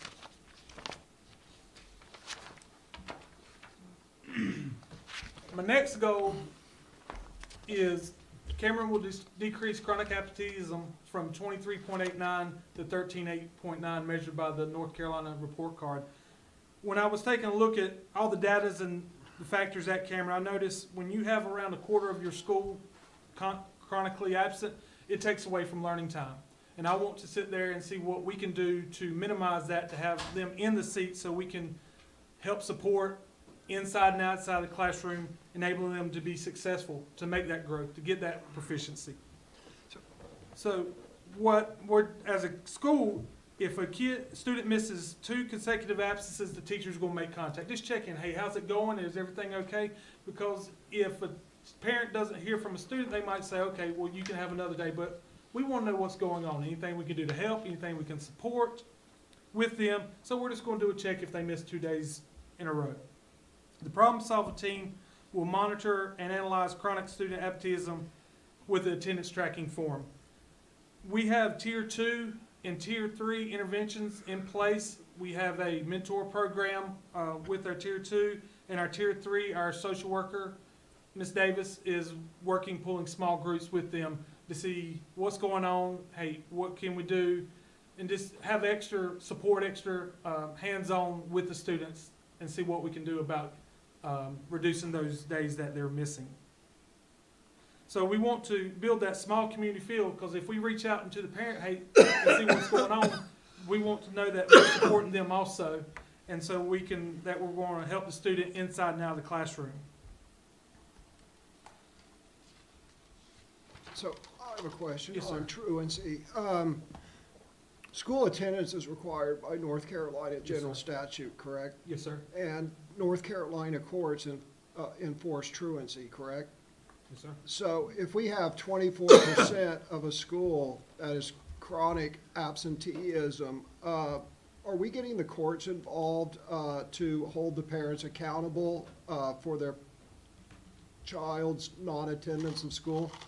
Can I throw that question, Mr. Hensley, over to Ms. Maynor, if you don't mind? She is Yes. our interim director of student support services, and But she's wisely moved and she- over to well, the, she this saw is the me Hensley wave. question, I'm She moving. saw me wave, I- and this is her area of Look, I expertise. mean, at some point, there's parental responsibility, and we do have general statutes, and those need to be enforced. And you are correct, and that goes to their school social worker, and they work with the principal to develop, it's a 3, 5, 10-day letter. If a student is missing 3, 5, 10 days, they get a letter. And then they go in, if that student misses over 10 days, they bring the parent in, create those attendance contracts, trying to do everything they can before we go, to court. But if Right. it's needed, they will.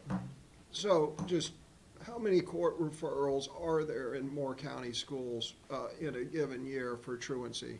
No, that I don't know. Just a off the top rough of my order of head, magnitude. but I mean, is I there can none, get you or is that there 10? information if you want it, but that I don't know off the top of my head. Okay, do you know, Dr. Locklear, just order of magnitude?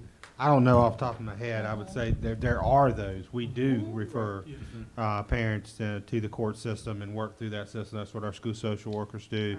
Part of their jobs, or to be on top of that and work with our schools on that. But I couldn't, honestly, I would hate to misstate. Right. Yeah, well, without and knowing. look, And that's the last resort, because we want to work with these families. it is. We want them into the school system. and that's what I was you know? gonna say, obviously, that is a tool of last resort, Yeah. but children should not suffer because Exactly. of the poor parenting skills You're of right. their guardians. And we need to make sure that we use every tool in our toolbox to, help these students. Absolutely, and that's why at many of our schools, our social workers are having attendance groups, just trying to help the student. Like you said, they're not responsible for getting themselves to school, but helping them prepare the night before and just lay out things so to make it easier on the parent the next day. So we are having those attendance groups in many of our schools. Ms. Maynard, if the data is something that you could follow up on, Yes, ma'am. and you may just want to provide that information, say for 21, 22, and then what we've done this year, and that could be something as simple as providing in our monthly update. I can do that. Dr. Locklear. Yes, ma'am. I can do that, Thank Madam you. Chair. Thank you. Thank you. Thank you, Ms. Manor. Thank you. And also, we're working on implementing a school-wide incentive for attendance. We do have rewards for perfect attendance in the classroom. Our social worker has set up an incentive program where we're tracking attendance, tracking data, seeing who's perfect attendance, and they can move forward to receive an incentive with that. So it's putting extra support with the student. My counselor, guidance counselor, and social worker work well together to help to see what's going on if there's an underlying issue. A lot of them, this year, we are working with to see what's going on and seeing what supports we can. Because at the end of the day, we want the parent to feel invited to school. Hey, we're not here. We're here to support you and see what we can as a whole, and not just their student at the school. Also. And how we're going to do this throughout the year with the PLT minutes, because we're very reflective. Because as we have our PLT minutes, we document what we talk about, what we do, data tracking. So if something's working, we go back and look at our minutes. Well, that worked pretty good. Let's see what we can do. If it's not, we go back and look and see how can we change it or improve it. With our data tracking, we're going to be heavy in data, whether it might be informal or formal assessments, iReady. We're going to use Performance Matters, M-Class, NC check-ins. We're just going to use several different data points to see what is working, what's not working, and how we can best support that student. Classroom walkthroughs, we're going to move through with our admin walkthroughs, see, okay, what do we see, what do we don't see, and give feedback to teachers along the way. And we're going to monitor intervention supports. We're not just going to throw an intervention at somebody and see if it works. We're going to see, does this work? If it's not, we're going to change it and provide the best supports we can for the students, along with the interventions and the enrichments for the students that are at grade level or do not need interventions.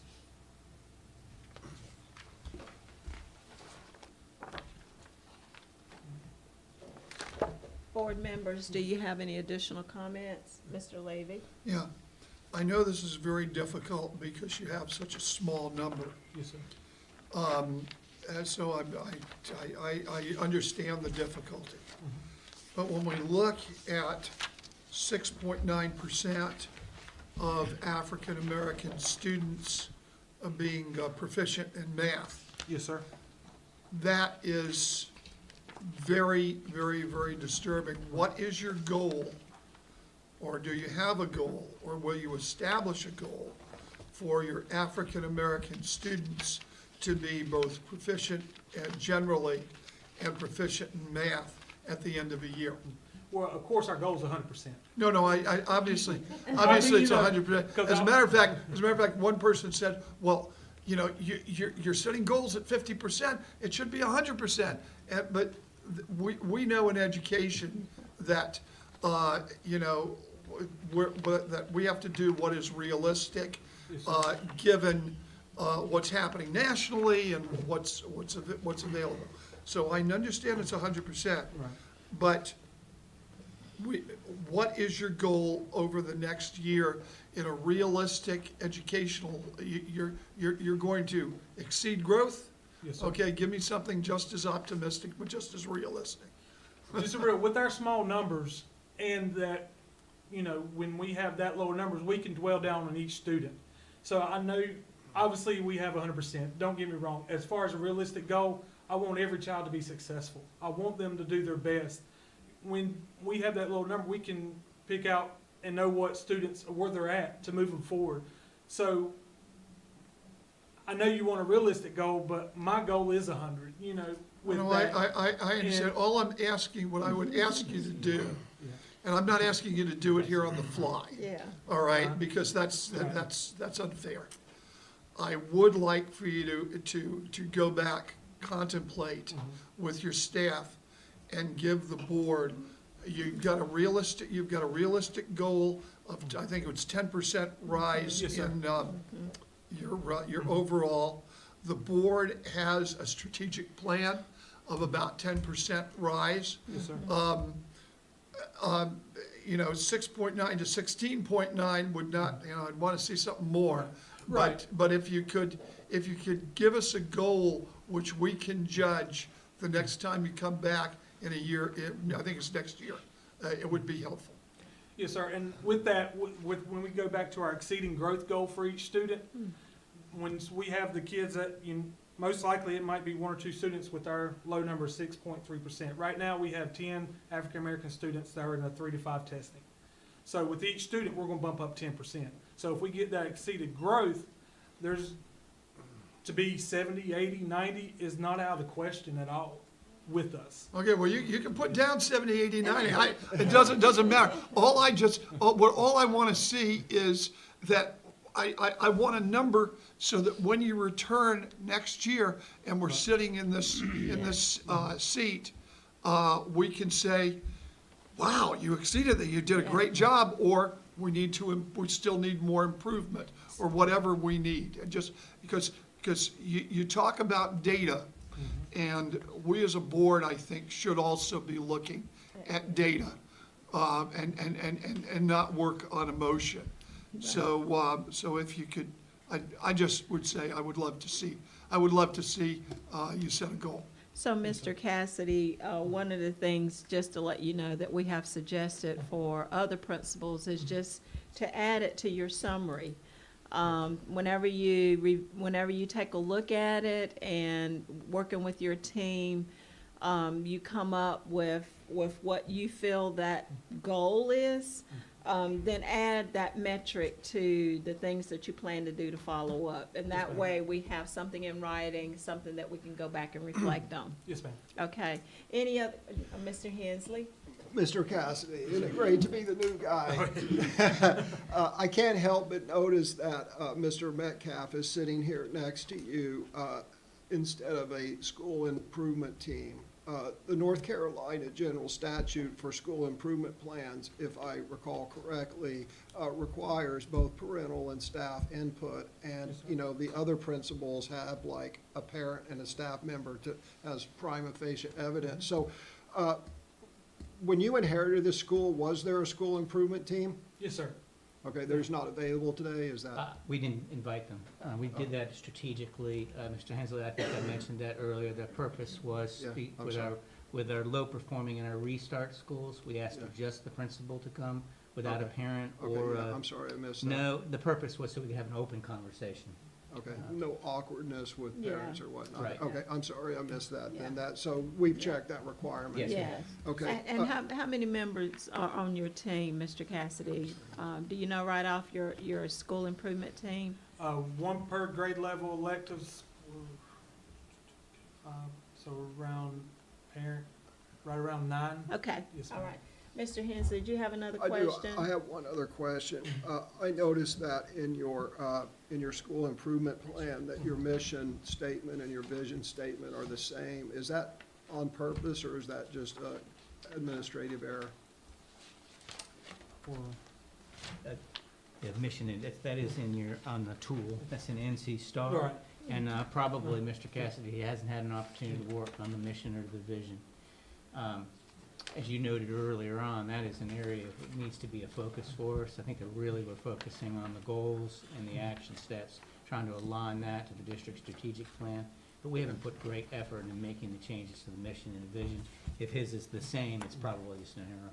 Yeah, and again, okay, so I just, the importance of a mission, I mean, obviously a mission statement and vision statement are important because that sets the tempo for that unit, whether it's a school district or individual schools, so, okay. Understood. Like I said, great to be the new guy, so I'm really not. Yes, sir. A lot of work to do. Yeah, huh? Thank you. Thank you, Mr. Cassidy, for coming this afternoon. I We appreciate appreciate it. it. Thank you. And again, we are thankful that you're back at home. I'm glad to be back. Thank you. It's good to have him home. Next, I We have believe next up is Southern Pines Elementary. Southern Pines Elementary. We have a change here. Ms. Wagner, Tanya Wagner is the principal. Unfortunately, Ms. Wagner is out today, sick. Oh, wow. And so her assistant principal, Okay. Sharice Campbell, is here. Okay. As a part of the school improvement team and will be doing the presentation. So Ms. Wagner sends her apologies and wishes that she could be here. We hope she begins to feel better soon. Good afternoon. Good afternoon. Good morning, afternoon, Ms. Campbell. Ms. Campbell, do you know all the board members? Yes, sir, I do. Good. And thank you so much for having us today. Okay, Madam Chair, members of the board, Dr. Locklear, my name is Sharice Campbell, and I am the proud assistant principal of Southern Pines Elementary School. I am a proud product of the Southern Pines schools, having attended Southern Pines Elementary, the former Southern Pines Middle School, and graduating from Pinecrest. And I am very honored to be here.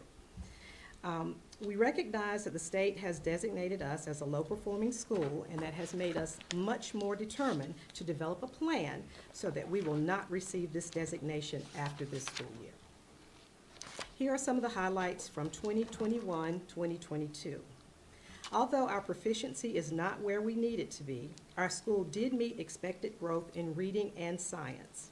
Our fifth grade reading scores are back up to pre-pandemic results. We are beyond proud of our music teacher, Melanie Henderson, which you all have met, who was recognized as Moore County Schools Teacher of the Year. Our PTA is very active within the school with the largest parent participation that we have seen in many years. They raised $49,000 last year with the fun run. Some of those funds are used to support classroom grants for teachers, such as flexible seating. Our annual Rudolph Reading Challenge provides families with activities to complete together using one of the books provided. Through this program, and again at the end of the school year, we are able to provide every student with a minimum of 3 to 5 books to take home in order to keep them reading over the breaks. We are proud to be growing teacher leaders. 2 of our teachers submitted proposals and were accepted to present at the North Carolina Reading Association. And 1 of our EC teachers also submitted a proposal and was accepted to present at the State Exceptional Children's Conference. Over the last 5 years, we have worked hard to grow our instructional assistants. Our instructional support facilitator, Lane Street, trains our instructional assistants monthly on strategies and tools to use during small group instruction in the classroom. One of our proudest moments is when someone walks into one of our K-1 classrooms and they cannot distinguish between the teacher and the instructional assistant. Okay, now looking at our 5-year data trends. Okay.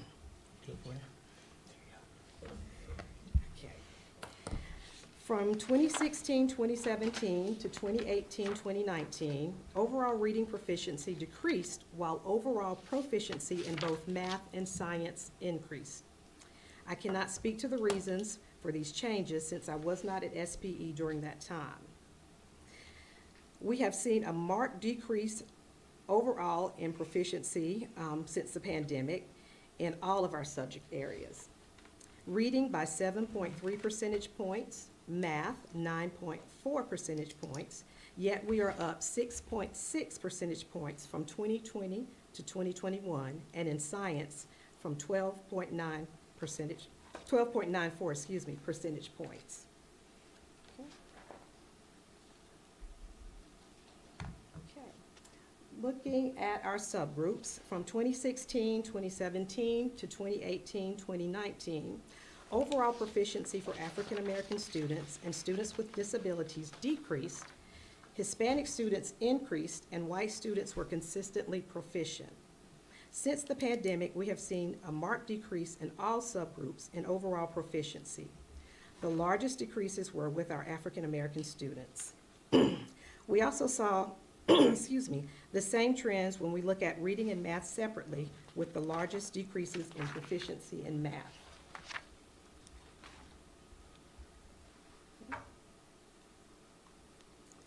Okay, looking at our EVOS data growth, we exceeded growth in 2017, 2018. We met growth in 2018 through 2019, and we also met growth last year. In 2017 through 2018 and 2018 through 2019, we were given a school performance of C, and last year we received a D. Ms. Campbell? Yes, ma'am. I'm sorry, if we will back up one slide, please. So when you look at our data, our last data for our reading and our math, is there any, I mean, obviously there may be certain different reasons as to why our scores are low. Whenever you look at our groups, all of our groups for reading and math, our scores were lower. So, but is there any one particular thing that you can point to as to the rationale of why you feel that there was a decline? One particular issue that has come up for us is early intervention. So our students are coming to us lower than they have been in the past. Also, we have been able to go back and do data drill downs to look at all of our students to see where they are missing different gaps. And so at this time, I think we just need to really look at more of our data. We are doing more intervention groups. We've been able to have extra interventionists, and thank you all for allocating resources that we could do that. Mrs. Cooper spoke to the CEIS grant, so those types of things that we have not been able to provide previously, we are able to do now. So it's a matter of filling in the gaps for the students and the things that they're lagging. What about absenteeism as well as discipline? Do you feel like those two particular areas have an impact on these numbers? Definitely with our attendance, and that's something that we have historically struggled with. We do have a very active social worker who does go out, as Mrs. Maynard alluded to, the letters. We do follow up with our 3-5-10 letters, thank you, for all of our students, as well as attendance contracts. She does meet with the parents in person and establishes attendance contracts, but that has had a big impact because if the kids are not in school, they can't learn. As far as our discipline, last year we had a pretty high rate, but it was mostly attributed to 2 students. We are just like any other school with our issues, but we do approach it in the way that we're looking at the whole child, and our goal is to keep the kids participating in their academics. And so whatever we have to do with those 2 particular students, it was a lot of work with the families and also working with outside agencies to get them the assistance that they needed in order to be able to participate, and they have been very successful this year. Okay. Mr. Hensley, did you have a question? Yes, to what do you attribute the achievement gap between the Black and the other subgroups? Again, when we look at closing the gap as a nation, it really boils down to 3 things. One is that access to school early, so that early intervention piece. Also, making sure that... And I'm sorry, so you're advocating pre-kindergarten programs, or when you say early, because you, let me finish this, because you said that in your earlier comments, you're in elementary school. Yes, and you sir. said students are coming to you less prepared or along those lines. And so therefore you need early intervention. So I'm confused. I mean, you're an elementary school. There's nothing down the pipeline other than the parents. Yes and no. We have historically within our community, and I can only speak for Southern Pines, we had very active Head Start programs and a lot of local preschools.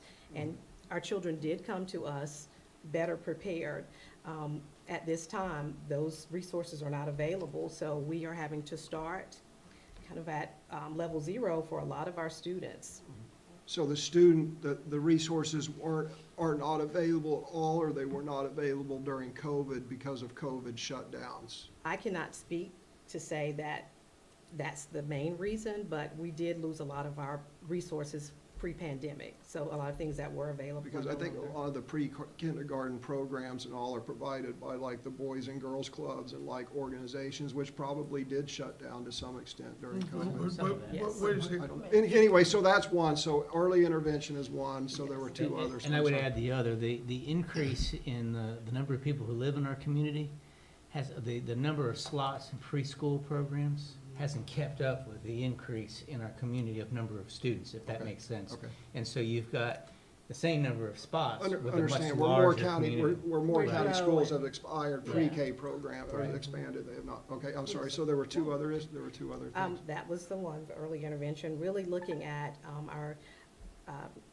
leadership and being able to allocate certain resources to be able to provide addition. And we do that for all of our students, not just African American or Hispanic students.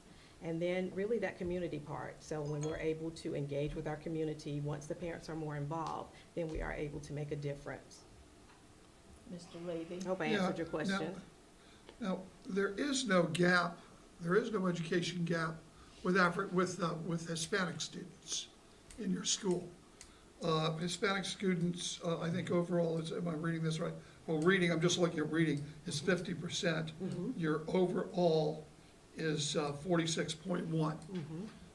But African American students, I generally have this kind of rule of thumb in my head. And the rule of thumb, as I've said many times before this board, is that African American students, if we have a gap, which is 1/2 of the overall. In your case, it's 1/3. So in other words, you are, in reading, I'm just looking at the reading score, is 15%, 15.6, and the overall is 46.1. So, and you have a large African-American population at Southern Pines Elementary. I want to know what and maybe you're going to tell me this later on, what your goal is in terms of lessening that gap. I want to know the percentage. And I am also very concerned about one thing, and this goes for the administration. We're talking a lot about sending these kids to Boys and Girls Clubs, for after-school care and the like. And yet, our real experienced and trained teachers are in our school system. So I'm wondering whether we shouldn't be giving you guys the resources for after-school care at our school, using our trained teachers, those of whom who want to make some extra money by staying later. I mean, I'm sure a lot of them want to go home at the end of the day. But maybe there are a few, that want to do that. And maybe we can find some money for that. But this gap at Southern Pines Elementary is to me very, very, very concerning. And may be the reason for the overall grade. So I'm concerned with setting a goal, number one, finding a program which is efficacious, which has been used elsewhere, okay, and then evaluating that goal in terms of percentage next year. So Our next slide is I'm sorry, actually the improvement. I have one more Mr. comment Hensley. related to this. Just thinking this through, look, the standard for the achievement gap is 0. And I'll tell you why, because we just saw 2 Moore County schools that have no achievement gap across all subgroups. So that is the standard, is 0. And it's a Title I school, by the way. And I'll put this bluntly, you know, there's only 3 potential causes: the children and the parents, the teachers, or the administrators. Those are the only 3 causes. And as Napoleon said, there are no bad regiments, there's only bad colonels. So I'll just leave it at that, because we have schools with 0 achievement gap, and in my mind, that's the standard, and we need to find out what those schools are doing. Yes, And sir. we need to use every tool in our toolbox to make sure that we have 0 achievement gap.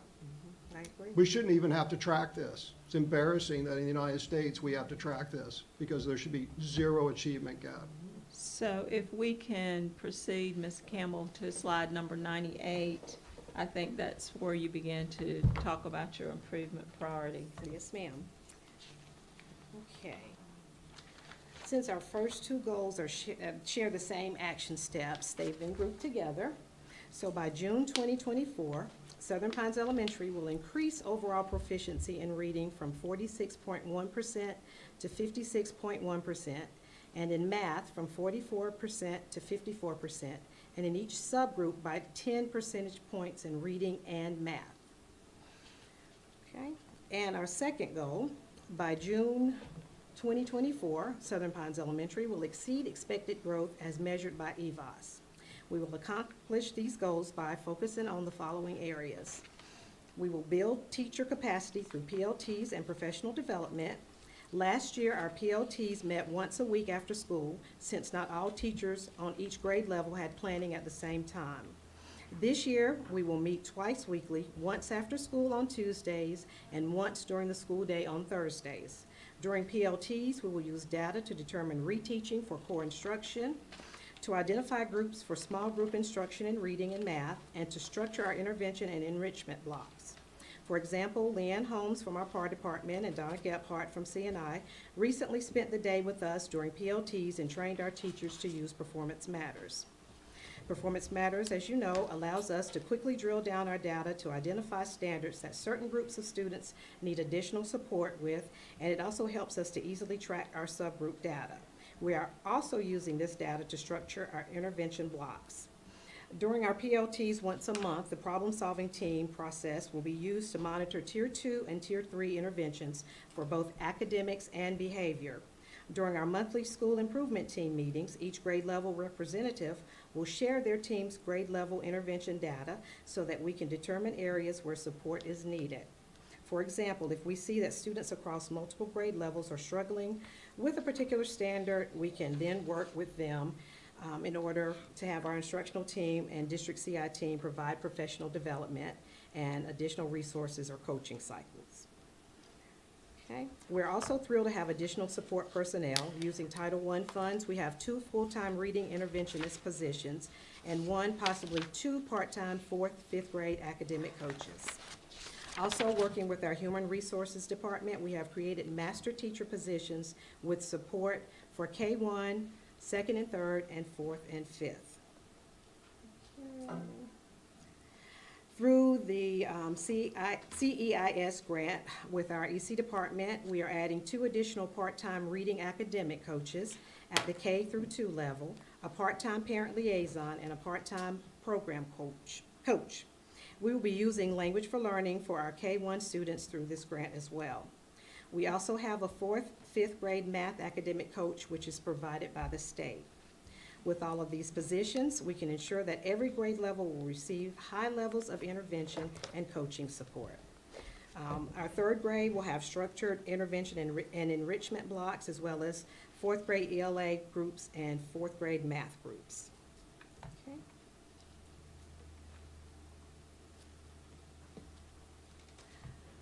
Goal number 3, by June 2024, Southern Pines Elementary will decrease the number of discipline office referrals, resulting in lost instructional time by 10 percentage points, from 20% to 10%.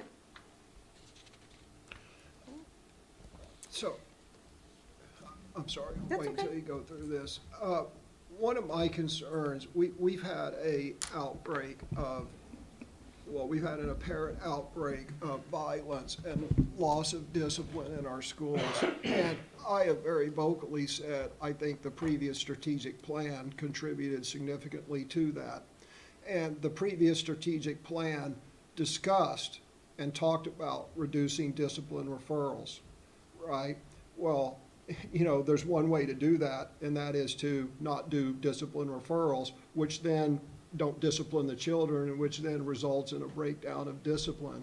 So how is Southern Pines Elementary going to ensure that discipline office referrals are not reduced by teachers just being told not to reduce discipline referrals, and then you lose discipline?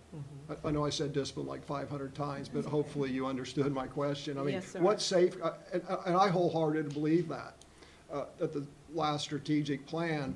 So another school talked about increasing discipline, but they put it in a different way other than, I don't think reducing discipline referrals is a good measure. Okay. Because that can easily be gamed. You know, you could just say, you know, well, look, we have 100% reduction in discipline referrals, and you open a door and kids are like in a wrestling match, right? So how do we do that? How do we ensure the school board that discipline is in fact getting better, and that we're just not reducing, you know, just not counting discipline incidents? We do use our Capturing Kids' Hearts strategies, and by using those, we use them in lesson plans, the monthly character traits, and we make sure that they're being taught in each classroom. I agree with you.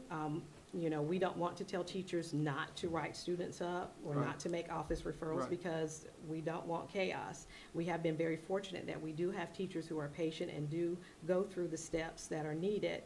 And a lot of times they will diffuse or de-escalate a situation, not having to make an office referral.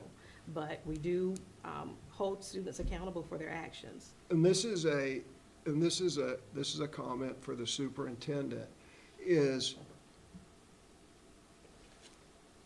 restoring discipline, and I'm not saying that's an issue, and appears to be an issue in a lot of our schools, but restoring discipline, by definition, you want to see an increase in discipline referrals until at some point you restore discipline. So I'm not sure how we can say we want to increase discipline in our schools, but then the measure of effectiveness of that is a decrease in discipline office referrals.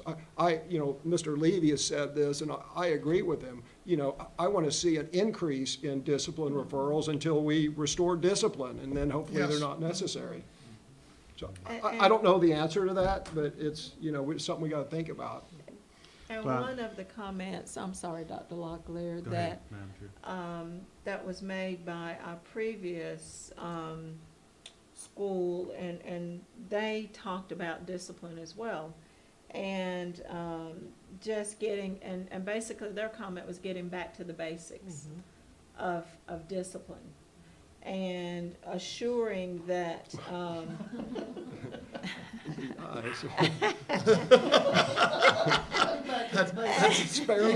He's an ex-police officer. and just ensuring, because obviously if discipline in the classroom is a problem, then it impacts the other children's Yes. attention and learning process. So, so to Mr. Hensley's point, possibly talking with Ms. Wagner to just redefine maybe goal number 3. And just, you know, how do you really target that goal?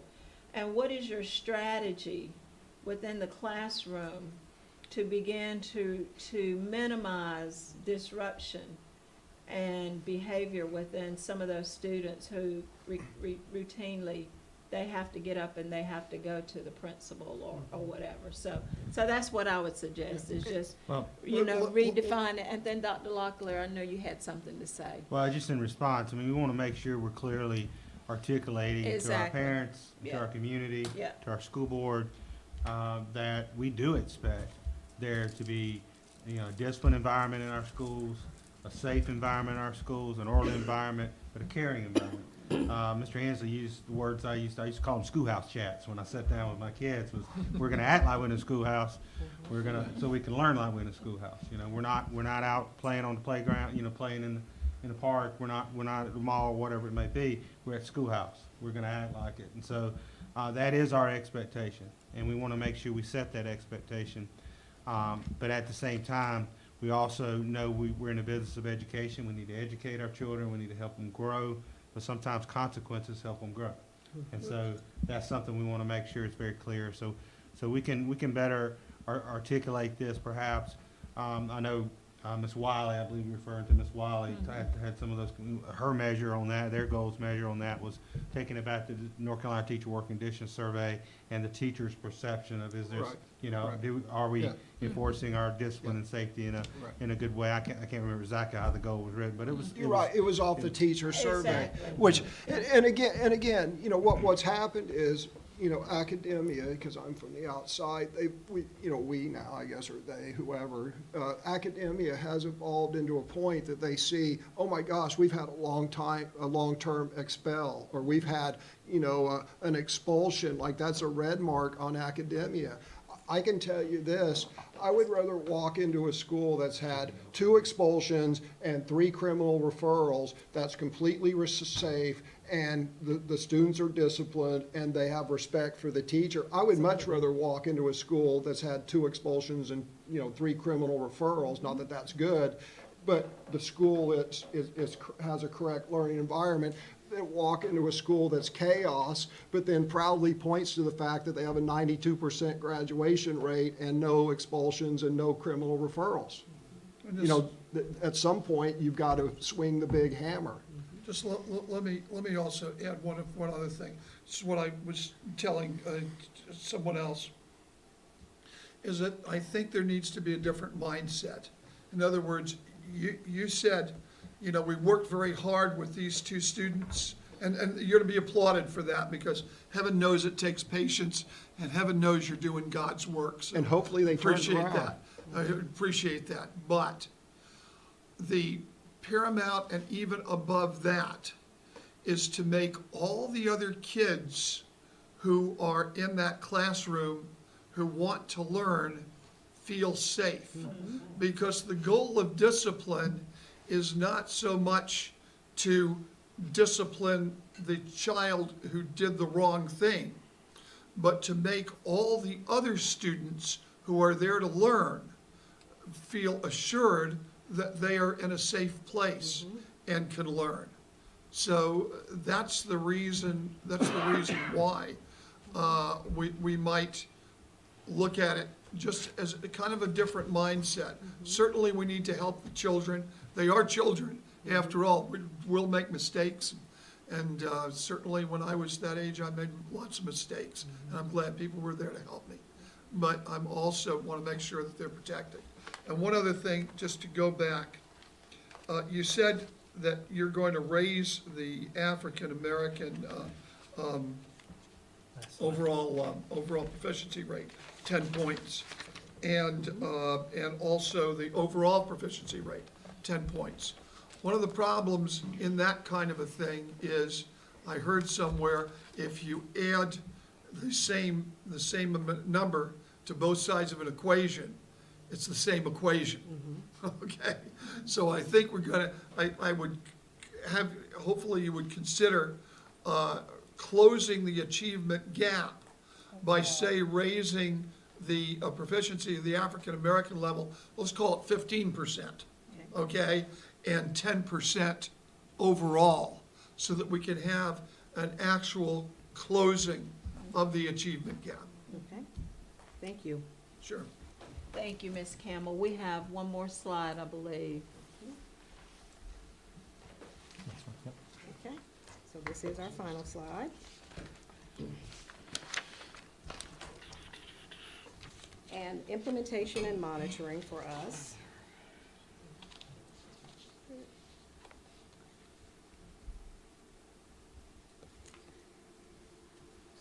just a second so I can find my place. Okay. We realize that this is a big swing with this plan. There are many moving parts and quite a bit to monitor. We will ensure that the pieces are being implemented with fidelity through a constant presence in the classroom. Between our ISF, our master teachers, and administration, we are in and out of classrooms frequently. During instructional walkthroughs, we will specifically be monitoring that what we have said was going to happen is happening and being done to fidelity. We as a school are focusing on in-depth data analysis using specific protocols with individual grade levels and at the school level. With the use of Performance Matters, we will analyze and track our subgroup data. We are specifically focused on building teacher capacity to be able to analyze data in order to appropriately differentiate and provide effective instruction. So addressing those three pieces. Are there any further questions? Thank you, Ms. Campbell. Of a Mr. couple quick Hensley? things. Yeah, thank you for filling in, Yes, short notice, for absolutely. filling in for Principal Wagner, right? Yes, Principal sir. Wagner. And that was, I have one question and one observation. So how long has Ms. Wagner been the principal of Southern Pines Elementary or its predecessor? Okay, whenever, prior to the opening of the new Southern Pines Elementary School, Mrs. Wagner was over at Southern Pines Elementary, so I think 3 years, if I'm correct. It's been 3 years. 3 years. Okay. And then my next question, I don't know if any of the other board members happen to look at the detailed strategic plan on tab 8, but I cannot vote for this strategic plan. The vision is all are welcome. I'm welcome at the dentist. I'm welcome at the Ford dealership. I'm welcome at Walmart. You know, I'm welcome pretty much anywhere I walk, right? Or most people are welcome anywhere they walk. And the mission statement is making every child a success story. I find, you know, I don't know what my fellow board members think, but I'm not going to vote for a strategic plan for a school whose vision is all are welcome. You know, you might want to mention education as starters. I mean, education isn't mentioned anywhere in the mission or vision plan. So Thank that you. is my feedback to Southern Pines Elementary as far as their, that, and we really got to look at that discipline and the correct metrics to measure. Thank you. Okay, thank you again, Ms. Campbell, for coming and sharing your information with us. And we're hopeful that Ms. Wagner will get back to basics soon. Thank you. We're gonna keep moving. We have one more school. Dr. Locklear, okay. Before the board may consider recessing for the afternoon. So we will follow up with our last school, and that's Westmore.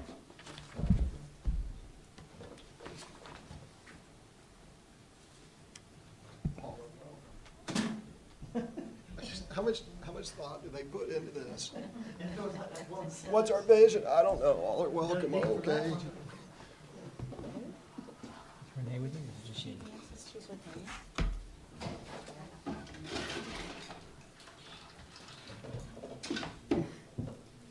So, Madam Chair, we have Ms. Hussey Clarkey, who's with us for what, about 10 more days, maybe? No, about 6 more days. 6 more days The before 10. she leaves us for And Montgomery she's County. smiling about it.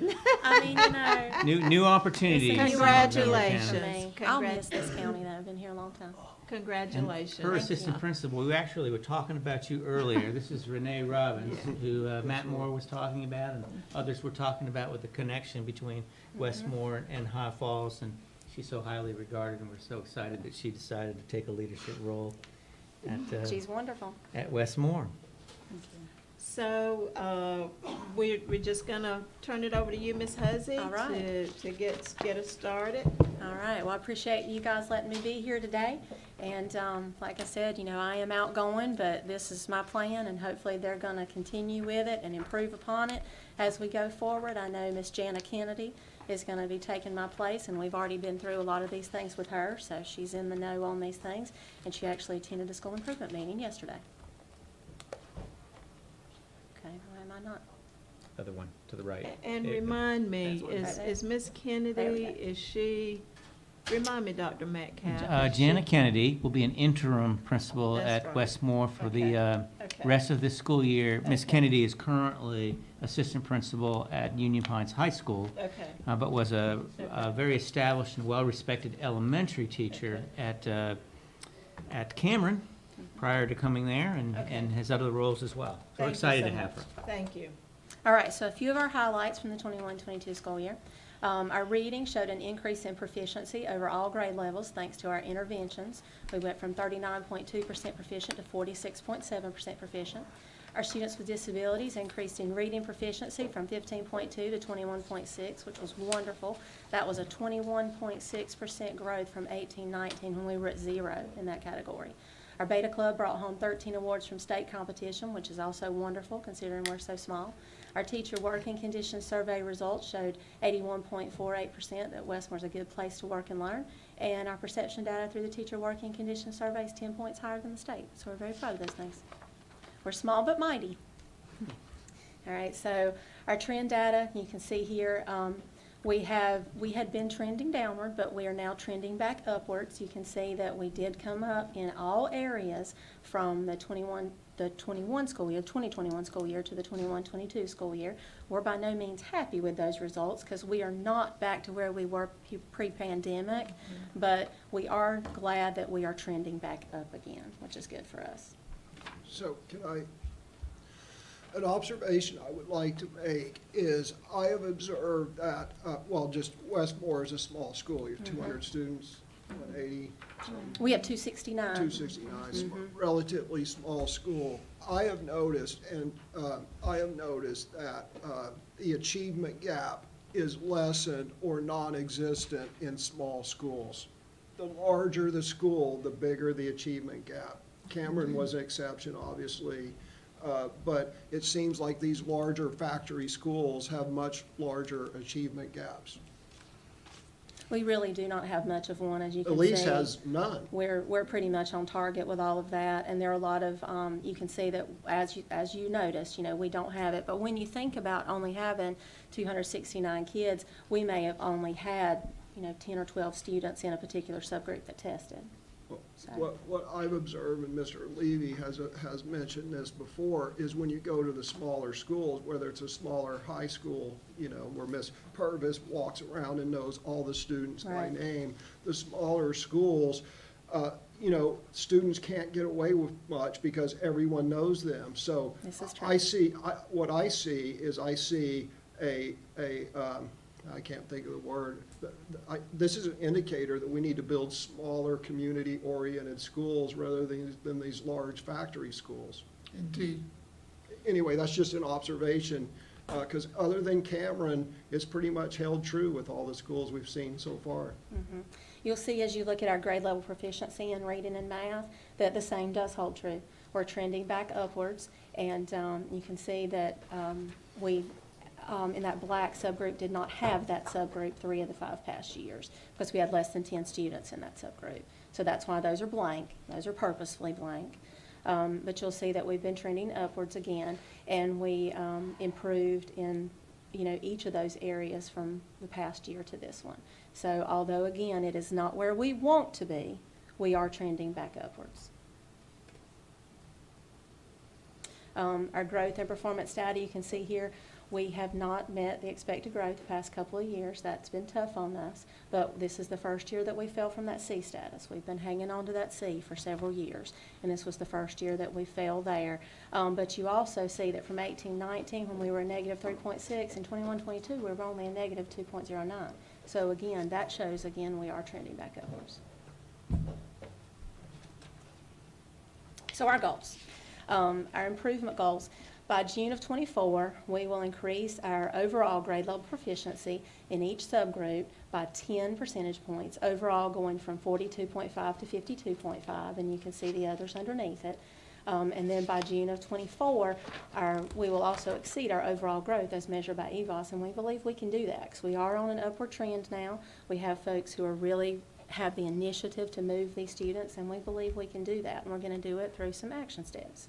But EVOS is the way the state does it, am I correct? Yes. It's not a different measurement? No. Okay, I just want to make sure about that. And our action steps that we're looking at are some intentional focus on common formative assessments. Now, that's not to say we've not been doing them. This is just to say that it's more intentional focus, because now we are having all of the teachers to input every common formative assessment that they are planning to do, so that we can take a look at them and help them to pull things that they may need. And we also put those results from those into the data trackers, which is down a couple of notches there, but also on there as an action step, so that we can see and each individual student and how they performed. Academic coach in math. We do have an academic coach in math this year that we are very lucky to have gotten. Nancy Paxton is our academic coach, and we're so excited about that one. She was from here. She worked at Sandhills, so she's worked with teachers, she's worked with students of all ages, and now she's working with our teachers all throughout the school, actually, but Donna didn't hear me say that, because she's supposed to be working with grades 4 through 8, but she is working with all of our teachers, actually, in math, and then our grades 4 through 8 students. So that is a steal. She's wonderful. She's been going in. She was co-teaching just this morning in a 7th grade class. So, yes. I have a question, and this is probably a question for Mr. Metcalf, but academic coaches. So what exactly do academic coaches do? I'm very good at passing the. Yes, the delegations. Yes, part. I've got that down. This, the money that they're referring to, that you've heard several principals mention, we wrote a grant. It was a very quick turnaround. Back in June, DPI released a grant, and it's under PRC 189. And it was a math enrichment grant to be utilized during the school year. And in July, we went to a conference to really have conversation. They wanted out-of-the-box thinking, things that impacted directly in the classroom. You could do programs, but they were looking for innovative, and we were actually recognized for our plan being so strong, because in our plan, we wrote in to have academic coaches. If I want to improve math, again, I need another hand to have small group instruction. So when you heard her mention Nancy's working in those classrooms, that's exactly what this grant wants. So this is a pot of money we received, and I'm doing this off the top of my head, around $250,000 for this school year to put in, and what we wrote in the grant is one academic math coach in grades 4 through 8 is what the grant hit on. So in grades 4 through 8, one math academic coach per our K-8 schools. Yeah, so I'm confused as to what the academic coach does. Are they teaching our teachers to teach better, or are they assisting our teachers in the classroom? Assisting in the classroom. They're doing that small group instruction, pulling small groups of kids out to do intensive intervention. But it's like Nancy was co-teaching, and that's definitely something allowable. So she was teaching, and the teacher was teaching, and they were bouncing off of each other. So we have teachers and we have teacher assistants. Now we have a third entity called It's an academic coach. coaches. And this is a one-year grant. Okay, so. This will end, this money will end in this one-year grant. So each school received about 400 hours of this additional support person. Okay, so basically they're in-classroom tutors is a way to think of it. Great way of thinking of it. Okay, thank you. And the reason that I mentioned, if I may add, that mine is working with teachers as well is because currently I do not have an instructional coach, because this wonderful lady was my instructional coach and she was promoted to the AP position. So right now she's helping my teachers as well. Okay, so Now we have instructional coaches which help the teachers. yes. So we have so we have teachers and we have teacher assistants and we have academic coaches and we have instructional coaches who help the teachers. So instructional coaches are part of teachers' professional development, Yes, ongoing sir. professional development. Yes, sir. Okay. And they're called instructional support facilitators, and they serve our Title I schools. So in our district Title I grant, we write to have additional support only at our Title I schools. So, and they're split, a lot of times they're shared, because we have, I think now 10 Title I schools, but I only have 9 positions. And when Renee left me, we have been working to get that one hired, but they are instructional support facilitators. Is this all reflected in an organizational chart somewhere, or a table of organization or list of billets, positions? The main positions, the ones that are that are ongoing are. That would be in our Title I, the instructional support facilitator. So we have an organizational chart that shows all this? Okay, all right. thank you. Let me also tell you. Someday I'm gonna sorry. figure out all these people and what they do and stuff. It's, an organizational chart would be a benefit. But anyway, that's, Let me also tell you what my concern is. My concern is to learn whether, in terms of data, these people are efficacious. Or, in other words, are they, in fact, raising your academic scores? Because I know what's going to happen. This grant's going to run out. And in the budget, we're going to say, well, we've got to have money to continue this position.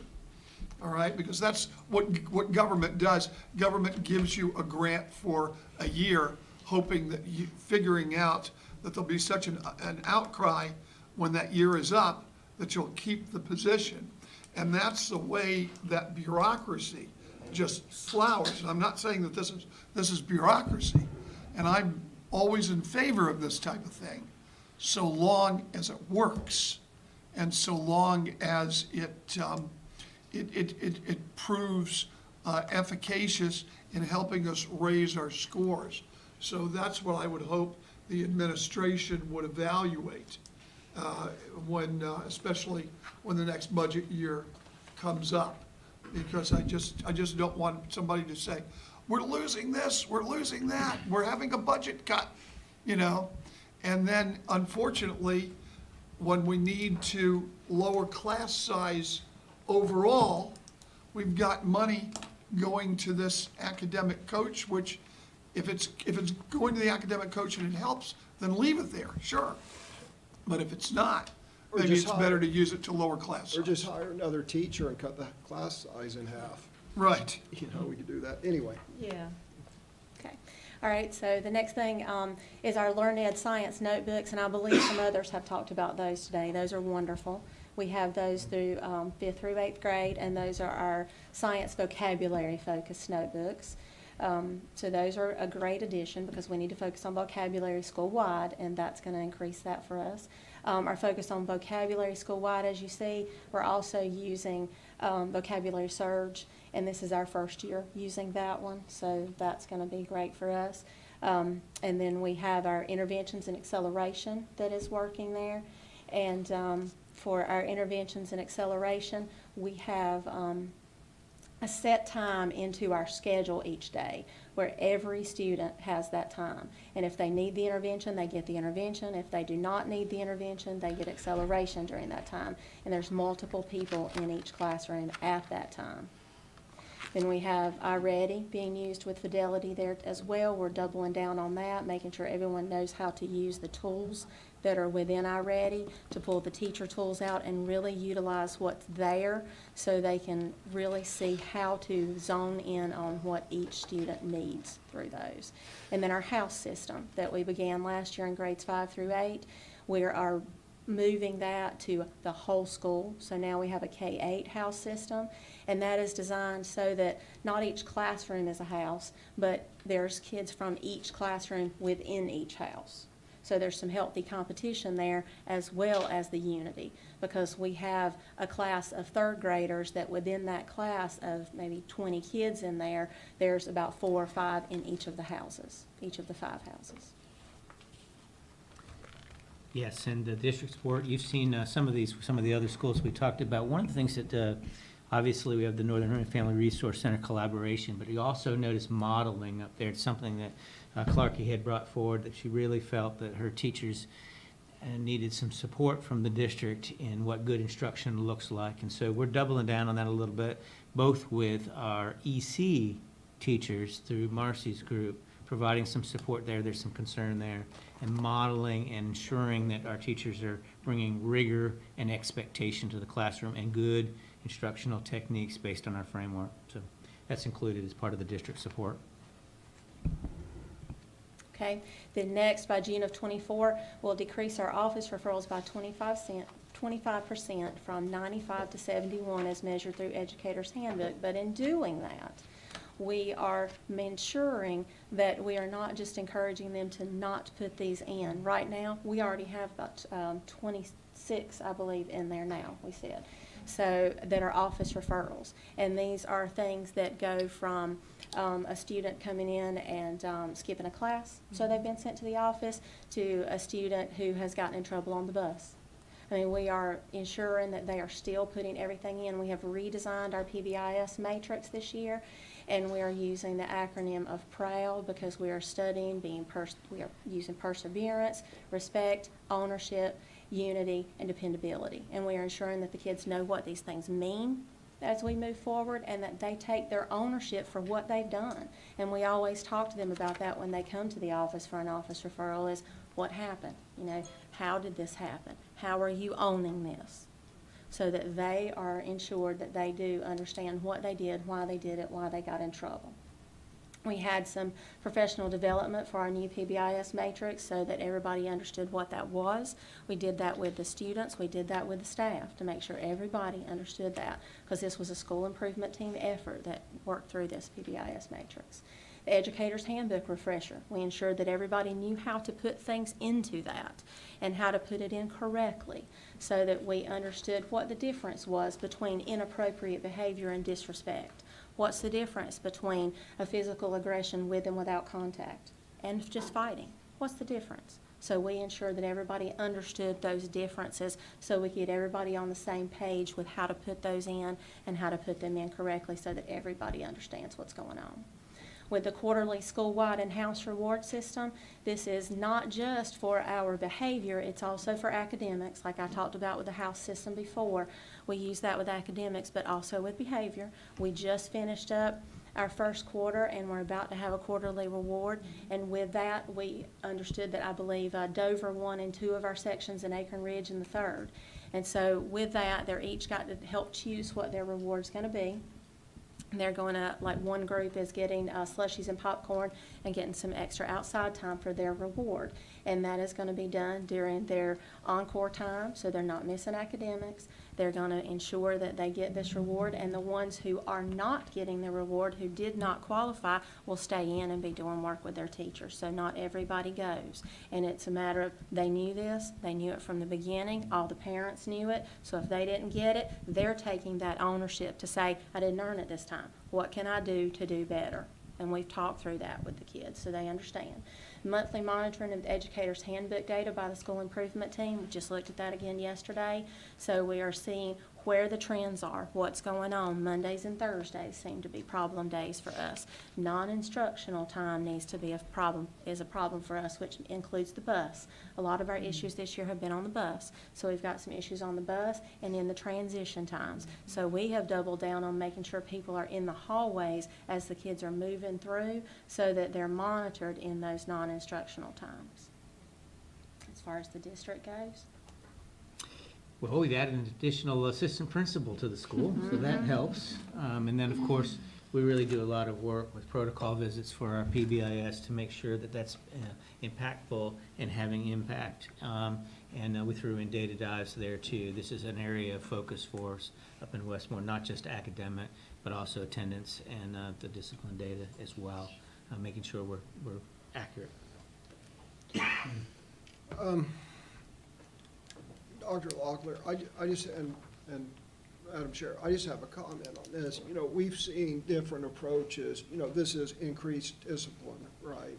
And we just need to, as a board and with the superintendent and his staff, come up with an appropriate metrics to measure for this. I have that in my notes as follow-up. Yeah, so anyway, I've got some ideas, we'll chat. You know. I have that because it's been a recurring theme. Yeah. Yeah. And it just kind of a standardized approach and Yeah. metrics across the schools who listed this is Yeah. basically, I guess, what I'm advocating. And I would not use the metrics of office referrals. Well, we can discuss the different ideas and whatnot. Okay, next. Okay. All right, so by June of '24, our school staff will engage in data-driven professional learning and increase instructional delivery effectiveness as measured by the school-created walkthrough tools. to do that. We're doing some monthly lesson planning PD with the staff to ensure that they understand exactly what a good lesson should contain. Making sure that we have everything from the frameworks included and that they understand exactly, step by step, what should be in that good lesson. So we have focused so far on ensuring that they understand how to break down the target. We did some of that last year. We enhanced that this year to make sure they understand how to break down that target, ensure that the kids understand it, because if the kids do not understand what they're expected to do and don't know the vocabulary, they can't do it. So we've made sure they're doing that with them. And we've looked at how to ensure that just saying you're doing small group doesn't mean that you are. You have to ensure that you actually are pulling these kids over to you and working with them in that small group on the components that they're missing from that lesson. And so that's what they're working with this year, is ensuring that when they pull the kids over to them, they have documented notebooks of things that they're working on with each student. So if Coy needs help in this or Sydney needs help in this, then they know exactly where they are, so their groups are very fluid and they know exactly where they can, what they need. And that helps that we are small, because we do see that and we can pull on that. Administrative and school improvement team walkthroughs, getting the school improvement team to do some walkthroughs too, so that they can see what's going on in the school and it's not just administrative. As he said, we've added Miss Renee Robbins to us. Last year administration was just me. So we want to make sure that the kids see all of us coming through, that they see the teachers coming through as well and understand that these are important people and that we're all looking for the same thing. It also helps the teachers to hold each other accountable for what needs to be going on in those classrooms. Discussion and feedback given to them within 1 week, so we try to get back to them as quickly as possible when we walk through the classrooms to let them know what we saw and whether we thought that was good or whether they need a little bit of improvement on some things. And we talk about how that could be done. Do they need support from us? Do they just need more time that we can help provide through some other means? Maybe we need to go in there more and help them. What do they need? Peer observations. Not just walkthroughs, but actually observations, so that they can see what each other are doing and again hold each other accountable for what they're doing, because they're seeing each other teach. That was hard for my folks, to let each other see them teach, because when you go in that classroom, you want to close that door and that's you. But when they see each other teach, they can learn from each other. We have some really strong teachers up there, and if they can see those strong teachers, the others can improve too. That's not to say that I have some who are not strong. I have some who maybe need some support because they're new in their grade level or they're new to the school, because we do have a couple that are brand new to us, BTs. So having that, we need to ensure that everybody gets that feedback and knows what they're doing from not just administration but from each other. And then increase staff capacity of the data analysis. Again, data has changed. We have so much coming at us from all these different directions, and the teachers are understanding how to do all of that by using all these different data sources. And in using that, they need to know how to read that data, how to truly interpret what's going on with those kids and hone in on them, not just depend on what the prior teacher said, but really hone in on that data and see where those gaps can be. And that's what we're working on now. New principal, new assistant principal, a whole lot of mentoring. So we'll double down with them on the non-negotiables, and in particular, the school improvement process, to make sure we're implementing it and monitoring it appropriately, and that the things that are in their plan and that we've initiated as well are happening to fidelity. One other question. iReady. Are you using that? Yes. How do you feel about it? A lot of other schools have emphasized that much more than I hear you guys emphasizing. Maybe it's just because, just wasn't just part of your presentation. It was earlier on one of the prior slides. We had it up there, and it is always one of the things that we do. It's one of the things that we also focus on in our intervention time. We use that in our intervention time daily. It's a big source of our intervention. I have a question. So I was having a chili dog at the Westmore Family Restaurant, which, in case you haven't noticed, is across the street from your school. Yes, sir. Big sign, Westmore Family Restaurant, like right across the street. Anyway, I was having a chili dog, and I had a conversation with a gentleman, and he made a comment. We just started talking about Westmore Elementary, And he made a comment, and I think he misspoke a little bit, but he said when they open up a private school, I think he meant charter school, in Ashboro, and you lose your top students to that competing school, how do you recover from that? So my question is, did they open up a charter school or some other school within like commuting distance of Westmore? And how would you characterize the level of students that left Westmore to attend that? Was it a private or charter school? That did happen. It's a charter school. There's Yeah. a charter school in Randolph County, and there's a charter school in Montgomery County that are both close enough to us because of where we are located within the county for them to travel to very easily. There are also buses running from those schools that have pickup spots, and yes, we did lose quite a bit of our students in the past few years to both of those schools. Our clientele has changed there at Westmore. We are not the school that we were even 5 years ago because of the fact of the kids we have lost and the kids that have moved in. We have a lot of transient students there right now. A lot of folks who come, we have some kids right now that were with us when they were small, have hopped around to at least 3 other Moore County schools, plus out of district, and are now back with us. So with that transiency that's happening, that does have an effect on our numbers, yes. So back to my, and I thank you for that information. Back to my original question, although I'm sure it was across a spectrum. You know, the students that were lost to these competing schools, the charter schools, would you say that they're on the leading edge or the trailing edge of the bell curve of students? I would have to say that it's probably some of all, because, you know, it's a matter of who has the capacity to fill out those applications and get in that lottery. And they do run a lottery up there. So everyone who applies may not get in. And so I would say it's across the board for the most part. I had never thought of that, and the reason why I bring it up, and I don't think I'd mentioned it to any of my fellow board members, is I had never thought of that. When that gentleman said that, he characterized it like, you know, the top, you know, it was the top students, or, you know, the leading edge students that tended to go that way. Of course, it's, anyway. And I had never thought of that, but that is something that we as a school district need to think about, because, you know, that's a reality. And it seems to me that, you know, the more motivated parents, the more involved parents, you know, that they would be the people who would tend to seek out, you know, different educational opportunities and actually take the effort to do it.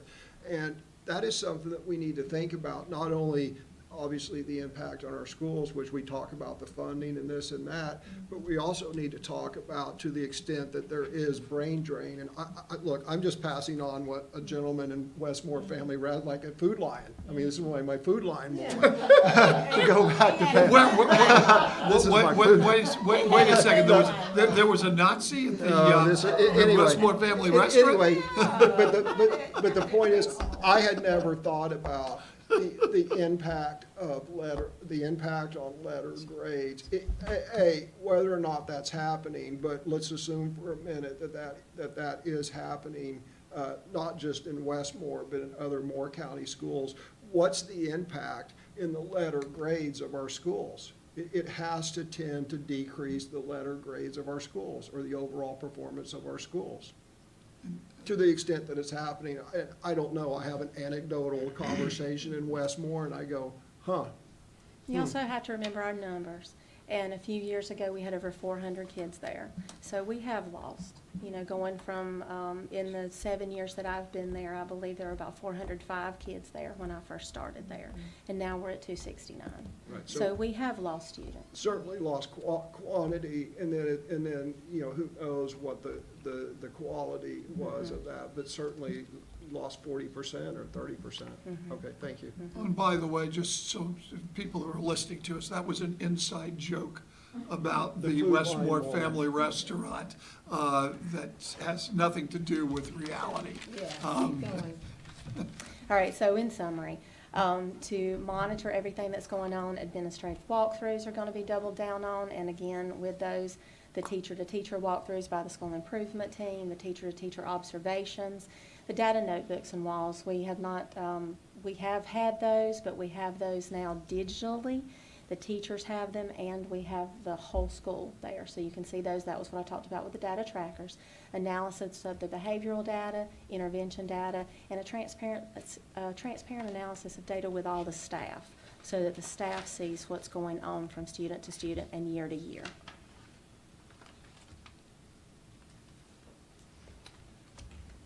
And before we see if there's any questions, Ms. Thompson, if I could, just, because this is the last time I think Ms. Hussey will be in front of the Board of Education Yes. in Moore County Schools. As you're aware, Montgomery County stole her away. She's going to be their new Director of Sexual Education, is that correct? That is correct. Is that the title they use? That is correct. So I just wanted to publicly thank Ms. Hussey for her service for many, many, many years to Moore County Schools as a teacher, as an instructional coach, as an assistant principal and principal. Thank you. Thank you for your service. Really appreciate that. Montgomery County is getting a great one. But also appreciate you began training a great assistant principal there.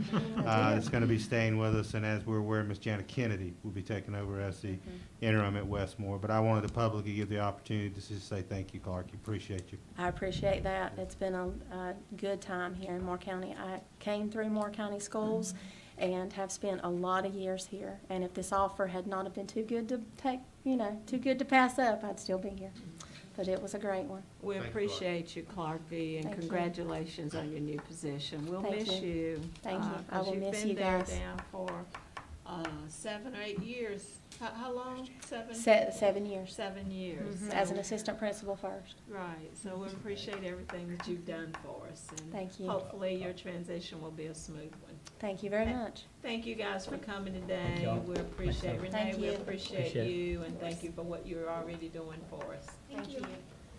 Thank you both. Okay, so at this time, Dr. Locklear, we are down to our next 3 schools, okay, which is Robbins, Aberdeen, and Southern Pines. And we feel like this is a good place to stop for Yes, ma'am. today. Yes, ma'am. Okay, and so, my question, for you and your team is, can we recess, this afternoon and pick back up in the morning at 9:30? I know I'm putting everybody on the spot, Dr. Metcalf, but, we feel like at this point in the day that we just need to. Yeah, each of the 3 principals are available tomorrow morning and are Okay. good to go. Okay. I have reached out to other board members, and I have at least one confirmation that they will be here with us in the morning, and I've already spoke to my colleagues here, and schedules are open. So if we could just recess, pick back up in the morning at 9:30, then right here, then our plan is to move along from 9:30, hoping that we can be done by 12:30. Stan, thank you. Okay. Any other comments or any other questions? Just want to thank Dr. Locklear and your administration for the very, very, very hard work that you've done. And I want to say that I think we've learned a lot. Absolutely. So appreciate it. Yes, sir. Thank you. And, Thank you for the feedback. And by the way, I do love going to the Westmore Family Restaurant. It is it happens to be best trout in town. Let me tell you Well, something. it's the only trout in town. In fact, it's a stretch to call it a town as much as I. No, but love it's really, try the trout. It is fabulous. That's funny. So we will, I don't think we'll need In lunch or fact, I think anything, it's a Cindy. school. We're gonna finish think it's up a town. around Pottery. 12:30, so don't worry about that part. And at this time, we'll just recess. Thank you, ma'am. Okay? Recess at 9:30 back here tomorrow here at the 9:30, central office. 9:30 in the morning, back here, you correct. at the One central caveat, if I win the lottery, I may not be here tomorrow, just full disclaimer.